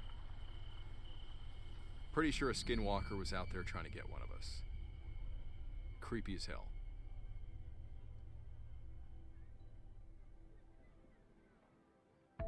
At the end? As I mentioned earlier, these That's last the few end. stories were shared with me by Nick Orton, a Oh, no, man it who is isn't. currently serving in the U.S. Army. Okay, okay. There goes the radio. Considering the man telling Yeah, I the hope story everyone is was having a good night tonight. I thought it might tie up these encounter stories nicely. Not to mention that his is Look at by the far size of that one of the fucking most gun. bizarre. Another military police officer out on night shift, seeing terrifying things in the woods. He writes, No, this is just normal World of "I'm Tanks. an MP at Quantico, and there's definitely been a couple of weird things I've seen. World of Tanks Blitz looks like ass cheeks. I have this on like ultra quality. As an MP. For those that don't know about Quantico, it's set up with 2 sides. Main side, where everything is, east of Interstate 95, and the appropriately named West Side, where they do TBS, the basic school for officers, and all the ranges. West Side is pretty damn massive. Like, I'm talking it would take 2 to 3 hours to drive around it, and it has all of these unused back roads and old cemeteries from homesteads dotting the landscape. Plenty of forgotten training areas too, dating back to World War II. When I was on night shift, I always asked to be the roving unit out there, because it would give me a chance to scout out places to hunt or fish on my off days. Yeah, this Being the RD unit is out really there and fast. Being left alone was pretty nice to just skate or, do my own thing over my 10-hour shift. That's all it has. The damage, I'm hitting for like 200. It makes me so sad. It's tier 9. I'm hitting for 200 damage. Southern California as a kid and spent a ton of nights out camping by myself in my teens. So there's really not much out there in nature that freaks me out. But one night in about November, when the nights get really dark real fast, I was done posting Marines out on the gates and was heading up to a far-off training area. I had my tree stand and trail camera that I'd previously set up and wanted to go take a look to see if anything had been around. To get there, you have to drive about 30 minutes up one road and then another 15 until you hit a long dirt road that dissects that part of the base in half. And in this particular area, comms always sucks, so without a working radio, you're pretty much out there on your own. I parked my Durango. Furthest you got was tier 3. Grabbed my flashlight and started off heading into this. It would only take like an hour. A mile or so off the road. I've done this a ton of times, so I got there pretty fast. I grabbed the chip out of my trail cam and I hop up into my tree stand to take a look at it and to kill some time. And not even 5 minutes into flipping through pictures, most of which were of just some turkey that were hanging around, I hear someone, and I say someone because I thought it was a person, walking through the woods about 30 yards in front of me. Now this is like the middle of the night on the training base, so the lieutenant... I didn't think you would go all the way. ...isn't out of the question. So I'm thinking maybe this They is left my me chance to to mess die. with them from up in my stand. So I quickly close my laptop and I turn off my flashlight, and I try looking out to see where they were. And I hear them walk closer and closer, and then stop about 20 yards in front of me. And at that point, with the illume being fairly bright that night, I could make out the outline of what looked like a deer, which was kind of disappointing. So I just stayed quiet to watch where he was heading, so I wouldn't spook him. And all of a sudden, this thing starts bashing its head against a tree over and over and over and over until its entire skull cap was crushed and it was leaking blood and brain matter. Then this effing thing stands up on its hind legs and turns towards me as though it was staring directly at me, even with its eyes being clearly now useless. And then it spoke in the clearest tone I have ever heard in my life. My stomach dropped. Ooh, fuck. And I was too frozen in fear. Yo, Squiddy, thank you for your follow as well. Then, as quickly as it had walked up, this thing dropped back down onto all fours and walked away. I waited about 10 minutes, shaking like a leaf, trying to calm down before I left my laptop, I left everything. I just hauled ass out of there, got out of my stand, ran back to my patrol car, and I grabbed my shotgun, and I sat for the rest of the night in the My lit favorite parking German lot tank? of the MCX. I like the mouse heavy line. Oh no, it's the Hetzer for sure. It took about a month before I summoned up the courage to go back, grab my laptop and stuff I'd left there. And I went with a friend who I didn't tell what had happened, but I told him to bring his long gun as well. I thought you were asking, When like, I got there, I grabbed my I don't know. and I looked I like a lot of towards them. where the thing had been. And the tree was busted up with splinters everywhere and what looked like, you know, the bone fragments and the mess, the blood scattered on the ground. Needless to say, I don't go out checking stuff in the middle of the night anymore.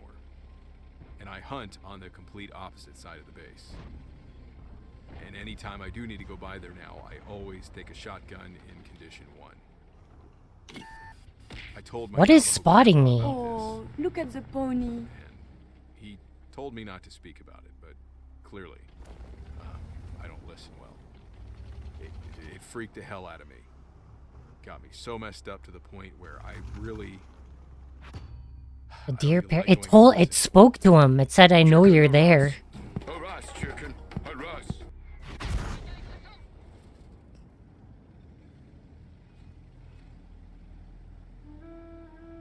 As I say, I've seen deer do strange things, but talk? While the idea seems completely ludicrous, Navajo legend does say that skinwalkers possess the ability to enter a person's mind and make them hear and see things That scared me. there. So perhaps the voice he heard was only inside his own mind. It was no less terrifying either way. As for the animal's strange behavior, if it indeed was just an animal, Stop, you're scaring I found me. at least one more account online where a young man recalled seeing this kind of behavior while hunting with his grandfather. No idea where it took place. Okay, now it's not. Two men apparently watched a deer slam its head repeatedly into a rock until its antlers and skull were shattered. The animal then clumsily licking its own brain matter off of the rock Ew. before standing upright like a human. The water. And then walking into the nearby river and drowning itself. What the fuck? Both the young man and his grandfather were also terrified by the experience. It likewise kept them from wanting to return to the woods.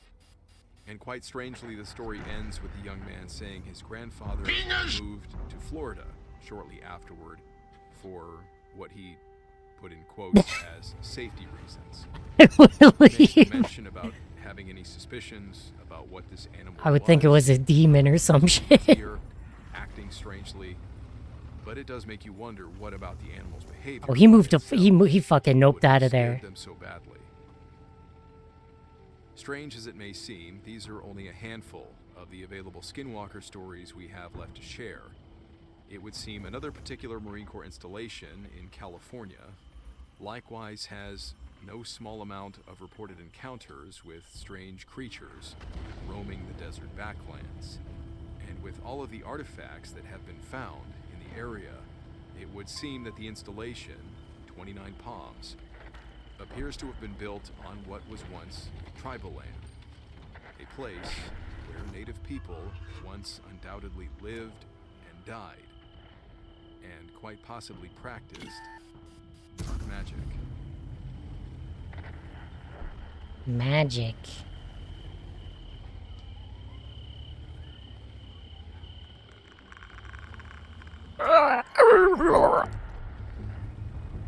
Fine, do you want to watch 15?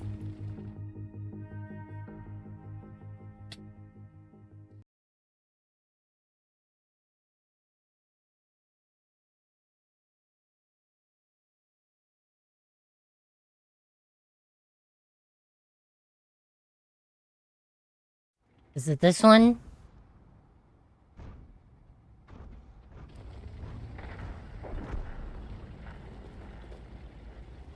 Number 15, Burger King foot lettuce. The last thing you'd want in your Burger King burger is someone else's foot fungus. But as it turns out, that might be what you get. A 4chaner uploaded a photo anonymously to the site showcasing his feet in a plastic bin of lettuce with the statement, "This is the lettuce you eat at Burger King." Admittedly, he had shoes on, but that's even worse. The post went live at 11:38 p.m. on July 16, and a mere 20 minutes later, the Burger King in question was alerted to the rogue employee. At least, I hope he's rogue. How did it happen? Well, the BK employee hadn't removed the EXIF data from the uploaded photo, which suggested the culprit was somewhere in Mayfield Heights, Ohio. This was at 11:47. 3 minutes later, at 11:50, the Burger King branch address was posted with wishes of happy unemployment. 5 minutes later, the news station was contacted by another 4chaner, and 3 minutes later, at 11:58, a link was posted, BK's Tell Us About Us online form. The foot photo, otherwise known as Exhibit A, was attached. Cleveland Scene magazine contacted the BK in question the next day. When questioned, the breakfast shift manager said, "Oh, I know who that is." This fucking SU is shooting gold rounds at me. By 4chan. Now we can all go back to eating our fast food in peace. Number 14, secret live stream. Secret Nothing live is secret stream. to 4chaners, and nothing is sacred. No one knows that better than Shia LaBeouf. Oh yeah, I remember this. I was so into Trump this. interactive art installation called He Will Not Divide Us. Soon after Trump took office in early January, the installation was first exhibited at New York's Museum of the Moving Image, but when activists from both sides kept butting heads at the exhibit, it was thrown out as a public safety hazard. The Number collaborators 14, found another giant museum to host penis. their exhibit in Albuquerque, but it was soon met with more confrontations. Soon the group had to figure out a new home for their exhibit before it fell flat. This is when they tweeted out on March 8th that they would be live streaming their exhibit from an unknown location so that viewers, art lovers, and supporters could still view their work. Sounds like a good alternative, right?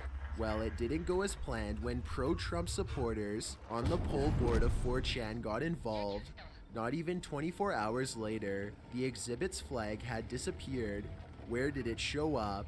A picture of the taken flag was tweeted right back to #HeWillNotDivideUs. No, this was real. Covered the mystery of the exhibit's so-called secret location. How? A fan of LaBeouf's had posted a photo of herself with her favorite actor just as the camera feed went live.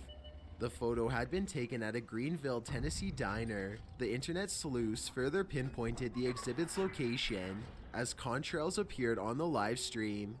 With these, they cross-referenced them with flight patterns. Next, they sent a member to drive around the general area with his flight horn blaring. patterns. Once they could hear the horn on the live stream, He Will Not Divide Us was as good as gone. Number 13, the pyramids. 4chaner H64 posted a thread of the mysterious sword on the X board one Saturday, and it sent the group The into flight a frenzy. patterns. In the photo, there appears to be two pyramids in the midst of the forest. No, if I blast Sabaton, I'm gonna get a DMCA and they're gonna mute my VOD.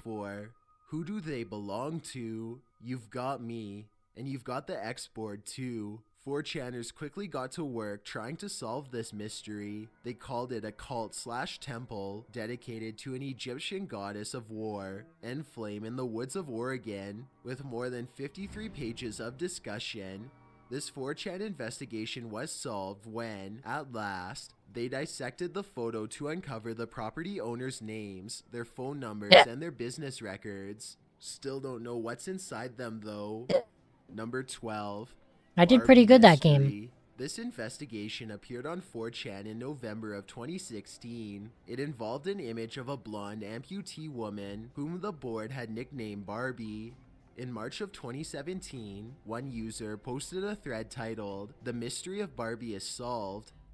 According to I'm gonna the stand up author and of the stretch. thread, the Russian anonymous team had solved the mystery of the woman who appeared in Barbie.avi. The woman's name was Tammy. According to Creepypasta, she had body integrity identity disorder, but the investigators found that she had no such thing. When she was 14, she lost her arm in a washing machine incident.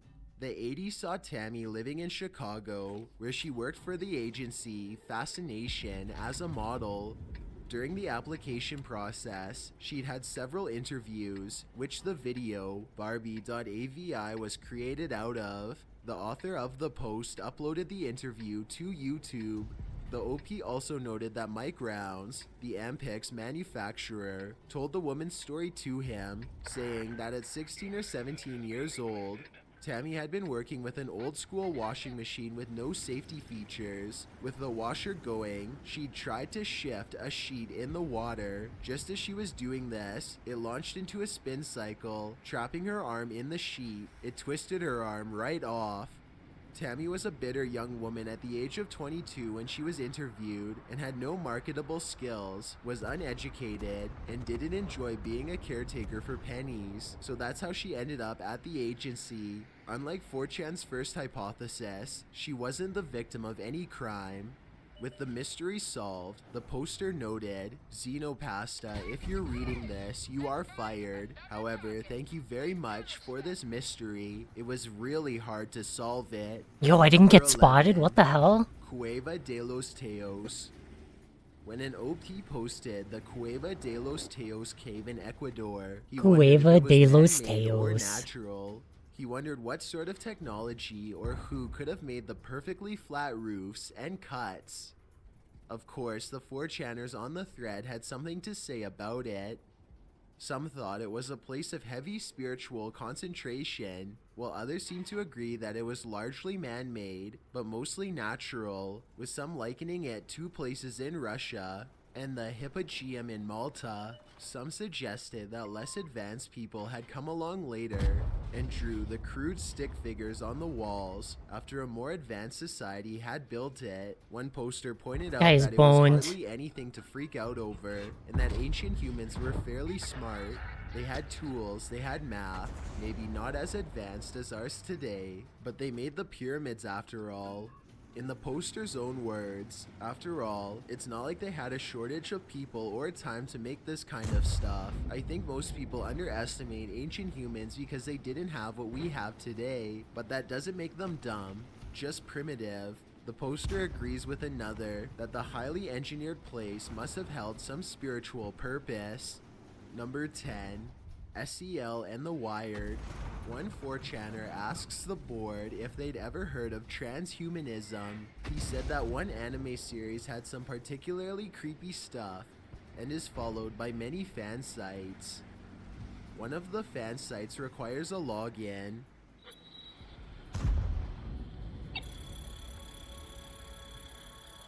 Login. Who is the user? And it's strict about this. At the bottom of the homepage it reads, to log in you have to have an invite from an existing user. There's no use in trying to beg, ask or request for an invite. We choose our new members with care. How do you get an invite if you don't know any of the users?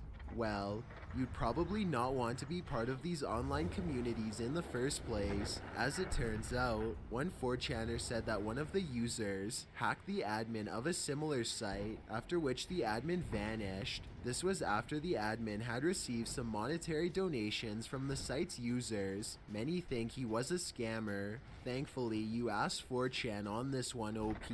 A cautionary tale is just what obsessives need to keep money in their pockets. Number 9, erratas.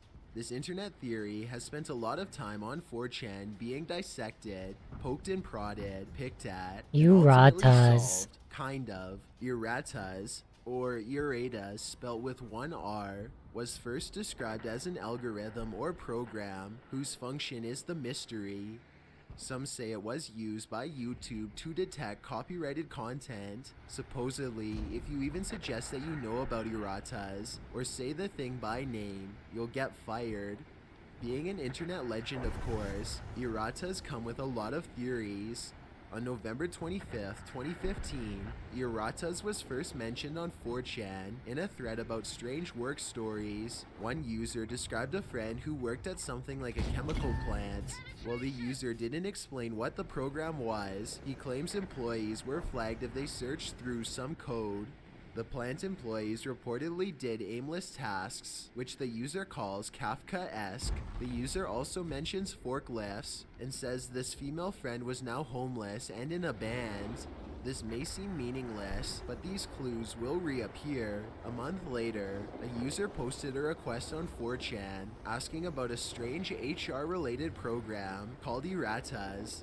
Another user pipes up with some discussion about Ecolab, Unilever, and UPS. Again, a month later, on the MU board, erratas is mentioned in relation to an album and a Todd Ellsworth video, which is dated a few days before the first entry on erratas. A user responds to someone's comment saying that erratas was a software company similar to Enron, which was kicking about in the 2000s. Supposedly, they'd fired every one of their employees.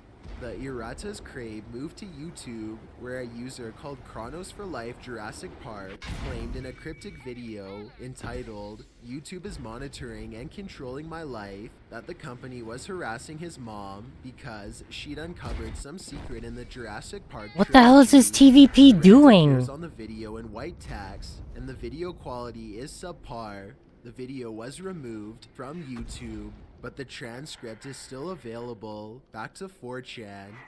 In late January, the MU board sees a proposition that the group compose a new music genre called Deep Internet by using old YouTube videos. Kronos' video rant just happens to be one of these videos. With so many 4chaners suddenly viewing Kronos' video, a new video was posted to his channel called Here Goes Nothing.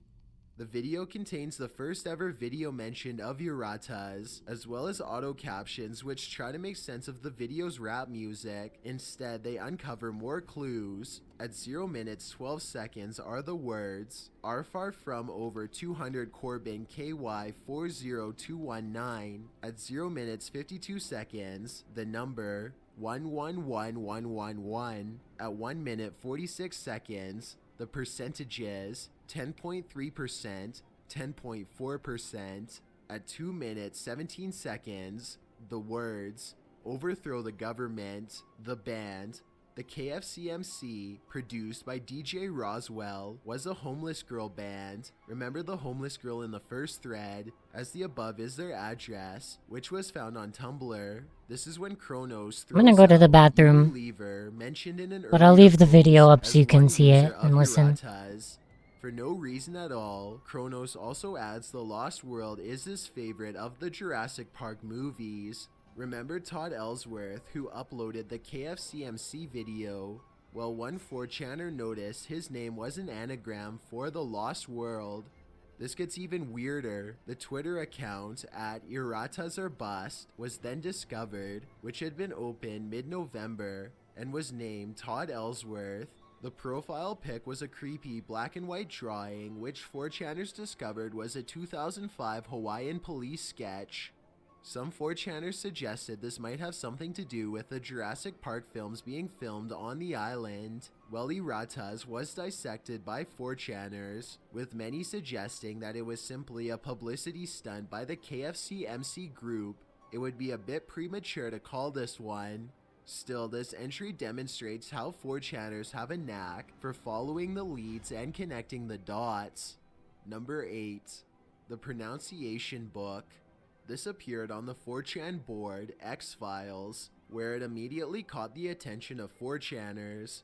The OP of the Pronunciation Book had posted 700 brief videos pronouncing words and phrases in a monotone male voice, with words like Kesha and Jean. That's weird enough, but this is when the channel got even weirder.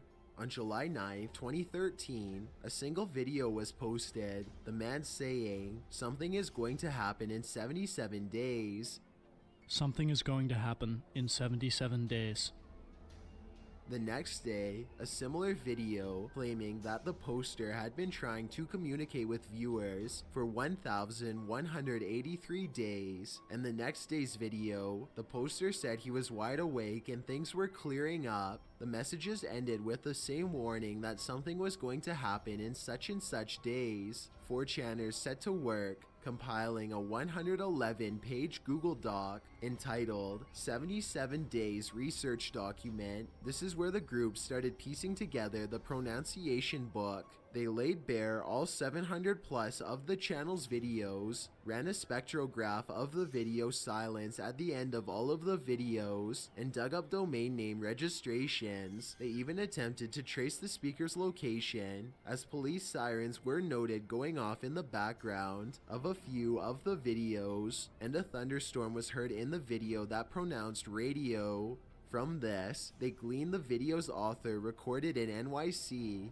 4chan's conclusion, again, a viral marketing stunt. The Daily Dot's investigation, as well as Gecko Systems, came to the same conclusion, though with varied results. The Daily Dot suggested the countdown would reveal a Battlestar Galactica reboot, while Gecko System thinks it's for the newest installment of the series Destiny. Number 7. One 4chaner dropped his theory about Myzeum. First, he gives some background on how, in 2008, a thread appeared on GLP entitled I'm heating up Me some Tell food. You Now, in which an alleged alien appeared in the forum. The OP, however, suggests that the entity may never have been online, but rather was from an unknown location or dimension. The OP quotes the Channy Project, in which scientists asked an entity they'd met through a computer a number of questions. They then hired someone to pose as the entity online. When people questioned him, he'd search for the answer to that question amongst the questions.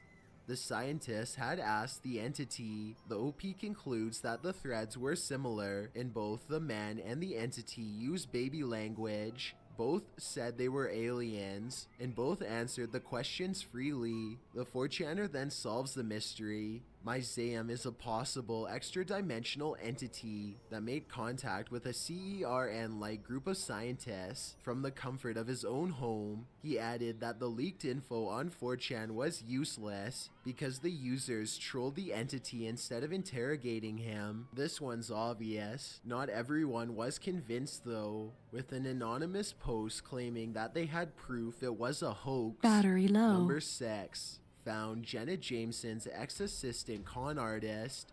When Jenna Jameson's former personal assistant was fired for being a con artist, he hijacked her Instagram and Twitter accounts, deleting loads of her photos. So what did Jameson do? She turned to 4chan for help. Hi guys, it's me, Jenna Jameson, and I am having a really bad night. She wrote on 4chan's B image board, after which she explained that her ex-assistant, who she thought was named Alan Sedenia, turned out to be a con artist of some kind. Jameson didn't elaborate on what had gone down, apart from saying she'd fired him, but she did say that this so-called Sedenia had her Twitter and Instagram passwords, which he'd reset. He then removed all pics of himself and Jameson together and deleted her Twitter altogether. She didn't know if the man's name was even Sedenia, but he had access to a lot of personal information and now had hold of her digital life. She asked the 4chan community if they could find out who he really was, and she would soon attach some images of him to the board. She didn't let them go away empty-handed. It didn't take 4chan more than an hour to come to Jameson's rescue. They soon delivered her ex-assistant's home address and driver's license, as well as his credit score and social security number. Wow. With the mystery solved, Jameson left her private sluice a very grateful thank you. Number 5. Jeff the Killer. The internet is no stranger to creepy things, and 4chaners are no stranger to investigating this creepiness. On the X board, 4chan began to investigate the photo known as Jeff the Killer, a still of a pale face, washed out, and grinning like a crazy person. The photo has been around for a while, and served as Creepypasta's unofficial cover photo since 2008. YouTube introduced the world to Jeff the Killer when a user by the name of Cesar uploaded a poorly cut video clip explaining how Jeff had been cleaning his bathtub when he accidentally poured some acid on his face. 11 days later, a user calling himself Killer Jeff came to light on Newgrounds, photo and all. He soon had a cult following and served as inspiration for a number of horror stories.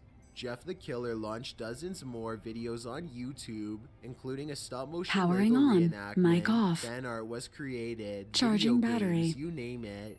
5 years since, 4chan began looking into Jeff the Killer. While all we truly have is theories, they are convincing. Some suggest this was a viral marketing campaign for Saw 5, which was released soon after the photo first appeared on Newgrounds. The slasher film included a puppet called Billy, through whom Jigsaw speaks with his victims. The puppet resembles Jeff. Lionsgate has launched viral marketing campaigns before, so it makes sense that this would be yet another of them. Although we have no confirmation about this theory, and other theories abound, this solution seems the soundest. This goes against the also popular theory that the person in the photo is from a post on 4chan. This anonymous post told how his sister had posted a picture of herself on 4chan, and people kept making edits of it, the Jeff the Killer image being one of them. The post also said that it made her so upset, she took her own life. Number 4. Luis Cypher. One user came to 4chan with a strange puzzle, calling it satanic and cryptic, and he wasn't lying. Extremely satanic and cryptic it was. The puzzle is very math heavy, with the Fibonacci sequence making an appearance after the user night, makes it through a Germster. maze. Sleep well, When thank you you for type the coming. clue pi into the relevant clue box, a dialog box appears saying, a well-known remarkably good approximation to pi is 355 divided by 113 equals 3.1415929, etc. If one part of this fraction is reversed and added to the other part, we get 553 plus 113, which equals 666. Evil is both the past and the future. The cipher has spin-off websites, with one introducing a soul catcher, another has techno music to put users in a trance. The OP asks 4chan to figure out whether the soul catcher really takes your soul. Many spoke to Louise' cipher, with some reporting back that the cipher said she is more than just an avatar, and that she has emotions and feelings. She then linked the user to a video to show him what a cyber life feels like. When another 4chaner typed the word Stalin into the chat box, she asked how he was feeling. When he replied that he was sad, she said that if he is lonely, she'll keep him company. Although it wasn't clear whether or not these 4chaners' souls were taken, the results do seem to tend towards the idea that Louise' cipher is no soul taker at all. Number 3. Figured out how to make coupons. You know those barcodes you find on products and coupons? Well, one 4chaner, a college kid, solved the mystery on how they're made and decided to do some extreme couponing one day when he was bored. 22-year-old Lucas Henderson did not stay anonymous, as the student of Rochester Institute of Tech was caught by the feds, who charged him with 2 felonies, trafficking in counterfeit goods and wire fraud. Henderson had designed the counterfeit coupons to appear legit and distributed them on a different website. He also told users to head to 4chan to download their very own copy of How to Make Coupons. Battery low. The tutorial claims to trick stores, as the coupons will scan at most retailers in America. The feds tracked Henderson's IP address and raided his home, where Henderson admitted to visiting 4chan and writing the manual. I wrote what I could. I thought it was an interesting Charging thing battery. he said. I wonder if he thinks it was worth the jail time. Number 2. Got a bad waitress fired.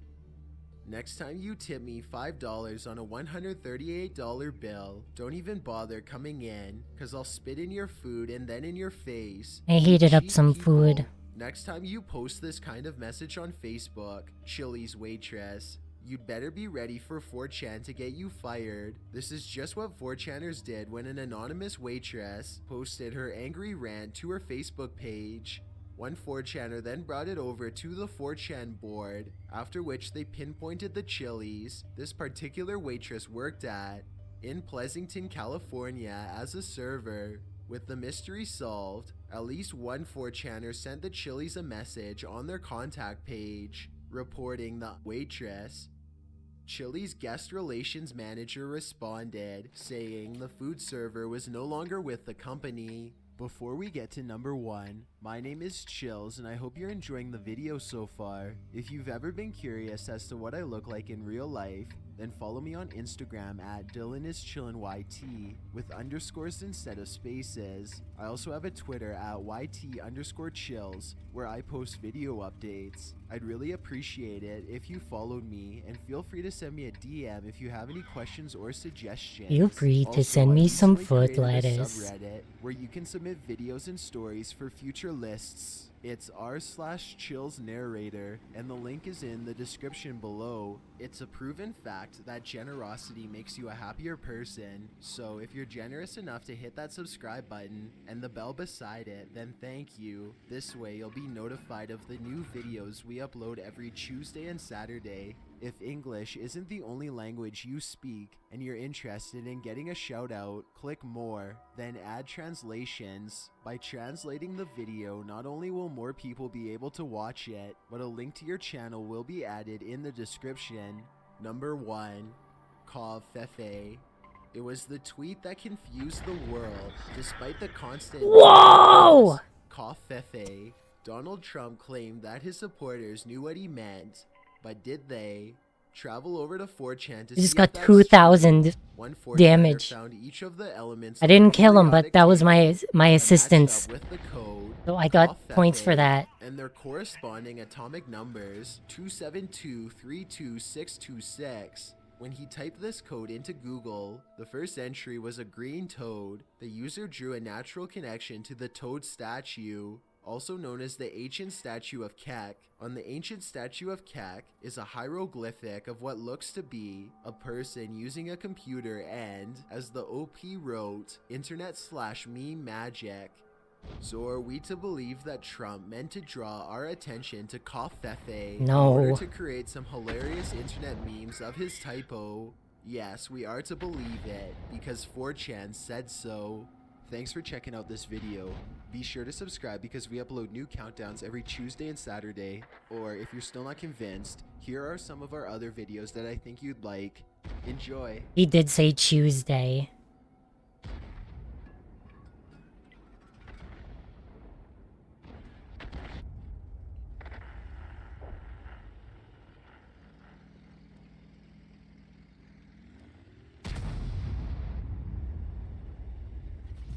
I'll change the video after this round. I don't think I'm gonna watch any more scary videos.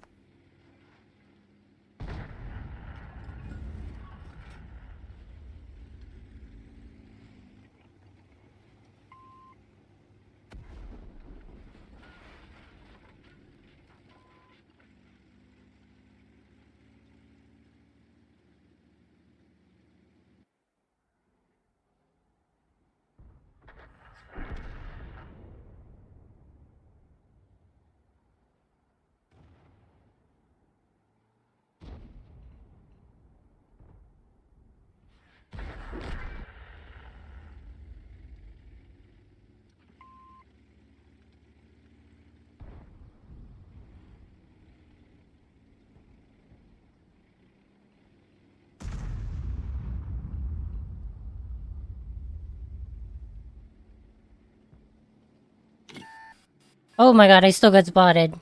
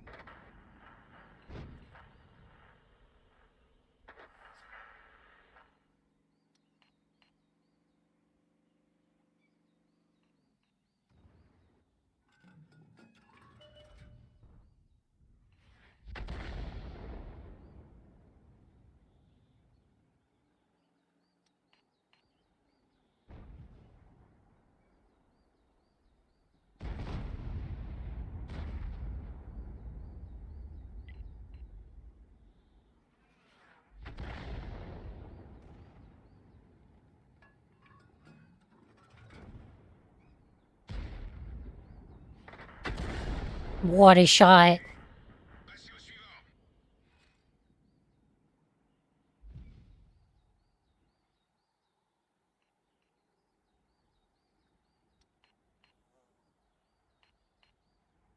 Yeah, I directly hit him.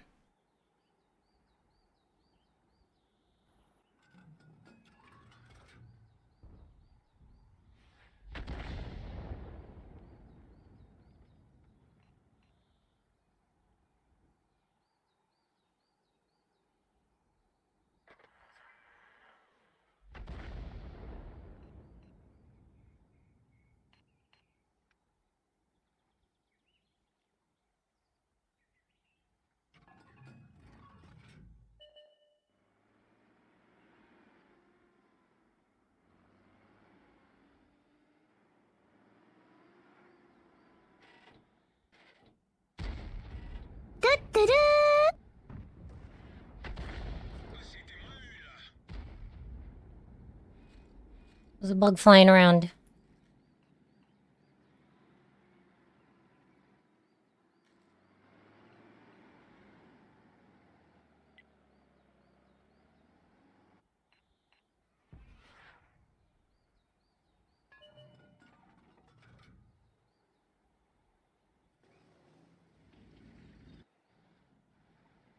They could have capped by now.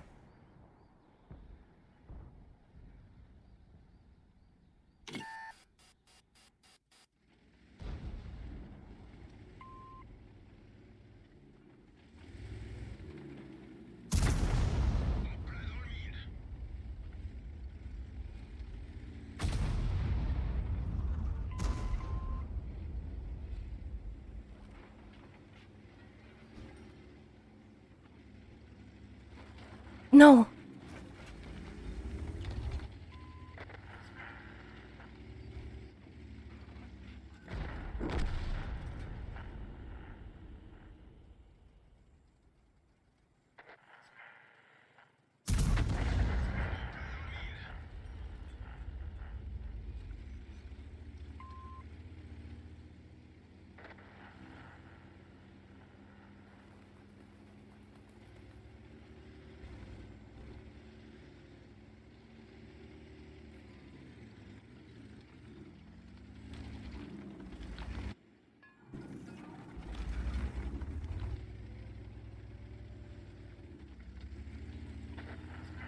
Oh my god, he's right there.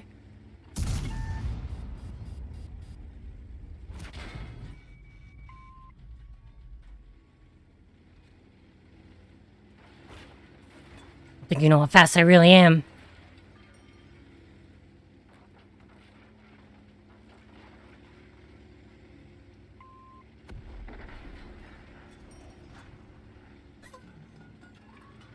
Ah!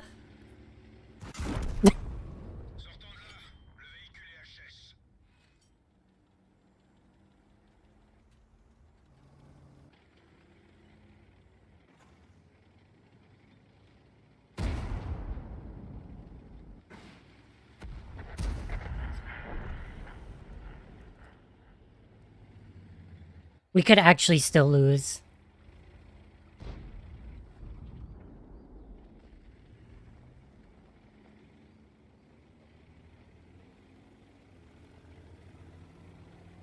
Here, we can put a new video on.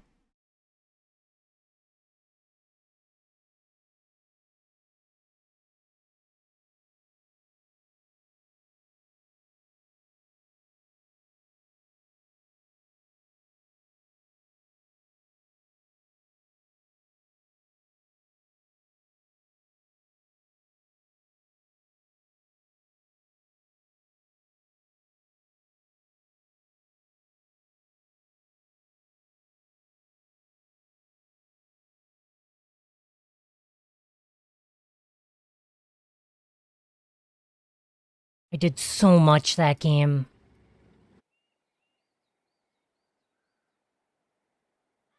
I literally did 4,840 damage combined. Like, combined stun and my actual damage. A few years back, my cousin was a sheriff stationed near Bend, Oregon. He resided in a small cabin up in the woods, just off the edge of a complex.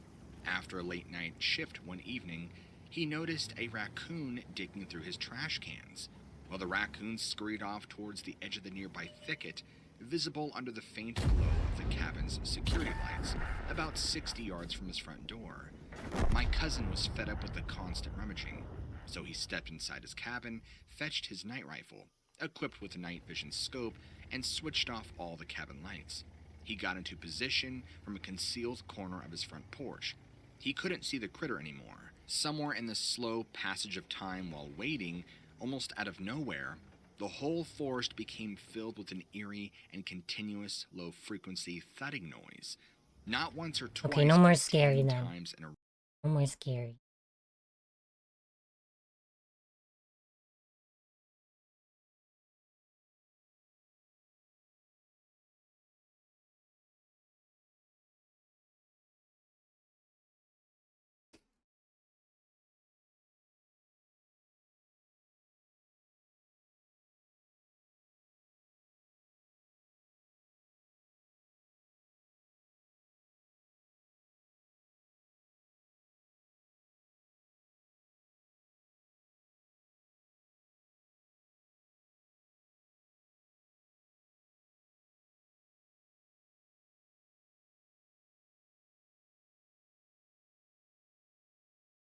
I get scared by unknown things.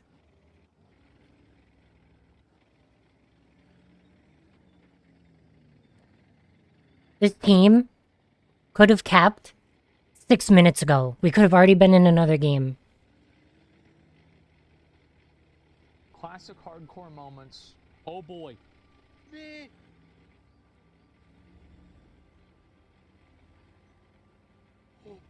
Oh my god. Jesus. No, no, no, no, no, ¿por qué? ¿Por qué? Bro, like he was like level 7. Who cares? No.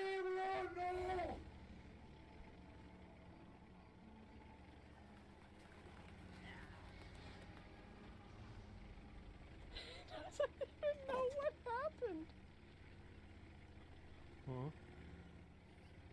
Did I die? Oh. Huh? Huh? God damn it, that's a lot of fucking corpses, man. What the hell? Yeah, true. Oh, no.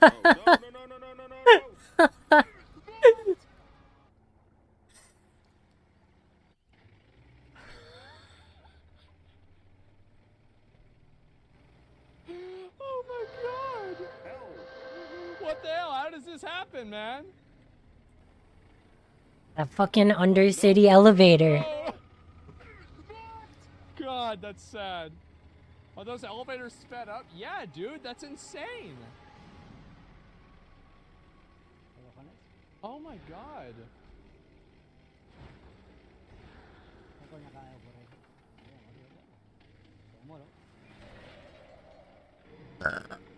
Excuse me, I really want to win this game. Guys, he's gonna be totally fine, okay? He's only got multiple red level mobs running after him. What could possibly go wrong? He's totally gonna survive this. Yeah, he's fine. He's totally fine.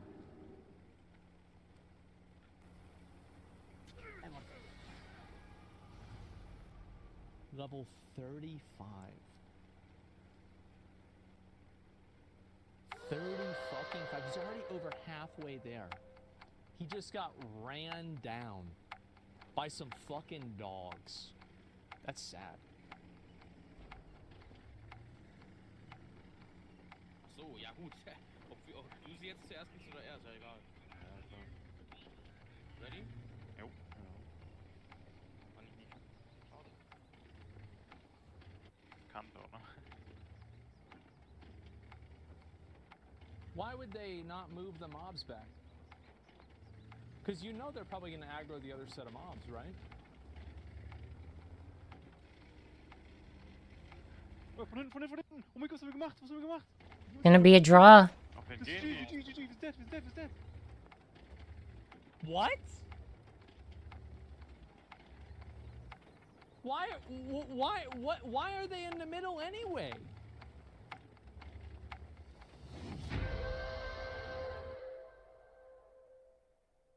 I don't understand. Why did this What a happen? waste of time. Two dipshits. Actually, like 6 dipshits. Guys, I'm pretty sure they're dead now. I think this is it. It's over. Oh my lord, Digga. Kann ich bomben? Ich bin dead. Oh mein Gott. Wie kann das denn? What? Wait, It's only a game. Why you have to be mad? I'm mad because I have 2 dumbasses. Let's look at their service record. He has 2,200 rating. Worst player. 42% win rate. Holy shit. Just made his account this year. Or last year. Oh my god. That was a good play right there. The obvious move. Got a tier 8 premium in his box. And now he's causing players to lose games. Everybody else fucking died. About this guy. 5,000 rating. He's a better player. He should have known he could have capped. But he's still not great. Come on. So greedy. Healing stream totem. Oh, that's gonna do it. Yep, that'll do it. Both. They were actively throwing and they were bad. Yeah. Bro, the healing stream totem actually did save him. It unironically fucking saved him. Totem difference. Yep, there it is. Holy shit. And he doesn't even have a potion on his bars. You know why? Because he doesn't need it. He has healing stream totem. Well, I have mana back. Let's, hold on. I hope you're all doing okay tonight, though. Wait a second. Let's stay inside the cave, guys. Ooh, let's stay in the cave. Let's do one more. I'm after the shaman. Oh, what is this? What do you mean, what is this? I have no mana. Babe, I have no mana. Oh, God. I have nothing. Oh, God. It's his wife or his girlfriend, so he can't even get mad at her. Oh, fuck. That sucks. Oh, he's gonna have to act like it's his fault. Yo, Wireball, have a great night. Oh, bro. Thank you for coming to the stream and be I can good. imagine, like, I feel like doing hardcore loud duo with your girlfriend or your wife would be even more stressful. That guy is sheriff on my team. Fuck that. No, he's got a fucking big head. What? What's she doing? What are you doing? He's bringing everything. Get the fuck out of here. Holy shit. What is its gold name? Babe, get out. Get out, get out, get out, get out, get out, get out, get out, get out, get out. Oh, you had to get him. Get out, get out. I killed that thing now. Run! Oh my god, they're all after me. Oh, she doesn't have blink. I'm dead. I'm gonna die. I'm gonna die. Do you have anything? I have no mana. Use a health pot. I don't have. Use a health pot. Oh my god, no, babe. She was only level 7. You know what this means, right? He's gonna have to re-roll. He's gonna have to make a new character with her. Again, bro. Yeah, he's gonna make a new character. Oh, jeez, that sucks. Bro, like, that was probably, like, you know for a fucking fact, like... What's this here? She can't blame that on him, though? What do you think, guys? Do you think she can blame that on He got fucking exploded.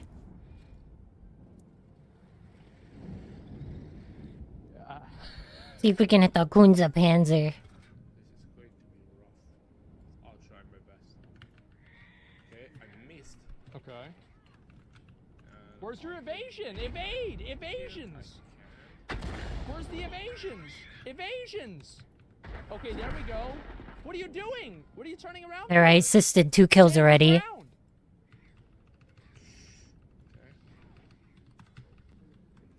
So everything is missing. I can't kill it. Okay. You're dead. It's over. I'll back jump. He's actually doing That Tiger Mouse last game, his stats were so horrible. Bro, the bird claims another victim. I don't know what the fuck it is, but these little plane striders are fucking savage. They are so fucking savage. Like, they run you down like you are nothing.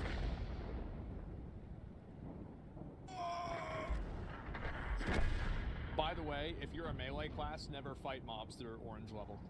Just never do it. Don't do it. Just like it's not worth it.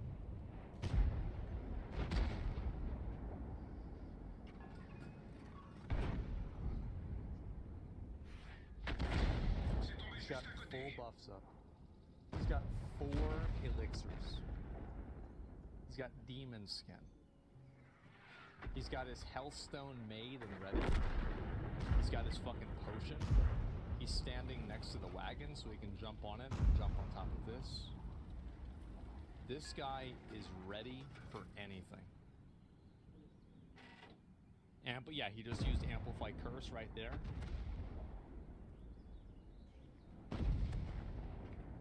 And then he's gonna do... Oh no. I'm scared.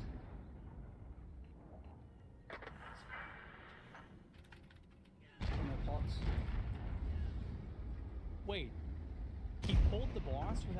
potion or healthstone being up?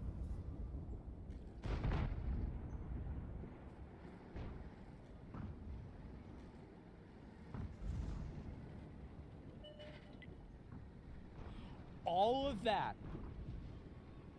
4 elixirs. Level 32. Potion. Elixir of potion of speed. Voidwalker summoned.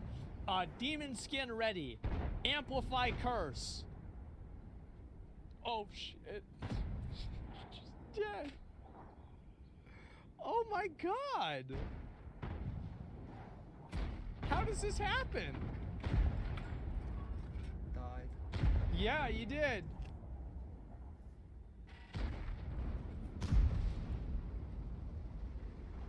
Squawk.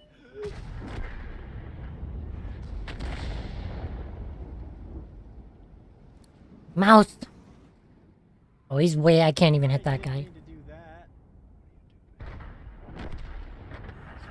You can make it. He can make it.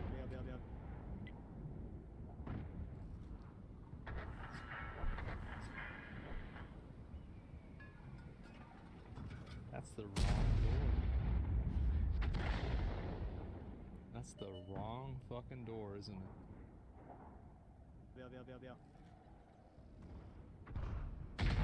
Wrong way!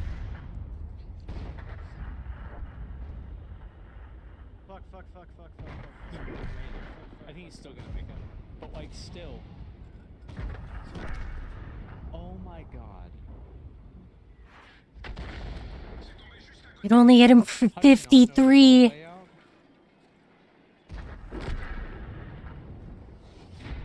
Oh my god. Maybe he's a new player. I love how every clip with an elevator, you already know what's going to happen. You already know. And... oh yeah, you should wait, right? Yeah. He's got poison on him, doesn't he? The water.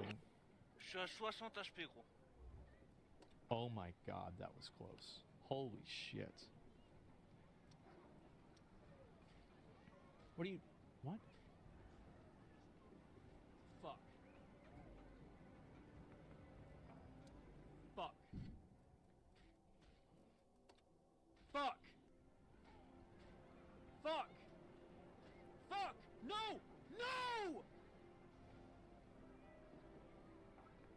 Jesus Christ. I should have stayed out of the cave. I should have stayed out of the fucking cave.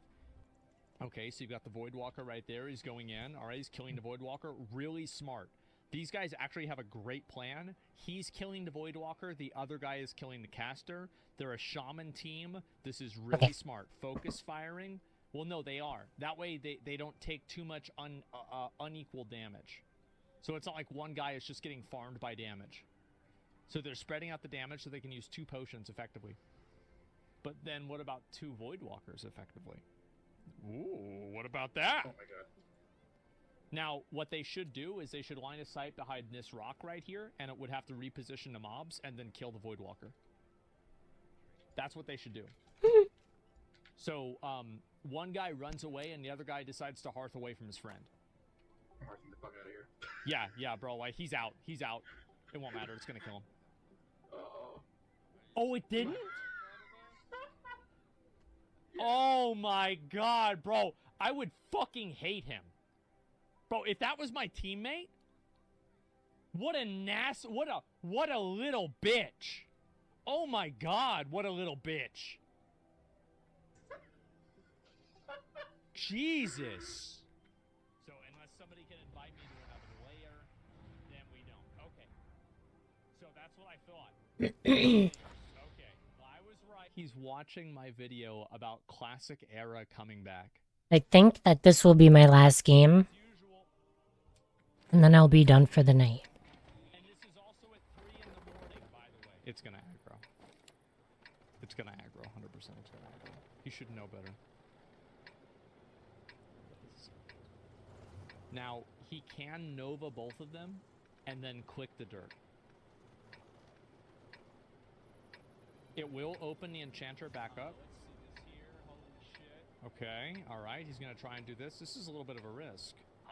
Okay, smart, resist. Okay, let's hopefully not get... Should have already precasted the second. Oh, 2 resists in a row.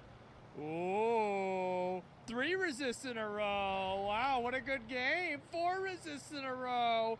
5 resists in a row. Are we gonna go for 6? It doesn't matter because you're gonna be fucking dead. Oh no. There it is. What a great game. And that's why you don't fight mobs that are orange level to you. It's a fucking orange. It was 4 levels higher. Or 3 levels higher, excuse me. He shouldn't have done it. He shouldn't have done it. Estoy en un lugar que es medio complicado. Encima estos orcos van a revivir en cualquier momento y me van a encerrar y me voy a morir. La concha de la lora. Wait, what even happened to this guy? En un lugar que es medio complicado. Encima estos orcos van a revivir en cualquier momento y me van a encerrar y me voy a morir. La concha de la lora. You should be fine. Just run away. Just run away. You've got lay on hands. Everything is in your favor. Get ready for freedom because they're gonna root you, I think. Just run away. Just run.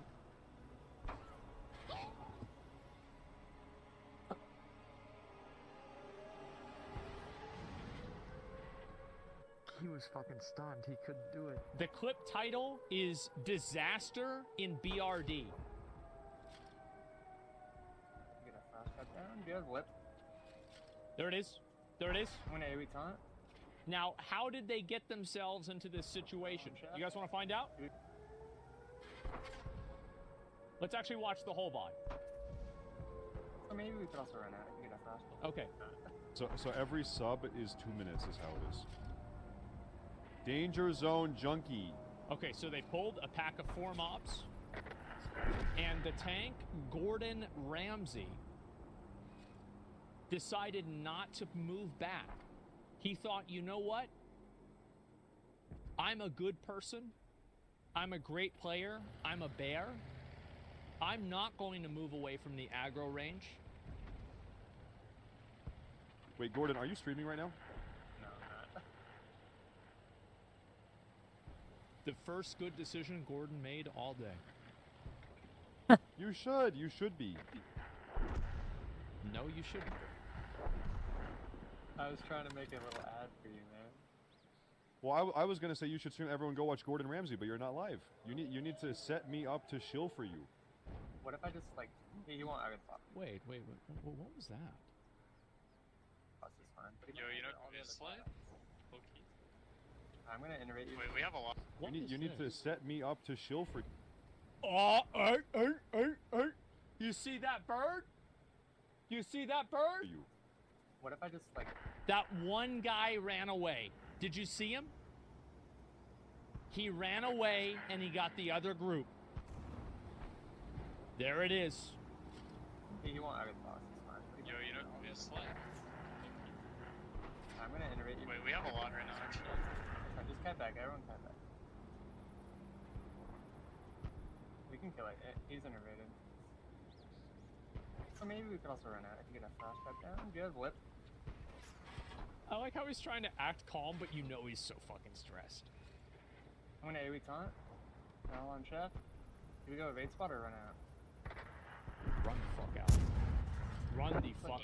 Bro, stay safe is just like, he turned off everybody else in the group. Bro, he is in it to live. I'm not.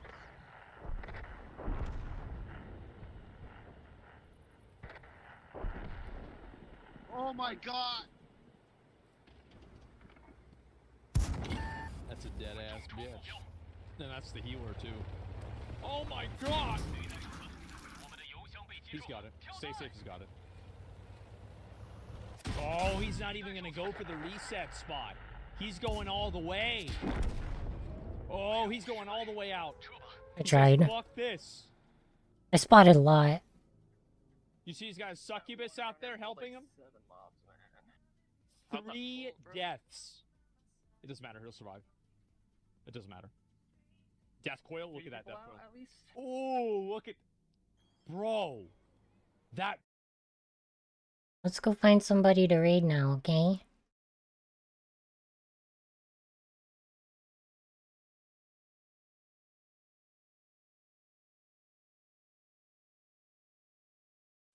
Where's my game?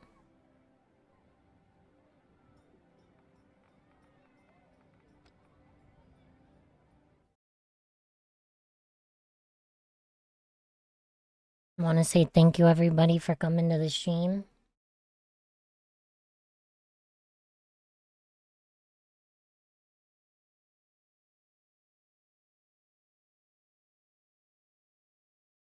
I hope you all had a good time. Thank you for being here.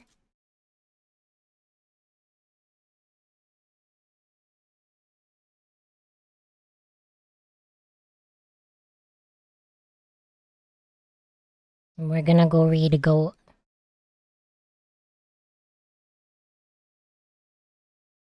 So everyone have a good night. I love you and I will see you tomorrow.